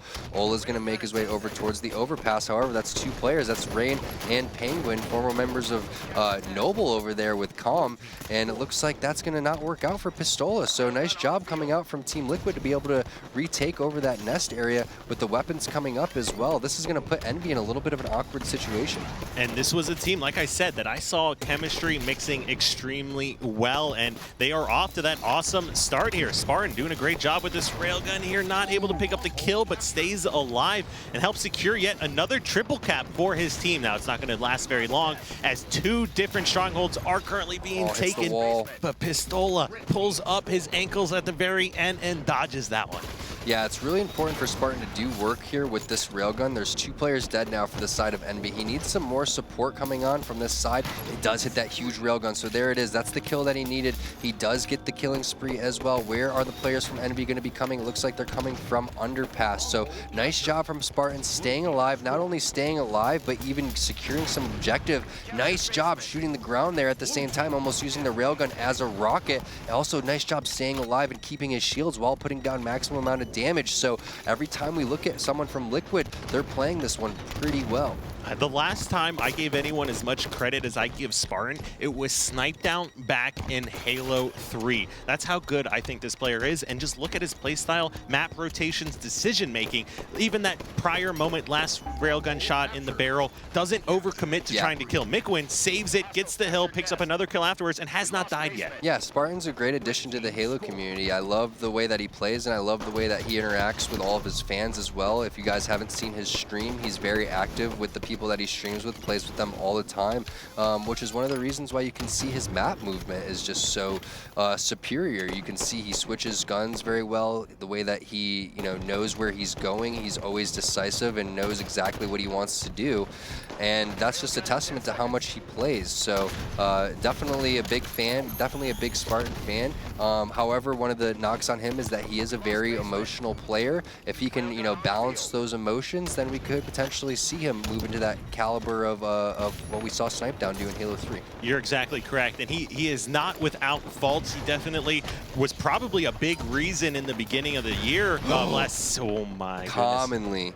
Commonly. That was big because that was a good opportunity for Snipedown to get something going there with the shotgun. If he was able to kill commonly with the shotgun, then he would have been able to have shotgun railgun, which is, a silly combination to have, but it's the two power weapons here, so it's definitely something that you want to have. And it looks like Team Liquid not only has the lead, but they have superior map positioning as well. And let's not forget, Commonly and Snipedown, those are two former teammates going at it as well. They won X Games together and then had to separate ways and really did not find any more success there. So another grudge match between those two players as well.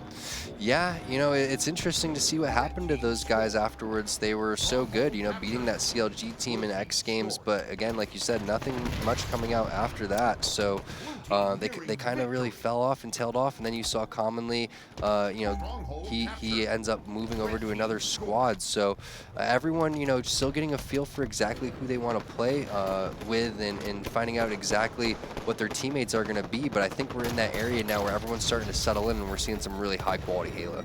All right, now you have Team Liquid recapturing the nest here, and they've still got basement. Snipedown did pick up a few kills with that railgun. You can see in the kill feed there, but he ultimately was taken out as well. This is the setup that Team Liquid's gonna want right now. Rain picking up a kill, and Hook not listening to the call-outs or not hearing them, whatever the case may be, but these are the players you need to finish off. This is a big kill, and this is a big point in time in the game. If they can secure this, and then that means that the Envy squad only has probably one or maybe two pushes if they're lucky. Also, Camo's coming up. So this is a really sensitive time in this game.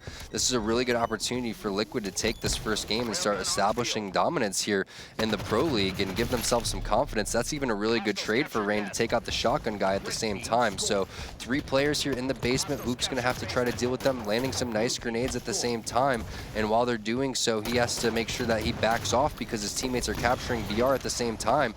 Tries to go for the stick there. Spartan getting a nice kill at the same time. And this is it right here. This is the opportunity for Team Liquid to walk away with this one. Spartan does have this railgun camouflage coming up soon, and they are trying to take the nest. So everybody is going to be trying to get these guys out of the nest. Not sure if Spartan needed to do this play, but it pays off for him. He gets the double and falls off the map. Spartan didn't necessarily, even though that was a really cool looking play, he didn't necessarily have to do that, but he wants to sacrifice his life for his teammates. I think he was going for the camo as well. Yeah, he was going for the camo, and he was just sacrificing his life for his teammates, which isn't necessarily a bad play, but this is it right here. This is pretty much it. If Liquid's able to stop these guys from pushing over to the basement, which they do, it's going to be over. And there you have it. Envy, like we thought they were going to win, they didn't, and that's going to be going over to the side of Team Liquid. And pretty interestingly enough, Ook not with the most kills there. That's going to be hurting his fantasy stats, man.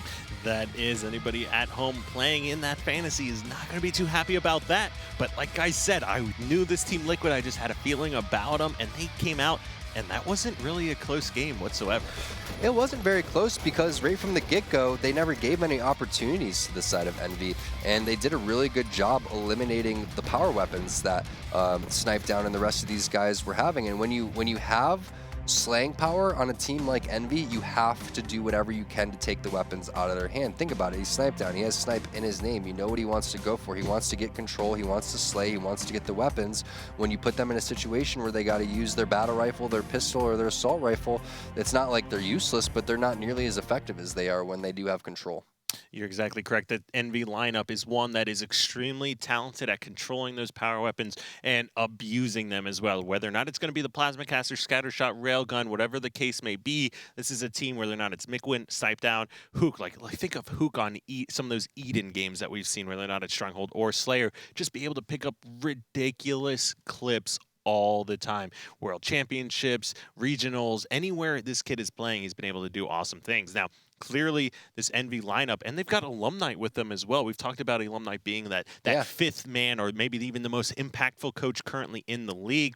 But that was not showing in that series because obviously there was some sort of communication lacking. When one player is no shields next to an opposing member of Envy, like that your responsibility, what you have to do is clean up that That's exactly right. You can really tell when you're playing against these top teams. Like, when have you ever seen that coming out from old CLG, new Optic, right? When did you ever, when were you ever no shields and got away with shooting a guy 3 or 4 times? Never. You're never even in a position to do that because they're on top of things and their communication's clear. So obviously some miscommunication coming out from these guys, and that's exactly what I'm talking about. When you can go and get free shots when you're a no shields guy, you got to be feeling good. Something has to break here. Something has to give for the side of Envy. They need someone like Alumni to come in and get these guys to reset, get them to talk as much as they need to, because Eden's one of those game types where you can really slow down things and make sure that there aren't, any mistakes happening like that fast-paced Rig Strongholds game that we just saw. You're correct there. And now this is the final series of the night. We have the players set up for game number 2. This is going to be Slayer on Eden. Let's go ahead and take a look at the map, as I believe this is the first time we're seeing Slayer Eden today.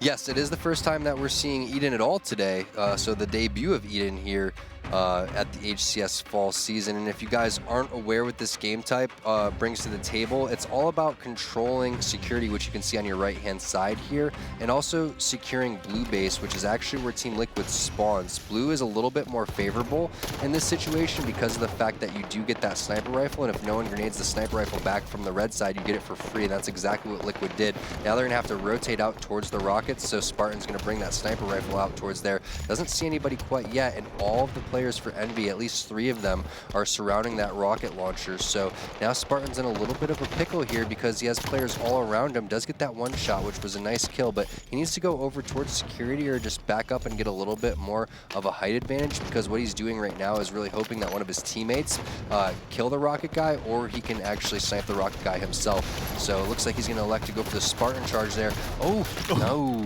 So that was a nice play coming out from Spartan. I was saying he should rotate towards the security. I didn't realize that there was 3 people behind him. If that was the case, he should have rotated outside and then worked with his teammates out there. But it looks like Envy's really pissed after losing that last game, and they're coming out hot with that 7-2 lead. And yeah, you're exactly correct there. That sniper, although Spartan was able to grab 1 kill with it, not able to lock it down or do any kind of rotations that we see you have to do in this game if you have any chance of winning. We already saw it from Victory X today on Plaza, but look at that. Ola thought he was being sneaky, actually was. Picks up that rocket kill on several members of Team Liquid here. Now he is, I think, going to be out. Oh no, 2 shots left in this weapon, so we've got both power weapons. This is perfect for the side of Envy. This is exactly what you want to do. You want to have a guy crouching off your radar with the rockets. He can either be here or in security, but it looks like he has some help coming outside as well. That's a big kill coming out from Commonly, but Pistola, right when they're making their move, comes in with the flank.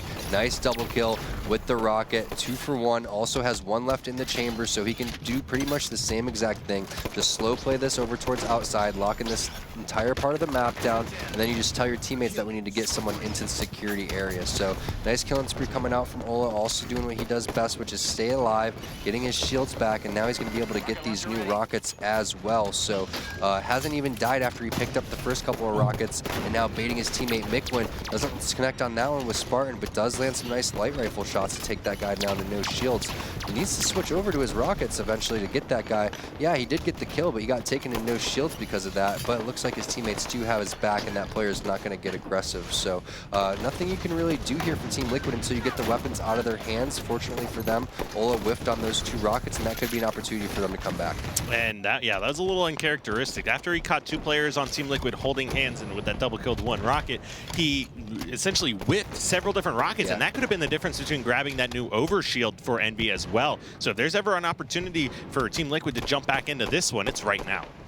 Yeah, a little bit of misplay coming off of Ola. Maybe got a little bit too excited after getting that double kill, but fortunately for them, they still do have superior map position. Hook is also doing, Hook things, which is playing pretty aggressive and laying down some nice shots. This is also a really good opportunity for him to flank, so just gets that nice light rifle shots onto Penguin. Penguin almost getting the kill onto him there when he was no shields, but Hook says no. And this is, looking like Envy's game. It's very hard for Team Liquid to come back here, especially with no weapons coming up anytime in the near future. So they're going to have to just get some kills over here. Looks like they're going to make a security push over there towards that blue alley area, but Hook's in perfect position to help out his team and also doing a nice job of staying alive. Well, and this is a really good rotation that we're seeing out of him as well. He knows all the players are in blue. He's grabbing a ton of ammo in this new sniper. Of course he's going to hit that shot. It's Hook. Hook always hits those things. But look, this is going to be a good opportunity for Liquid. You got the sniper in the hands of Penguin now. They're down by 14, but even on a map like Eden, this is one where it's not over till it's over. And you can ask Envy that because they blew it against CLG last season, if everybody remembers that series. Yeah, they sure did. And Team Liquid needs to try to get outside for these rockets because we saw what happens when, Envy gets the rockets. They walk away with this one. They're not even picking up that many snipe kills. It's mainly just been rockets or just, positional advantageous areas that they're just making Team Liquid have to run out into the open and using like their battle rifle or whatever it is. They haven't even done much with the sniper. So let's see if Mikwen's able to do anything with it and make sure that Team Envy can walk away with this one and tie the series up 1-1. And this is a really impressive slaying performance. It's one of those things where I would have said before this game, which I didn't, but I probably should have. Team Liquid, they are based on their playstyle, the aggressiveness, what we've seen from those players, Spartan, commonly, Rain, the objective play out of them, that they were going to be the objective-oriented and extremely talented objective team. While Envy, these four powerhouse slayers, Pistol, Liquid, Snapdown, everybody are going to be the ones that get kills without dying and win slayers by large margins. Exactly. I mean, Pistola, Snapdown, very similar players when it comes to they don't want to give up any deaths. They're very hard kills, and that makes it very difficult for any team to take them down in Slayer because that's what it's all about. Where they're weak is being able to run the objective. We were talking about it last season when Snapdown was on EG. A lot of the times he just stays in a position and locks down a position too long, and yeah, that's okay for Slayer, but again, in those objectives, you need someone to actually get in and get into the base. Penguin has been doing pretty decent here on the side of Team Liquid. Let's take a look at his stats. He's 9-9. Meanwhile, Common and Rain kind of weighing these guys down. It is only a 13 kill game so far. It's not quite over yet. This is a decent position to be in if you're Team Liquid with the sniper coming up as well. So they just need to make sure they can get this one. But Kyle, they need to make sure once they get this, they go outside and make sure they secure the rockets at the same time because it's not worth it to trade the sniper for the rockets when you're down 13. I mean, and how many kills have Envy gone with those rockets already? We saw Pistola with a 2-for-1, several other, I'd say it's probably, 6 to 8 kills with rockets already in favor of Envy. This is really good. If Penguin can get this kill, that's a big kill. There it is. So Ola needs to be cleared out. I think that's the last player alive there for the side of Envy, and it's a 10-kill game with potential rockets, shotgun, and sniper rifle going over to Team Liquid. So this isn't a bad position for these guys to be in. However, it looks like they're searching around and trying to trade weapons. I'm not really sure if the rockets or something got like dropped down. There they are. Okay. So Penguin picks up the rockets, and he needs to immediately go over towards that security area because Spartan the dog, Tyler, you can see him crouching over there. He also has the sniper, and that's a priority kill for Envy. So Envy's going to really be focusing their shift over towards blue, and that's why Penguin needs to immediately come over and support with these rockets. And look, Envy's trying to collapse over there. You got the rest of Team Liquid trying to get over there to help out Spartan. Good. Spartan picks up a headshot, Rain, another kill to SMG, a third player, no shields. Tom, we got a 6-kill game. Yeah, and he could have just meleeed that player. Didn't need to trade kills there. However, Envy is, in a pretty poor position when they spawn, so they're going to need to slow this one down. We just heard, 5 minutes remaining, so yeah, just slow this one down. You don't have to give up any dumb deaths. And what did we hear, Tom? 5 minutes remaining. So yeah, just really slow this one down and just find out who you can pick off. Try to obviously spot where the sniper is. Once you spot where the sniper is, don't go out into those angles, and then look for the player without weapons and try to kill that guy. And look, 6-kill game, still pretty impressed with what Team Liquid's been able to do. They did not give up when they fell down by that much. They knew half of these kills that they've gotten are free kills because we unfortunately mis-set up on that Rockets and let Pistola go ahead and abuse them. Commonly running away from those Hydra shots. Nice shot. There's another player right there on the catwalk. If you can get it, he lands the body shot. God. That's going to be Pistola going down to Commonly. It's only a 3-kill game. Are you kidding me? Team Liquid with the comeback.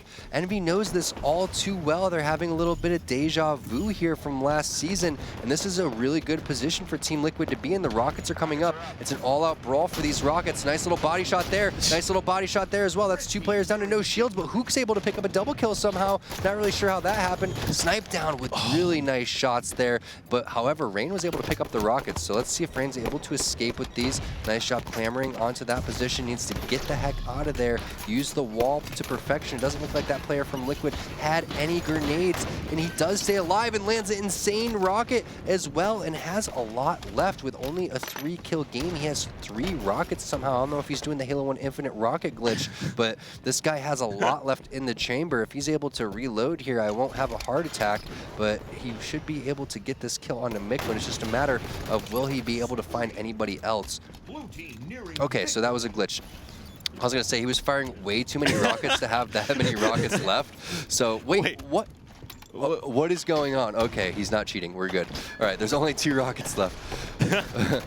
Ooh, there it is. 1-kill game, and not only that, but Spartan didn't even get like 3 of the body shot kills that he initially hit through those smoke screens a moment ago. Yeah, someone was able to, Rain was able to clear those guys up afterwards, but yo, that's a big trade. That's a big trade. So it's a 2-kill game now. Penguin picking up that sniper rifle, has a player crouching below him that he's aware of. That's in front of the base. Commonly has a sniper as well, so 2 snipers on the map. Also, it's a good spawn for Rain. I don't know why Rain... Oh, Rain was going to kill Ola. Okay, so they need to clear out Ola, exactly what they just did, and they need to get back into security, which Rain is doing that as well. So perfect play coming out from Rain. He needs a little bit more support from Penguin, though. He doesn't have the intel on where everybody is. I'm sure he's calling him out right now. Nice job again by Rain to try to get these players to get baited out coming from the security side. Penguin needs to get in a superior position here. He ends up taking his pistol out, gets the kill on to Snipe down. Meanwhile, it's a 1-kill game, though, because Rain was taken out at the same time. So it's big to get these rockets as well, and lands a body shot on. So it looks like that's Hook. I'm not sure why Hook was even challenging that. That's 2 kills going over to the side of Liquid, possibly 3. Ola lives with the rockets. Rain takes him out as well. Mikwin's over there. I'm not sure why he's not contesting that. Oh my God, Penguin, no way. It's a 1-kill game. No, 49 to 47. But they have rockets, They too. do have rockets. It's 1:40 left on the game clock here. My palms are sweaty. Mom's spaghetti. Things are getting pretty insane here. There it is, Commonly with the snipe, and that's going to be it. Are you kidding me? The comeback so far of the HCS fall season. Team Liquid goes up 2-0 over Envy. Holy cow. Team Liquid, best team NA, maybe? I don't know, man. They're playing like it. That was impressive. I mean, more impressive than actually winning that game was the comeback and composure they were able to maintain after things like this are happening. Whiffs with the rockets by Ola now when you go back and look at it. I mean, he had that killing spree, fresh rockets still, and only ended up picking up a couple of kills with those. But, you know, everybody clutched it for Team Liquid, man. All of those shots coming out from Spartan, that little hover snipe from Penguin, that was impressive. And now we're moving into Stasis Flag, where if I know Snipe Down, this probably isn't his favorite map either, so because there's no sniper, so he may be a little bit on tilt now, and this is a good opportunity for Liquid to capitalize. I was expecting a really good series, but what I was not expecting was Team Liquid to be as good as they are showing themselves to be right now. The 50-47, like, that would have been a great win for Team Liquid if they were just neck and neck the entire time. Coming back from that deficit and being able to win that, talk about being tilted. I guarantee you Envy is right now. I'm tilted right now. I'm about to fall out of my chair. I'm so tilted. That was absolutely impressive. I didn't think Liquid, you know, we're sitting there and having wishful thinking. We're like, it's not over yet. In the back of my mind, I'm like, yeah, but it's really close to being over, and it was. But you go back and you look at those small mistakes. You just look at the, you know, rockets that Pistola missed, and you go back and say, hey, that was a huge missed opportunity that Team Liquid took advantage of, and when that opportunity was given to Liquid, they, you know, capitalized on it. And you can just see how much of a momentum-based game and weapon-based game it was. The sniper rifle was the determining factor for Team Liquid to get back into that. Initially led by Spartan, but then finished off by Penguin, and commonly, they had 2 sniper rifles to end that game. And like you said before, that's got to be nightmares for Mikowan and Ola, because when CLG came back from that down 5 kills within like a minute of the game, they had shotgun, they had rockets, they had sniper rifle, they had hydra launcher, they had everything. Same kind of scenarios. This is something Envy's really going to have to work on going forward to prevent these crazy comebacks from happening against them, because 1, it's terrible to happen. You build up that huge lead, you gain those advantages, but 2, it's also kind of embarrassing at the same time, and nobody likes when that happens. Yeah, it's pretty interesting to see, such an amazing comeback coming from a team that we were just talking about. They're better in objectives. So hats off to Liquid. Envy's going to have to come back strong, have to reset here, and it starts with Stasis. And they don't have a lot of time to reset, because we got the players in game number 3. Capture the flag on Stasis. This is going to be the first 3 captures to win. Also, the very first, showing of Stasis here for the fall season. Now, Tom, who do you want to go ahead and kick this off with?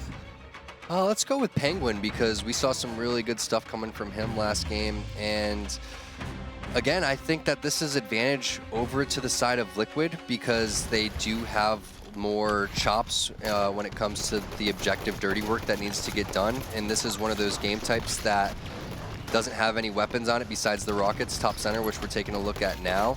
But out of any CTF game, this is probably one of the most important to come back and secure the caps with, which I feel like the players on Team Liquid will be doing very well at the same time. So it's going to be hard to call. Again, Envy's not going to back down. The games are going to get harder as they're going on, because, oh, a little cheeky spot there coming out from Hook. But Envy, it's not going to get any easier for them. We're just sitting here joking about possible tilting and stuff like that, but a pissed off snipe down is not a snipe down that you want to be playing against. You're correct there for sure. He's done ridiculous things throughout his entire career and has always been known as one of the best players, but this is a team game like we've discussed before. You need to be able to mix well, have that chemistry, and sometimes some play styles, they just don't match up regardless of how good the players are. Yeah, it's very difficult to get the flag out in this game type, because you can see he came up from the closet or the stairs, whatever you want to call it, but you have to make sure that you're choking the spawns in this game type, and if you're not doing so, nice shots again coming out from Snipe Down, 2 perfects while I've been talking, but he's, again, it's very hard to cap into this, so he's going to go over there and he's going to just try to lock this area down, but he can't do this on his own. He needs someone else to flank from the right side. You also need to be getting kills as you're pushing into the base as well, because it's so hard to get the flag out. And now he gets rewarded for essentially how patient he was just playing. Grabs another kill on Spartan, who was just coming off a spawn as well. So that's going to be flag out now here for Envy. The first flag pull essentially of this game. We do have the new overshield. That'll be up in about 20 seconds. So you'll look for both teams to try to contest that. But Snipe Down gets taken out. That flag is bottom center. You got Rain that does hit the back smack. Hoop not able to grab the flag entirely there. This has turned into a hectic little battle, but whether or not they're going to be able to put it in, you still got Spartan trying to answer that with a no. Well, Commonly has the rockets, Spartan gets the return, and then it looks like Penguin was crouching down towards the overshield. So even though it was looking really good for Envy, all in all, Team Liquid's going to be walking away with this trade when it comes to map positioning and power-ups. So pretty good for Team Liquid, and they're also in a good position here if the rocket guy dies, because Penguin has the overshield there, which would be ideal to have the rockets as well. So you could push in with the 2 rockets, try to get some kills, and then potentially run the flag. That guy was no shields. I do agree with shooting that rocket there. A lot of times people will switch to their pistol, but I'm not a big fan of getting weak. I rather just see people die as quickly as possible because of how fast you need to move. It's always a debate on what you should do. Should you use the rockets? Should you switch weapons? The amount of shots that player had and just the fast kill times that there are in Halo 5, it is risky. If you don't hit a headshot when you first switch weapons, you're going to die and give up that last rocket to the opposing team. Yeah, so here we see finally some aggression coming out in duos from Envy. That's something that we haven't really seen from them. A little buddy system here, baiting and switching. We've seen them, rolling deep with 3 guys, but when you do that, you're losing a little bit of teamwork and you're leaving one guy out of the position. So I like to see that them finally working together in a duo, but as I say that, for some reason they split up, and that means Snipe Down's going to get taken out. Right now we've got 3 members of Team Liquid pushing up on the shotgun side. Generally the side you want to contest or control more. It allows you to grab that shotgun off spawn, as well as faster route just running across the base and actually accessing top center as well. Yeah, Rain trying to get this one-on-one against Ola, but Ola saves his nades and ends up taking him out. I think Rain could have played a little bit more aggressive with the SMG there, but it's pretty much just back and forth here. Whoever gets this first cap's going to have some pretty good momentum on their side. I don't think this one's going to end up going to 3 captures. This one could potentially go to the time. So let's keep tabs on who ends up getting this overshield, because we do see Penguin with the rockets. Let's see if he rotates through that hole and tries to go bottom center. It looks like he gets a call out onto Hook, and I'm not sure what's happening down below, but Snipedown does have the shotgun and gets a kill onto Spartan. So it looks like he's going to bring those rockets down there to give a little bit more firepower, help secure that overshield by Commonly. And that's exactly what we're talking about, making sure that you have a teammate that watches your back while you cover the other angles. So good opportunity here coming out from Team Liquid. There's 3 dead. The flag is still no one even close to being able to pull that one out. And then Penguin ends up shooting the wall. I don't know what the wall did to him to make him so mad, but yeah, that was a missed opportunity for Team Liquid. Yeah, I thought that really was like amazing play out of Penguin. I really liked where his head was at, covering his teammates, protecting. He thought they had enough of a numbers advantage where he could pull out and try to grab some kind of control within their base. But whoever that was for Envy that was like staying alive, it looked like he wasn't even moving, just like staring at a wall. It was actually a really good play, because you don't want to go for dead. It's one of the most important things that you can do. You say, you're the last guy alive, and you communicate that to your teammate, and that helps so much, because sometimes you're in the heat of the moment and you don't realize that your teammates are falling all around you, and now they're rewarded for that situation and now pushing up on Liquid, and Liquid a little bit on their heels. Right, now you got 2 members of Liquid hiding in the corner, but there's several more members collapsing. So hard to get the flag out. And looks like it is Liquid here. Penguin going to be the last guy alive here within his own base. They've got Snipedown sneaking up here on the side. Nice nade. Good nade and thrust backwards. Gets that player no shields. Takes him out with barely taking any damage in that situation.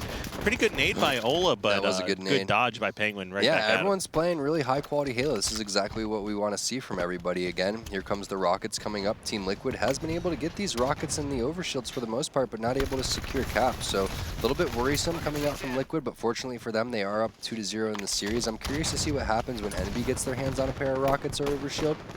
If they can even do so, because Penguin's picking up some really clutch kills, so is Rain at the same time. That's all 4 dead right when the weapons are coming up, and they're also pushing into the base at the same time. So we are going to see the first time the flag has been pulled kind of far for Liquid, but it doesn't go very far at all. It just drops right in front of the base, and it looks like they don't even go for the overshield. So they played that one a little bit too quickly. They throw a nice little splinter grenade so Mikvin can't make his way towards that overshield, but someone else is going to be able to. Looks like that's going to be Hook. So Hook picks that one up at 5:34. It'll be dropping at 3:34, and Rocket's going over the favor of Envy as well. But Mikvin's going to whiff on those ones, and Liquid's going to be able to pick up some kills at the same time. So pretty interesting, Kyle, that people picking up the weapons and the power-ups, but not able to capitalize. That's pretty uncharacteristic for this map. Yeah, Team Liquid, I think, has leaps and bounds more than Envy has been able to control the overshield and rockets here so far. They're just better at moving together in that bait and switch than we've seen from Envy so far. They've done an amazing job just controlling bottom center and things. Hammy with that shotgun, not afraid to challenge. Pistola ends up picking up that 1-shot kill on him as well. Just under 5 minutes left in this game. We are still tied up at 0, but it's definitely been Envy playing on their hind feet this game. See, this is a good play by Commonly, even though the rest of the Envy squad spawn behind him. This is what it's going to take for someone to win this game, because of the fact that we haven't seen anyone able to secure a cap based on just like map control and slaying, and we haven't seen anyone just like continuing to slay. It's going to be one of those times where someone pulls a flag and gets a sneaky cap, and that's what we're kind of seeing out of the side of Team Liquid right now. But as they're doing so, they get punished for that, and Snipedown pulls the flag here. Pretty interesting. I think this is the second time I've ever seen Snipedown pull the flag in his life, but he's going to get it pretty far there as the rest of his teammates are picking up some kills. So let's see what's going to happen with that flag. Pistola is able to get a couple kills there, and Snipedown is going to be rewarded for getting that flag pull and pushing it out towards bottom center. I think they're going to be able to secure this one. Let's see Yeah, they are. So 1-0 now. They are down 2-0 in this series, but that's a nice start. And I got to give props to Snipetown. That's what I like to see. You know, we didn't see that from him at all last season, where he just wasn't comfortable running the flag because he wasn't comfortable with the rest of the slang power from his team. But when you have Ola on your squad, you know that you can you really trust him to get your back there. So glad to see Snipetown changing his mentality a little bit and changing his play style and getting rewarded for it. And look at this strategy here from Spartan. He is pushing in behind the players with shotgun, but he wasn't able to do quite enough damage. He does take the overshield off, but Snipetown and the rest of his crew have been able to slay Liquid several times now in their base. Now, Snipetown, you know, joining this team, he was not expecting to be running as much objective as he is, but Snipetown has been the player that we've seen consistently in Liquid's base. Yeah, that's, you know, that doesn't mean that he's not capable of doing it. He just needs to be in that position more. And sometimes what happens is when you're expected to be the main slayer all the time, you don't practice things like running the flag. You know, when you go and you watch, for example, like Ryan run the flag, or commonly run the flag, they're just so fast when they run it. And you could see, you know, Snipetown doesn't really have that mechanics quite yet, but he knows how to shoot and he knows how to slay. So if he can slay and add that part to his game, you know, that's something that he's been missing for a really long time, and that's been the one thing holding him back from being one of the best players. And that play from Spartan right there, against the getting weak, hiding behind a wall, dodging a rocket, and picking up a trade against Pistola, another amazing play from Team Liquid Spartan. Yeah, 2.5 minutes, you're down 1 cap though, and you haven't really gotten the flag past the 50-yard line, so you got to be really worried for Team Liquid here. There's only 20 seconds before the rockets come up. Got to get that kill, so commonly does get that kill. Now they need to set up for these rockets. This rockets and this overshield is huge. It's pretty much the last rotation of the weapons unless this one goes to overtime, so they need to really be focused on clearing out Pistola here. The fact that Snipetown killed commonly should be able to give them the number advantage that they need to try to get the position to secure the rockets. Let's see if they're able to do so. Looks like Pistola sitting there working with Hook. This is a big fight here going on with Rain. Rain takes that player to no shields. Commonly and Penguin picking up a couple kills, so now it's a 2-on-2. Pistola sitting here with the rockets, looking at his radar, gets a nice little kill here. That should be 2. There it is, and is just going to back off. Doesn't need the challenge, has the help coming from his teammates. Only 1:44 left on the clock, and the overshield should be coming up very shortly. You can see Pistola just waiting with 1 rocket there. Doesn't realize commonly this should be a pretty easy shot for Pistola though, as long as he just doesn't look away. Commonly pushes in. Nice job by Commonly to try to get that, trying to Spartan charge onto there, but Pistola with a nice rocket towards his feet. I mean, he knew exactly what to expect in that situation, that there may be a player hiding there. Looks like the other angles were essentially cut off by his teammates, so he knew he didn't have to watch them, and grabbing this new overshield with just over a minute left in this game is best case scenario for Envy. Yeah, this is a good situation because, again, his overshield will slowly just start depleting, and if he, you know, just plays this correctly and adds the correct amount of pressure that he needs to, that should be enough defense there to make sure that Team Liquid can't get into your base, and some nice shots on Penguin at the same time. So this is where the desperation really starts to set in for Team Liquid, and there's really not much that you can do. Pistola, I think he's on about a 7 or 8 kill spree at this point with the shotgun as well. This is also a good play. You could add some pressure on the base at the same time, so if you do pull their flag and you just hold on to it, that there's nothing that they can do, but he does get a little bit too aggressive and gets taken out. Now this is the opportunity. They have to pull the flag pretty soon. That's Penguin making his way over there. Here it is. They pull the flag. Everyone's spawning in the closet. Mikwin getting a little too aggressive over here. Has to win this fight though if you're Rain. Nice job by Mikwin not playing too predictable, and then stays alive bottom center. This is going to be it though. If they're able to get this one is going to be going over to overtime. There's the play onto Mikwin. Mikwin gets taken out. Last 2 players are Snipetown and Hook. They're making their way over towards the flag. Is Snipetown going to be able to get the pull? He isn't. This is going to be capped with 10 seconds left. We're going to overtime. And that's going to put 3 more minutes. The very first overtime that we're seeing of the fall season, and it's in our final match of week 1, day 1 here. Now, Rain, good position. They got to be feeling confident. That momentum swing is huge. Envy has to be, you know, slapping their knee right now, thinking, how did we just let that one slip by? Yeah, slapping their knee, slapping their face, slapping their head against their controller. They're definitely not feeling good after that one. That was, again, you know, Pistola, he could have just really slow played that one with the shotgun. Ended up fighting a 1v1 that it didn't necessarily have to fight, lost that one, and then all of a sudden desperation set in for Liquid and it paid off. But Envy trying to capitalize on that, getting slays while they're running the flag. Commonly the only line of defense, gets a nice kill onto Pistola. Looks like Penguin trying to get some grenades as well onto the flag guy. Does get the kill onto Hook. I believe that was the flag guy. Snipe down looking for the flag, and there he does get that other touch. There's going to be another player, Ola, to grab the flag. So let's see if Hook's going to be able to cover Ola. Let's go Y mode a little bit and see where everyone's located. It looks like they are going to be able to get this flag and put it in. There it is. So wait, they ran by it. What are they doing? Okay, Ola got it. Okay, so we're good. I was going to freak out. 2 minutes left. That doesn't mean that the game's over quite yet. It's not first cap wins. This one does get played out for the full 2 minutes. So nice job by Mikwin and Hook playing a little bit of defense here. But keep in mind, we did see them cap with 10 seconds left. So this one isn't quite over yet. And Commonly picks up that kill here. Sniped down across the map. They know there's 2 players hiding in the corner. Third one spawns there. This is a good kind of collapse that we're looking at, but Mikwin in the kill feed, you can see, grabs a double kill. There's only going to be 1 or 2 opportunities left for any kind of push put together, and that overshield is your... Or is it next minute now? I thought it was coming up pretty soon, but either way, let's see what Hook's doing because he's crouching down there. So Hook over there, bottom center, he's going to get a player. That's 2 dead now. So this is the same exact situation that we were in before where it was 2-on-2 with about a minute left and Commonly doing exactly what happened last time. He was the player to go in and pull that flag. And remember I was talking about how fast he is at running the flag compared to, say, someone like Snipedown? Snipedown looks like a grandma compared to this guy right now. This guy literally looks like Sonic the Hedgehog running the flag. So he does get the flag pretty far. They're going to have to wait. Get that return. Watch out for the nades. And then he gets it. That's going to be 2-2. However, they are a little bit vulnerable because they used a lot of resources to get that cap. They need to set up and play a little bit of defense. Make sure that they get Mikwin out of here. Keep in mind, guys, that if this does end, we will be having a full replay of this game. Only 35 seconds left. It looks like that's going to be the possibility here. Pistola waiting on that overshield that I thought was up a minute ago, but it looks like it's coming up right about now. So let's see who's able to secure this one. Oh, I'm curious to see if Penguin...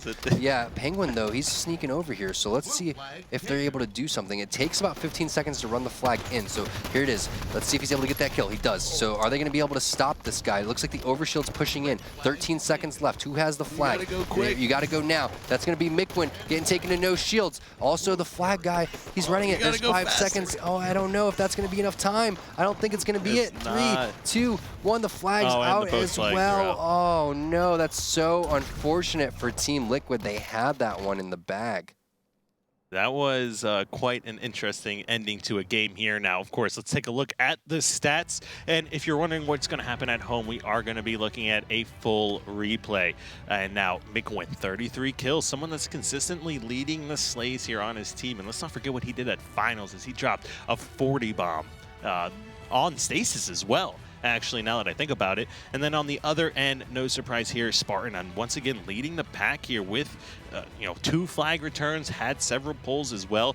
Really impressed with what we saw from essentially everyone in that game. That was a really close one. The only unimpressive thing was the amount of rockets and overshields that Team Liquid were able to acquire. And you can see here, they had probably the first 3 or 4 sets of rockets and weren't able to capitalize on it. Not only were they not able to get a capture, they weren't even able to get the flag out of the base necessarily. So they need to revisit what they're doing with the weapons. It's pretty easy, in my opinion, to at least get the flag out and towards the halfway point. Really, when you have the rockets, I've said this numerous times, I'm sure you guys are tired of hearing about it, but I haven't said it today, so let's talk about it. When you get the rockets, all you have to do is say, I have the rockets, someone go for the flag. It's simple as that. Someone else goes, sprints right for the flag, and then they run the flag towards you, and you slowly back up towards your base.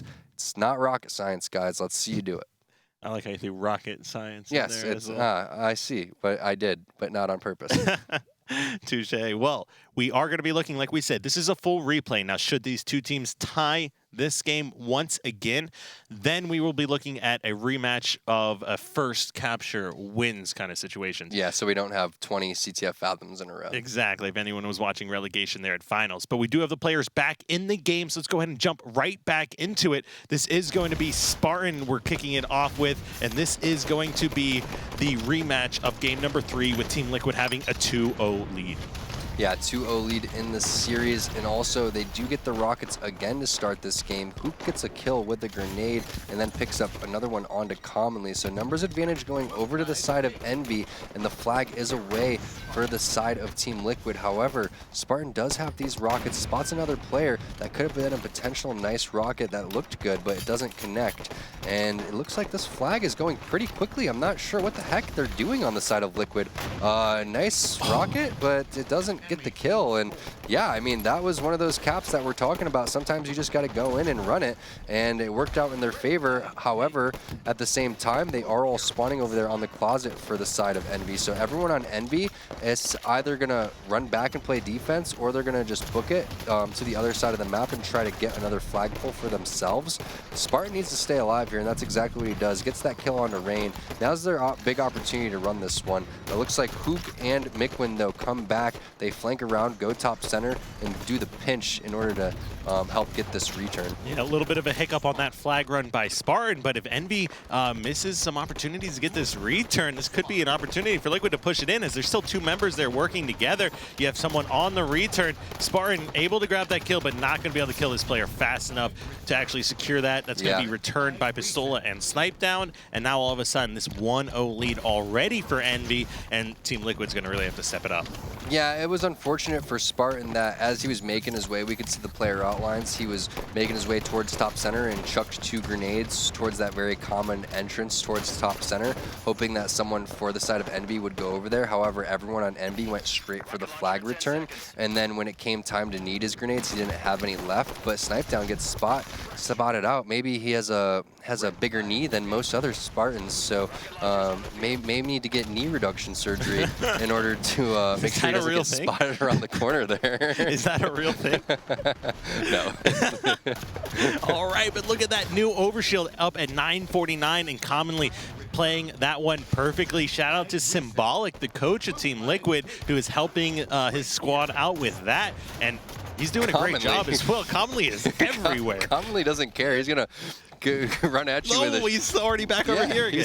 He's already capping the flag, but Commonly was running straight at him with a shotgun like it was I don't know what it was. He can't make up his mind now. What is that thing in the medieval times where they joust each other? That's what he was doing. He's trying to joust with the shotgun, running right at him.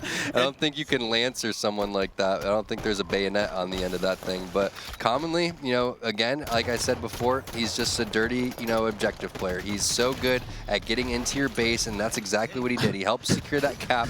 Doesn't care. He's going to joust you. He's going to come at you and stab you with the shotgun, and there's nothing that you're able to do with it. Now, this is a kid you're not going to see crouching in a corner hiding. This kid can't sit still to save his life right now. He is spinning in circles, running everywhere, but I love that play out of him because he is always objective oriented, always playing aggressive, and it's something you can always expect from him on your team, and it's always nice when you know exactly what your teammate's going to do. Yeah, it just creates a lot of opportunities because what happens is you have to distract in this game in order to create openings, and you have to do that through objective work, through doing as much damage as you can while staying alive, and do that through controlling the weapons. So I do like the way that Commonly's playing this one.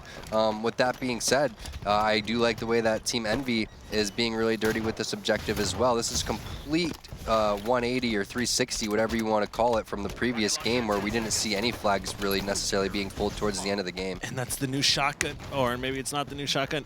But either way, Snipedown turns around a little bit too quickly. He wants to focus on grabbing these rockets. Rockets are big. Yeah, these rockets are really big. So Snipedown, like you said, making his way over towards their Spartan over there as well, trying to take down Ola and Snipedown. Snipedown doing a nice job using that plasma rifle. Ooh, nice job with the hover and also the ground pound to make sure that he doesn't get taken out with the rocket, but that's going to be Mikwin with the flag killing the rocket guy from across the map. Keep in mind, Overshield's coming up, so Liquid's in a really good position to secure this Overshield, and also they have the rockets too. So this is the mistakes that they were making in the very first replay that we had of this, of not capitalizing on this, and this is it. This is their huge opportunity, because if they can get this kill, there it is, that's 2 dead. Ola's a little bit out of position. You have a nice flank coming in here from Commonly checking all of his corners. This is good. He has grenades as well, so he just needs to back off, make sure that he has his support coming from his teammates. However, if someone does spawn and I'm not really sure what kind of play that was, trying to toss the shotgun off the side when he could have been putting in a little bit more damage. Sneaky return going in for Team Liquid. They're not able to do so, though. That flag was really, really close to being returned. And that was, you know, kind of wanted to see Liquid play that a little bit better. Having that shotgun, having the rockets, they just weren't able to do much with it. Hook does spot out Spartan, who is hiding in the corner. You have members of Liquid still trying to lock down the shotgun side, but Envy is the one currently in control. I like those shots out of range with the flag, trying to lock down and just put as much damage, be as impactful as possible while you sit back in the base. Yeah, the flag guy is so important because, you know, it used to be, all right, give me the flag because I'm the worst player on the team, but now it's like, give me the flag because I'm the smartest player on the team and I know when to play aggressive and know when to take angles and where to rotate and things like that. But looks like Hook's going to elect to not shoot that player. Doesn't pay off for him, though, because he gets lit up. So, you know, that doesn't go in his favor. And now the numbers going heavily in the side of Team Liquid. And it looks like they're going to slowly start to push in towards top center and try to control these rockets, which is the right play, because if you secure these rockets, you should be able to secure the overshield. However, a couple players for Team Liquid falling, which means only Penguin and the flag guy are left alive, and Penguin doesn't see that player on his radar, so not really sure what he was looking at. That player, I think, was Mikwin, who ends up getting killed by Commonly. And then here we go. Here's the rotation with the rockets over there towards the overshield like I was talking about. He does pick up the overshield there. It is 41. Wish he would reload. I'm gonna freak out, but I'll let it slide for now, because if he would reload, then he wouldn't have to be doing all this right now. But there it is. Rocketed again. There it is. Triple kill. Is he gonna be able to get the return? He does. So Penguin going huge. Doesn't need to reload rockets. Who reloads nowadays? He's a Penguin, Tom. He does whatever he wants to do here. And Pistola now, this is the exact opposite of last game, where now we've got Team Liquid holding the lead. Still over 5 minutes left to play, so a lot can happen here.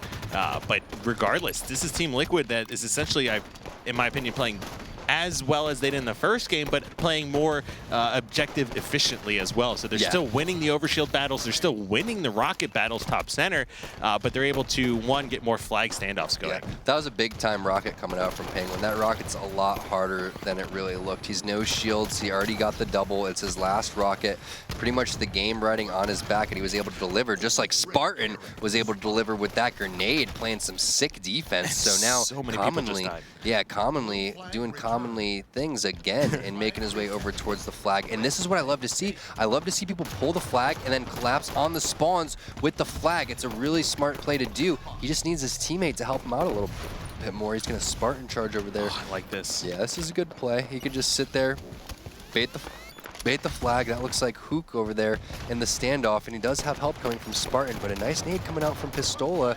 Is he going to be able to connect with this nade before he gets the retard? He is. Then he's going to get the touch too. It's a 2-on-2 situation here. The flag is going to be, is it going to suck in the lift? No. So fortunate for him that the flag was able to drop and not get stuck in there. Are they going to be able to get the return though? Yes, they are. So this is this opportunity here for Envy and Hook and the rest of these guys to push in, but the Rockets are on the side of Team Liquid. So again, these guys, Liquid, Symbolic, always on top of the weapons. Alumni has to be so frustrated that these guys either aren't listening to him or he just can't get them in the position or the times to be able to pick these things up. And that's another overshield going over to Liquid as well. That was picked up at 37, Kyle. And we gave some shout out to Alumni as the fifth man, but how about some shout out to Symbolic right now, because he is all over this for his team. I am really, really impressed with just how this is it. How is it right Halo here. 5 oriented that they've been able to be this game, this Team Liquid lineup. Yeah, Snipetown getting a big SMG kill onto Commonly. If Commonly was able to get that kill while staying alive, it pretty much would have been curtains for these guys, but it looks like there goes the pinch on the flag. It's going to be a 2-on-2 situation now. Let's see if Envy's able to get this return, because if they are, they should be able to capture this flag at the same time. Looks like Commonly isn't able to stop these guys. There's two no shield players both on the flag, and Shield's still taken down, so nice job by Rain to dink these guys. He's coming up with the cleanup squad. That's going to be a possible return here for Liquid. Penguin's going to be able to do it again, so clutch job from Penguin. Hook picking up a double kill. Still plenty of time for Envy to come back. Rockets coming up in 40 seconds. Overshield coming up in about a minute, and that's going to be a pretty pivotal time in this game. And Hook falling top center in a 1v1. It just looks like Team Liquid, or 2v1 essentially for Team Liquid. The teamwork is better here for Liquid. Again, this is this is so annoying. You know, what do you do when you're trying to push in and someone's just constantly pulling your flag? And ooh, that's going to actually give up his position. So that's unfortunate for him. I don't know who that was. I think that was Hook coming in there and playing a little bit of defense. So nice job, heads up play by Hook, not falling for it. But he is still over in this area, commonly is, and being super annoying. And it's almost up to him to stop this flag. Oh, 2 kills going on the side of Liquid. That's going to be pretty big. What is Commonly doing? I'm not sure what he's doing. He's just running around being a distraction. So Commonly needed to see that player, spot that player, win that 1v1 to the right, and this game would have been in the bag. But fortunately for the side of Team Liquid, with only 1 minute and 45 seconds left and Rockets in their favor, they should be able to secure this overshield and then potentially be able to win this one based on the time limit. Looks like they did spot where Austin Mickwin is hiding. So Mickwin probably a little bit frustrated over there. Ooh, that nade was very fortunate for the side of Team Liquid. That could have easily been a team nade, and Mickwin could have walked away with both of those kills in a 2-on-1 situation. Yeah, that was a great job. I thought it was going to be a betrayal nade and a return, but just like that, it's going to go the opposite way. We've got Team Liquid picking up the return, 2 members of Envy falling in the base, and that's going to be a 3-0 victory for Team Liquid, my sleeper team. Is it an upset at this point? No, it's not exactly it's not an upset. really an upset, but I totally lied. I thought this one was going to go to 5 games and be the best series of the day. Yeah, it was extremely entertaining. The comeback was real. Those games were extremely close. The first one wasn't very close, which we're taking a look at right now on the Rig Strongholds. But, you know, Team Liquid, this is a really fantastic way for them to start, especially because Team Liquid, yeah, it's a different roster before, but and yeah, they did end up moving, and there was a little bit of changing of the guard in terms of, you know, yeah, Liquid's ranked 4th now based on picking up the C9 seed, all that type of stuff. But it's still Team Liquid, the organization, and they finished 7th place last season, and now they're coming out with this big win against a top team. You know, potentially we're talking about how Envy is, you know, going to take down this Optic Gaming squad, but now you got to bring Luminosity in the conversation. You got to bring Liquid in the conversation. So many good teams, Evil Geniuses. It's going to be an absolutely insane season. Allegiance, all those guys. So really, I'm looking towards E6 and towards, you know, X Optic right now, based on what we've seen today, to potentially be these relegated teams. I hate to call it that early. I really hope that they prove me wrong. I hope that we don't know what's going to happen, and I hope that everybody, you know, is playing at an extremely high level. But to me, these 6 teams have really solidified themselves as primetime players. And I couldn't agree with you more. Like, the way that these players are able to come out, like, I remember looking at these play styles when I was coaching Liquid, and we were trying to pick up, you know, which players do we want, or even during this most recent offseason, like talking to different players and seeing where their mind was at, what they wanted to do. And I wanted to form like a team kind of like this, have that Sparran, have that Penguin that is like a core power weapon duo, and then Sparran, who's just that aggressive powerhouse, and he makes such good decisions, whether or not he's jumping up in the air and ground pounding to avoid rocket damage splash, or just outplaying people. He does amazing things. I love the way that he doesn't challenge unless he's going to win. All the way. Yeah, all the way. Like, he'll challenge, but he'll challenge and take you to no shields, and then he's no shields and you're no shields, but you're in a vulnerable situation, so he'll leave you and he's in a powerful situation. A lot of times you'll see, for example, a player will be P3, right? Say I'm P3 and you're P1 on, you know, Truth. I don't have to challenge you all the way to the death because I'm P3. I can back off. You're stuck P1. I'm in a much better position, and that's one of the things I saw Liquid do so well. I couldn't agree more. Now, Team Liquid, they have to be feeling great after that victory, because this is, I guarantee you, Envy was coming out today expecting to just perform on another level, and I know they've been looking forward, and CLG looking forward to it. We talked about it with Lethal. These two teams, everyone was extremely excited for this matchup, but now Team Liquid coming up and actually 3-0ing, not even winning the series, but a 3-0 convincing victory over this Envy lineup. Now, of course, there were a lot of mistakes made. We're not going to see the same Envy tomorrow or next week. I'm sure they're going to be much improved by that point, but Team Liquid, exact same kind of thing. They were consistently winning every power-up and power weapon spawn fight. They just always had rockets, always had power or overshield, and they just abused that the entire game. Yeah, and really, like I said, everything is about beating Optic Gaming at this point, beating the new Optic team, the former CLG team, and we've seen all of these squads being put together. I think there is a handful of teams that are going to be able to contest. Last season, we saw that how dominating they were. 13-1 record. I'm not expecting anything like this. No 83% map percentage win rates or anything like that. These guys from Liquid, it's such an impressive win for them. But to go back and talk about Envy, like you said, Envy wasn't expecting this at all. So this is really good for Envy to take this loss and have it be a hard 3-0 on them so they can have a reality check, right? Shout out to the Suds. So they can sit there and just be like, okay, maybe we aren't the best team yet. We have a lot of work to do. Now, we do have a winner view available here with none other than Spartan the Dog from Team Liquid, who just went on an awesome performance here. Tyler, thank you for joining us via Skype, and thank you so much for just an awesome performance and entertaining series. Congratulations. You know, now, was this what you were expecting coming out here today? Honestly, I was expecting to win. Like, I've been super confident in our team. We've been putting in so much time. Shout out to our coach, Corey. By the way, you guys had that wrong on the graphic. It's not Caleb Anderson. It's Corey Aruda, but no biggie.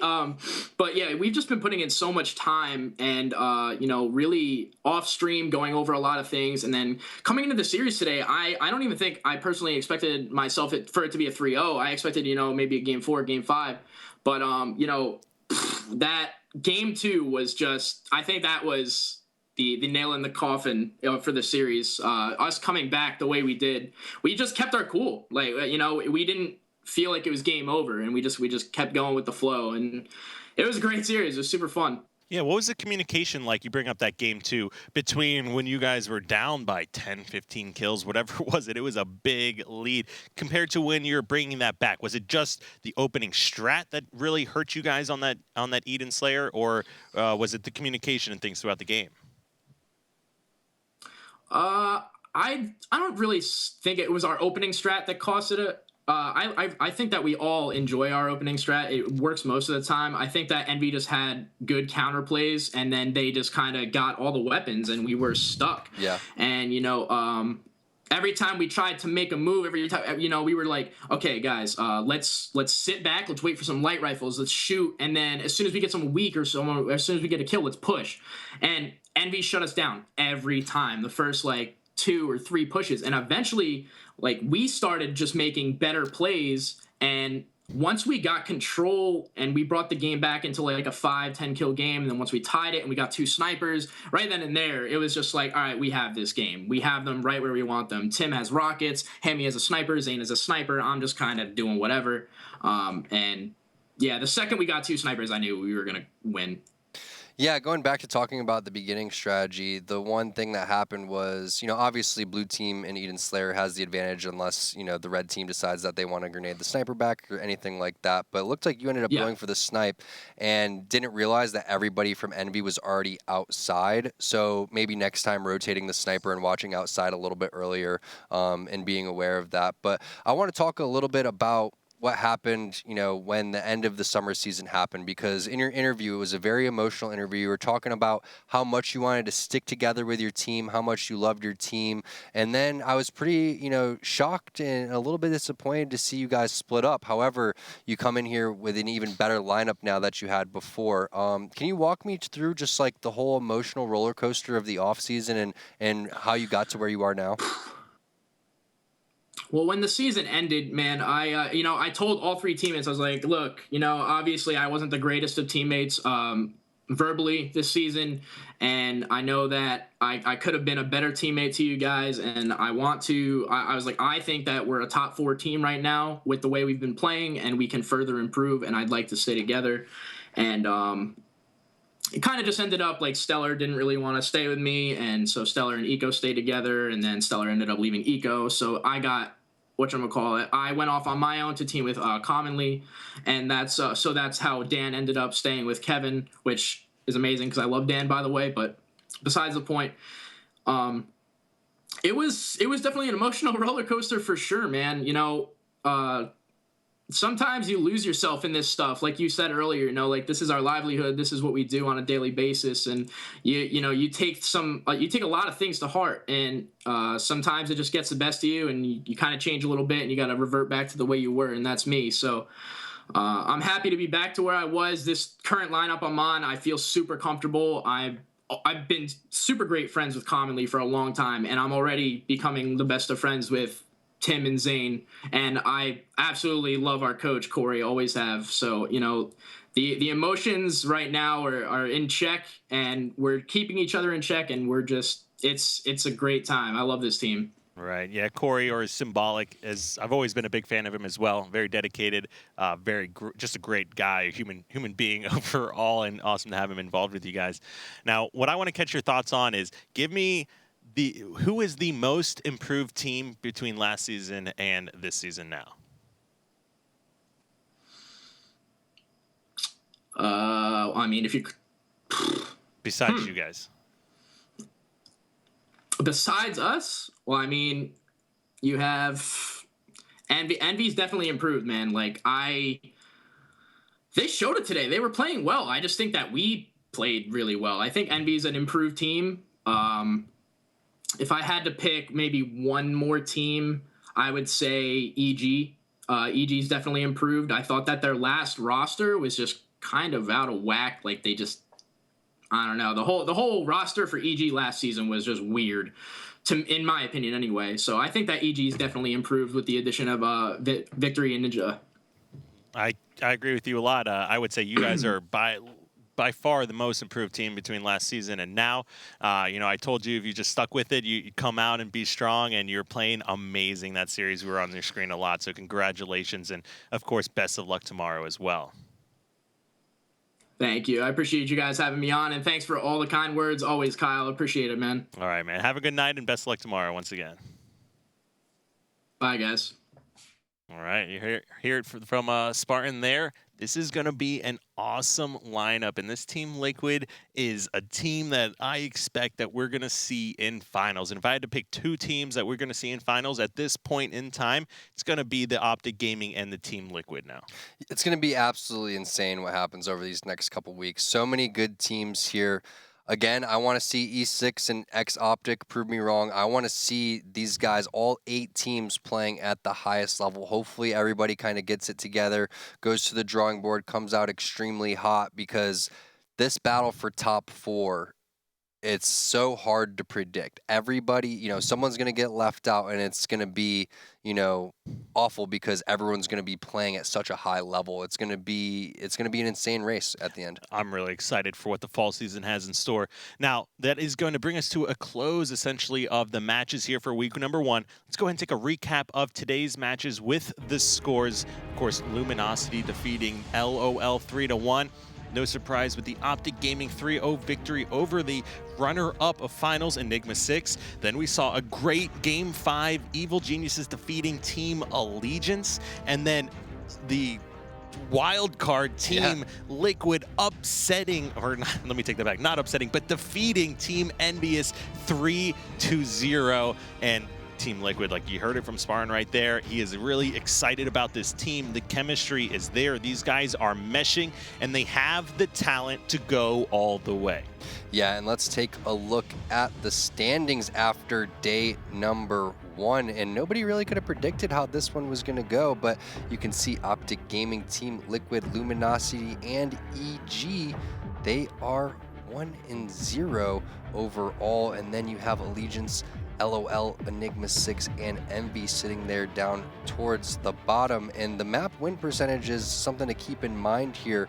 E6 and Envy, they got 3-0'd today, so that's why they're in 7th and 8th. And keep in mind, Kyle, when we're talking about last season's race, map win percentage, head-to-head matches, all those things, really play a factor if it goes down to those, head-to-heads. And of course, the Team Liquid will be 100% right now, and we'll have that Yeah, as well as Luminosity, or no, not Luminosity, but with Team Liquid at 100%, so we'll have that corrected, of course, as well. Now, let's take a look at tomorrow's schedules, as this is only day 1 of the first week in the HCS. We will have Enigma 6 going up against this new revitalized It's gonna be a tough Team match. Liquid, so great way to start off day number 2. Allegiance versus Luminosity, another awesome one. Then we'll have LOL going up against Team Envious, and Optic Gaming, a rematch of Week 7, Day 2, final match of the summer season, that Optic Gaming and Evil Geniuses battling it out head-to-head.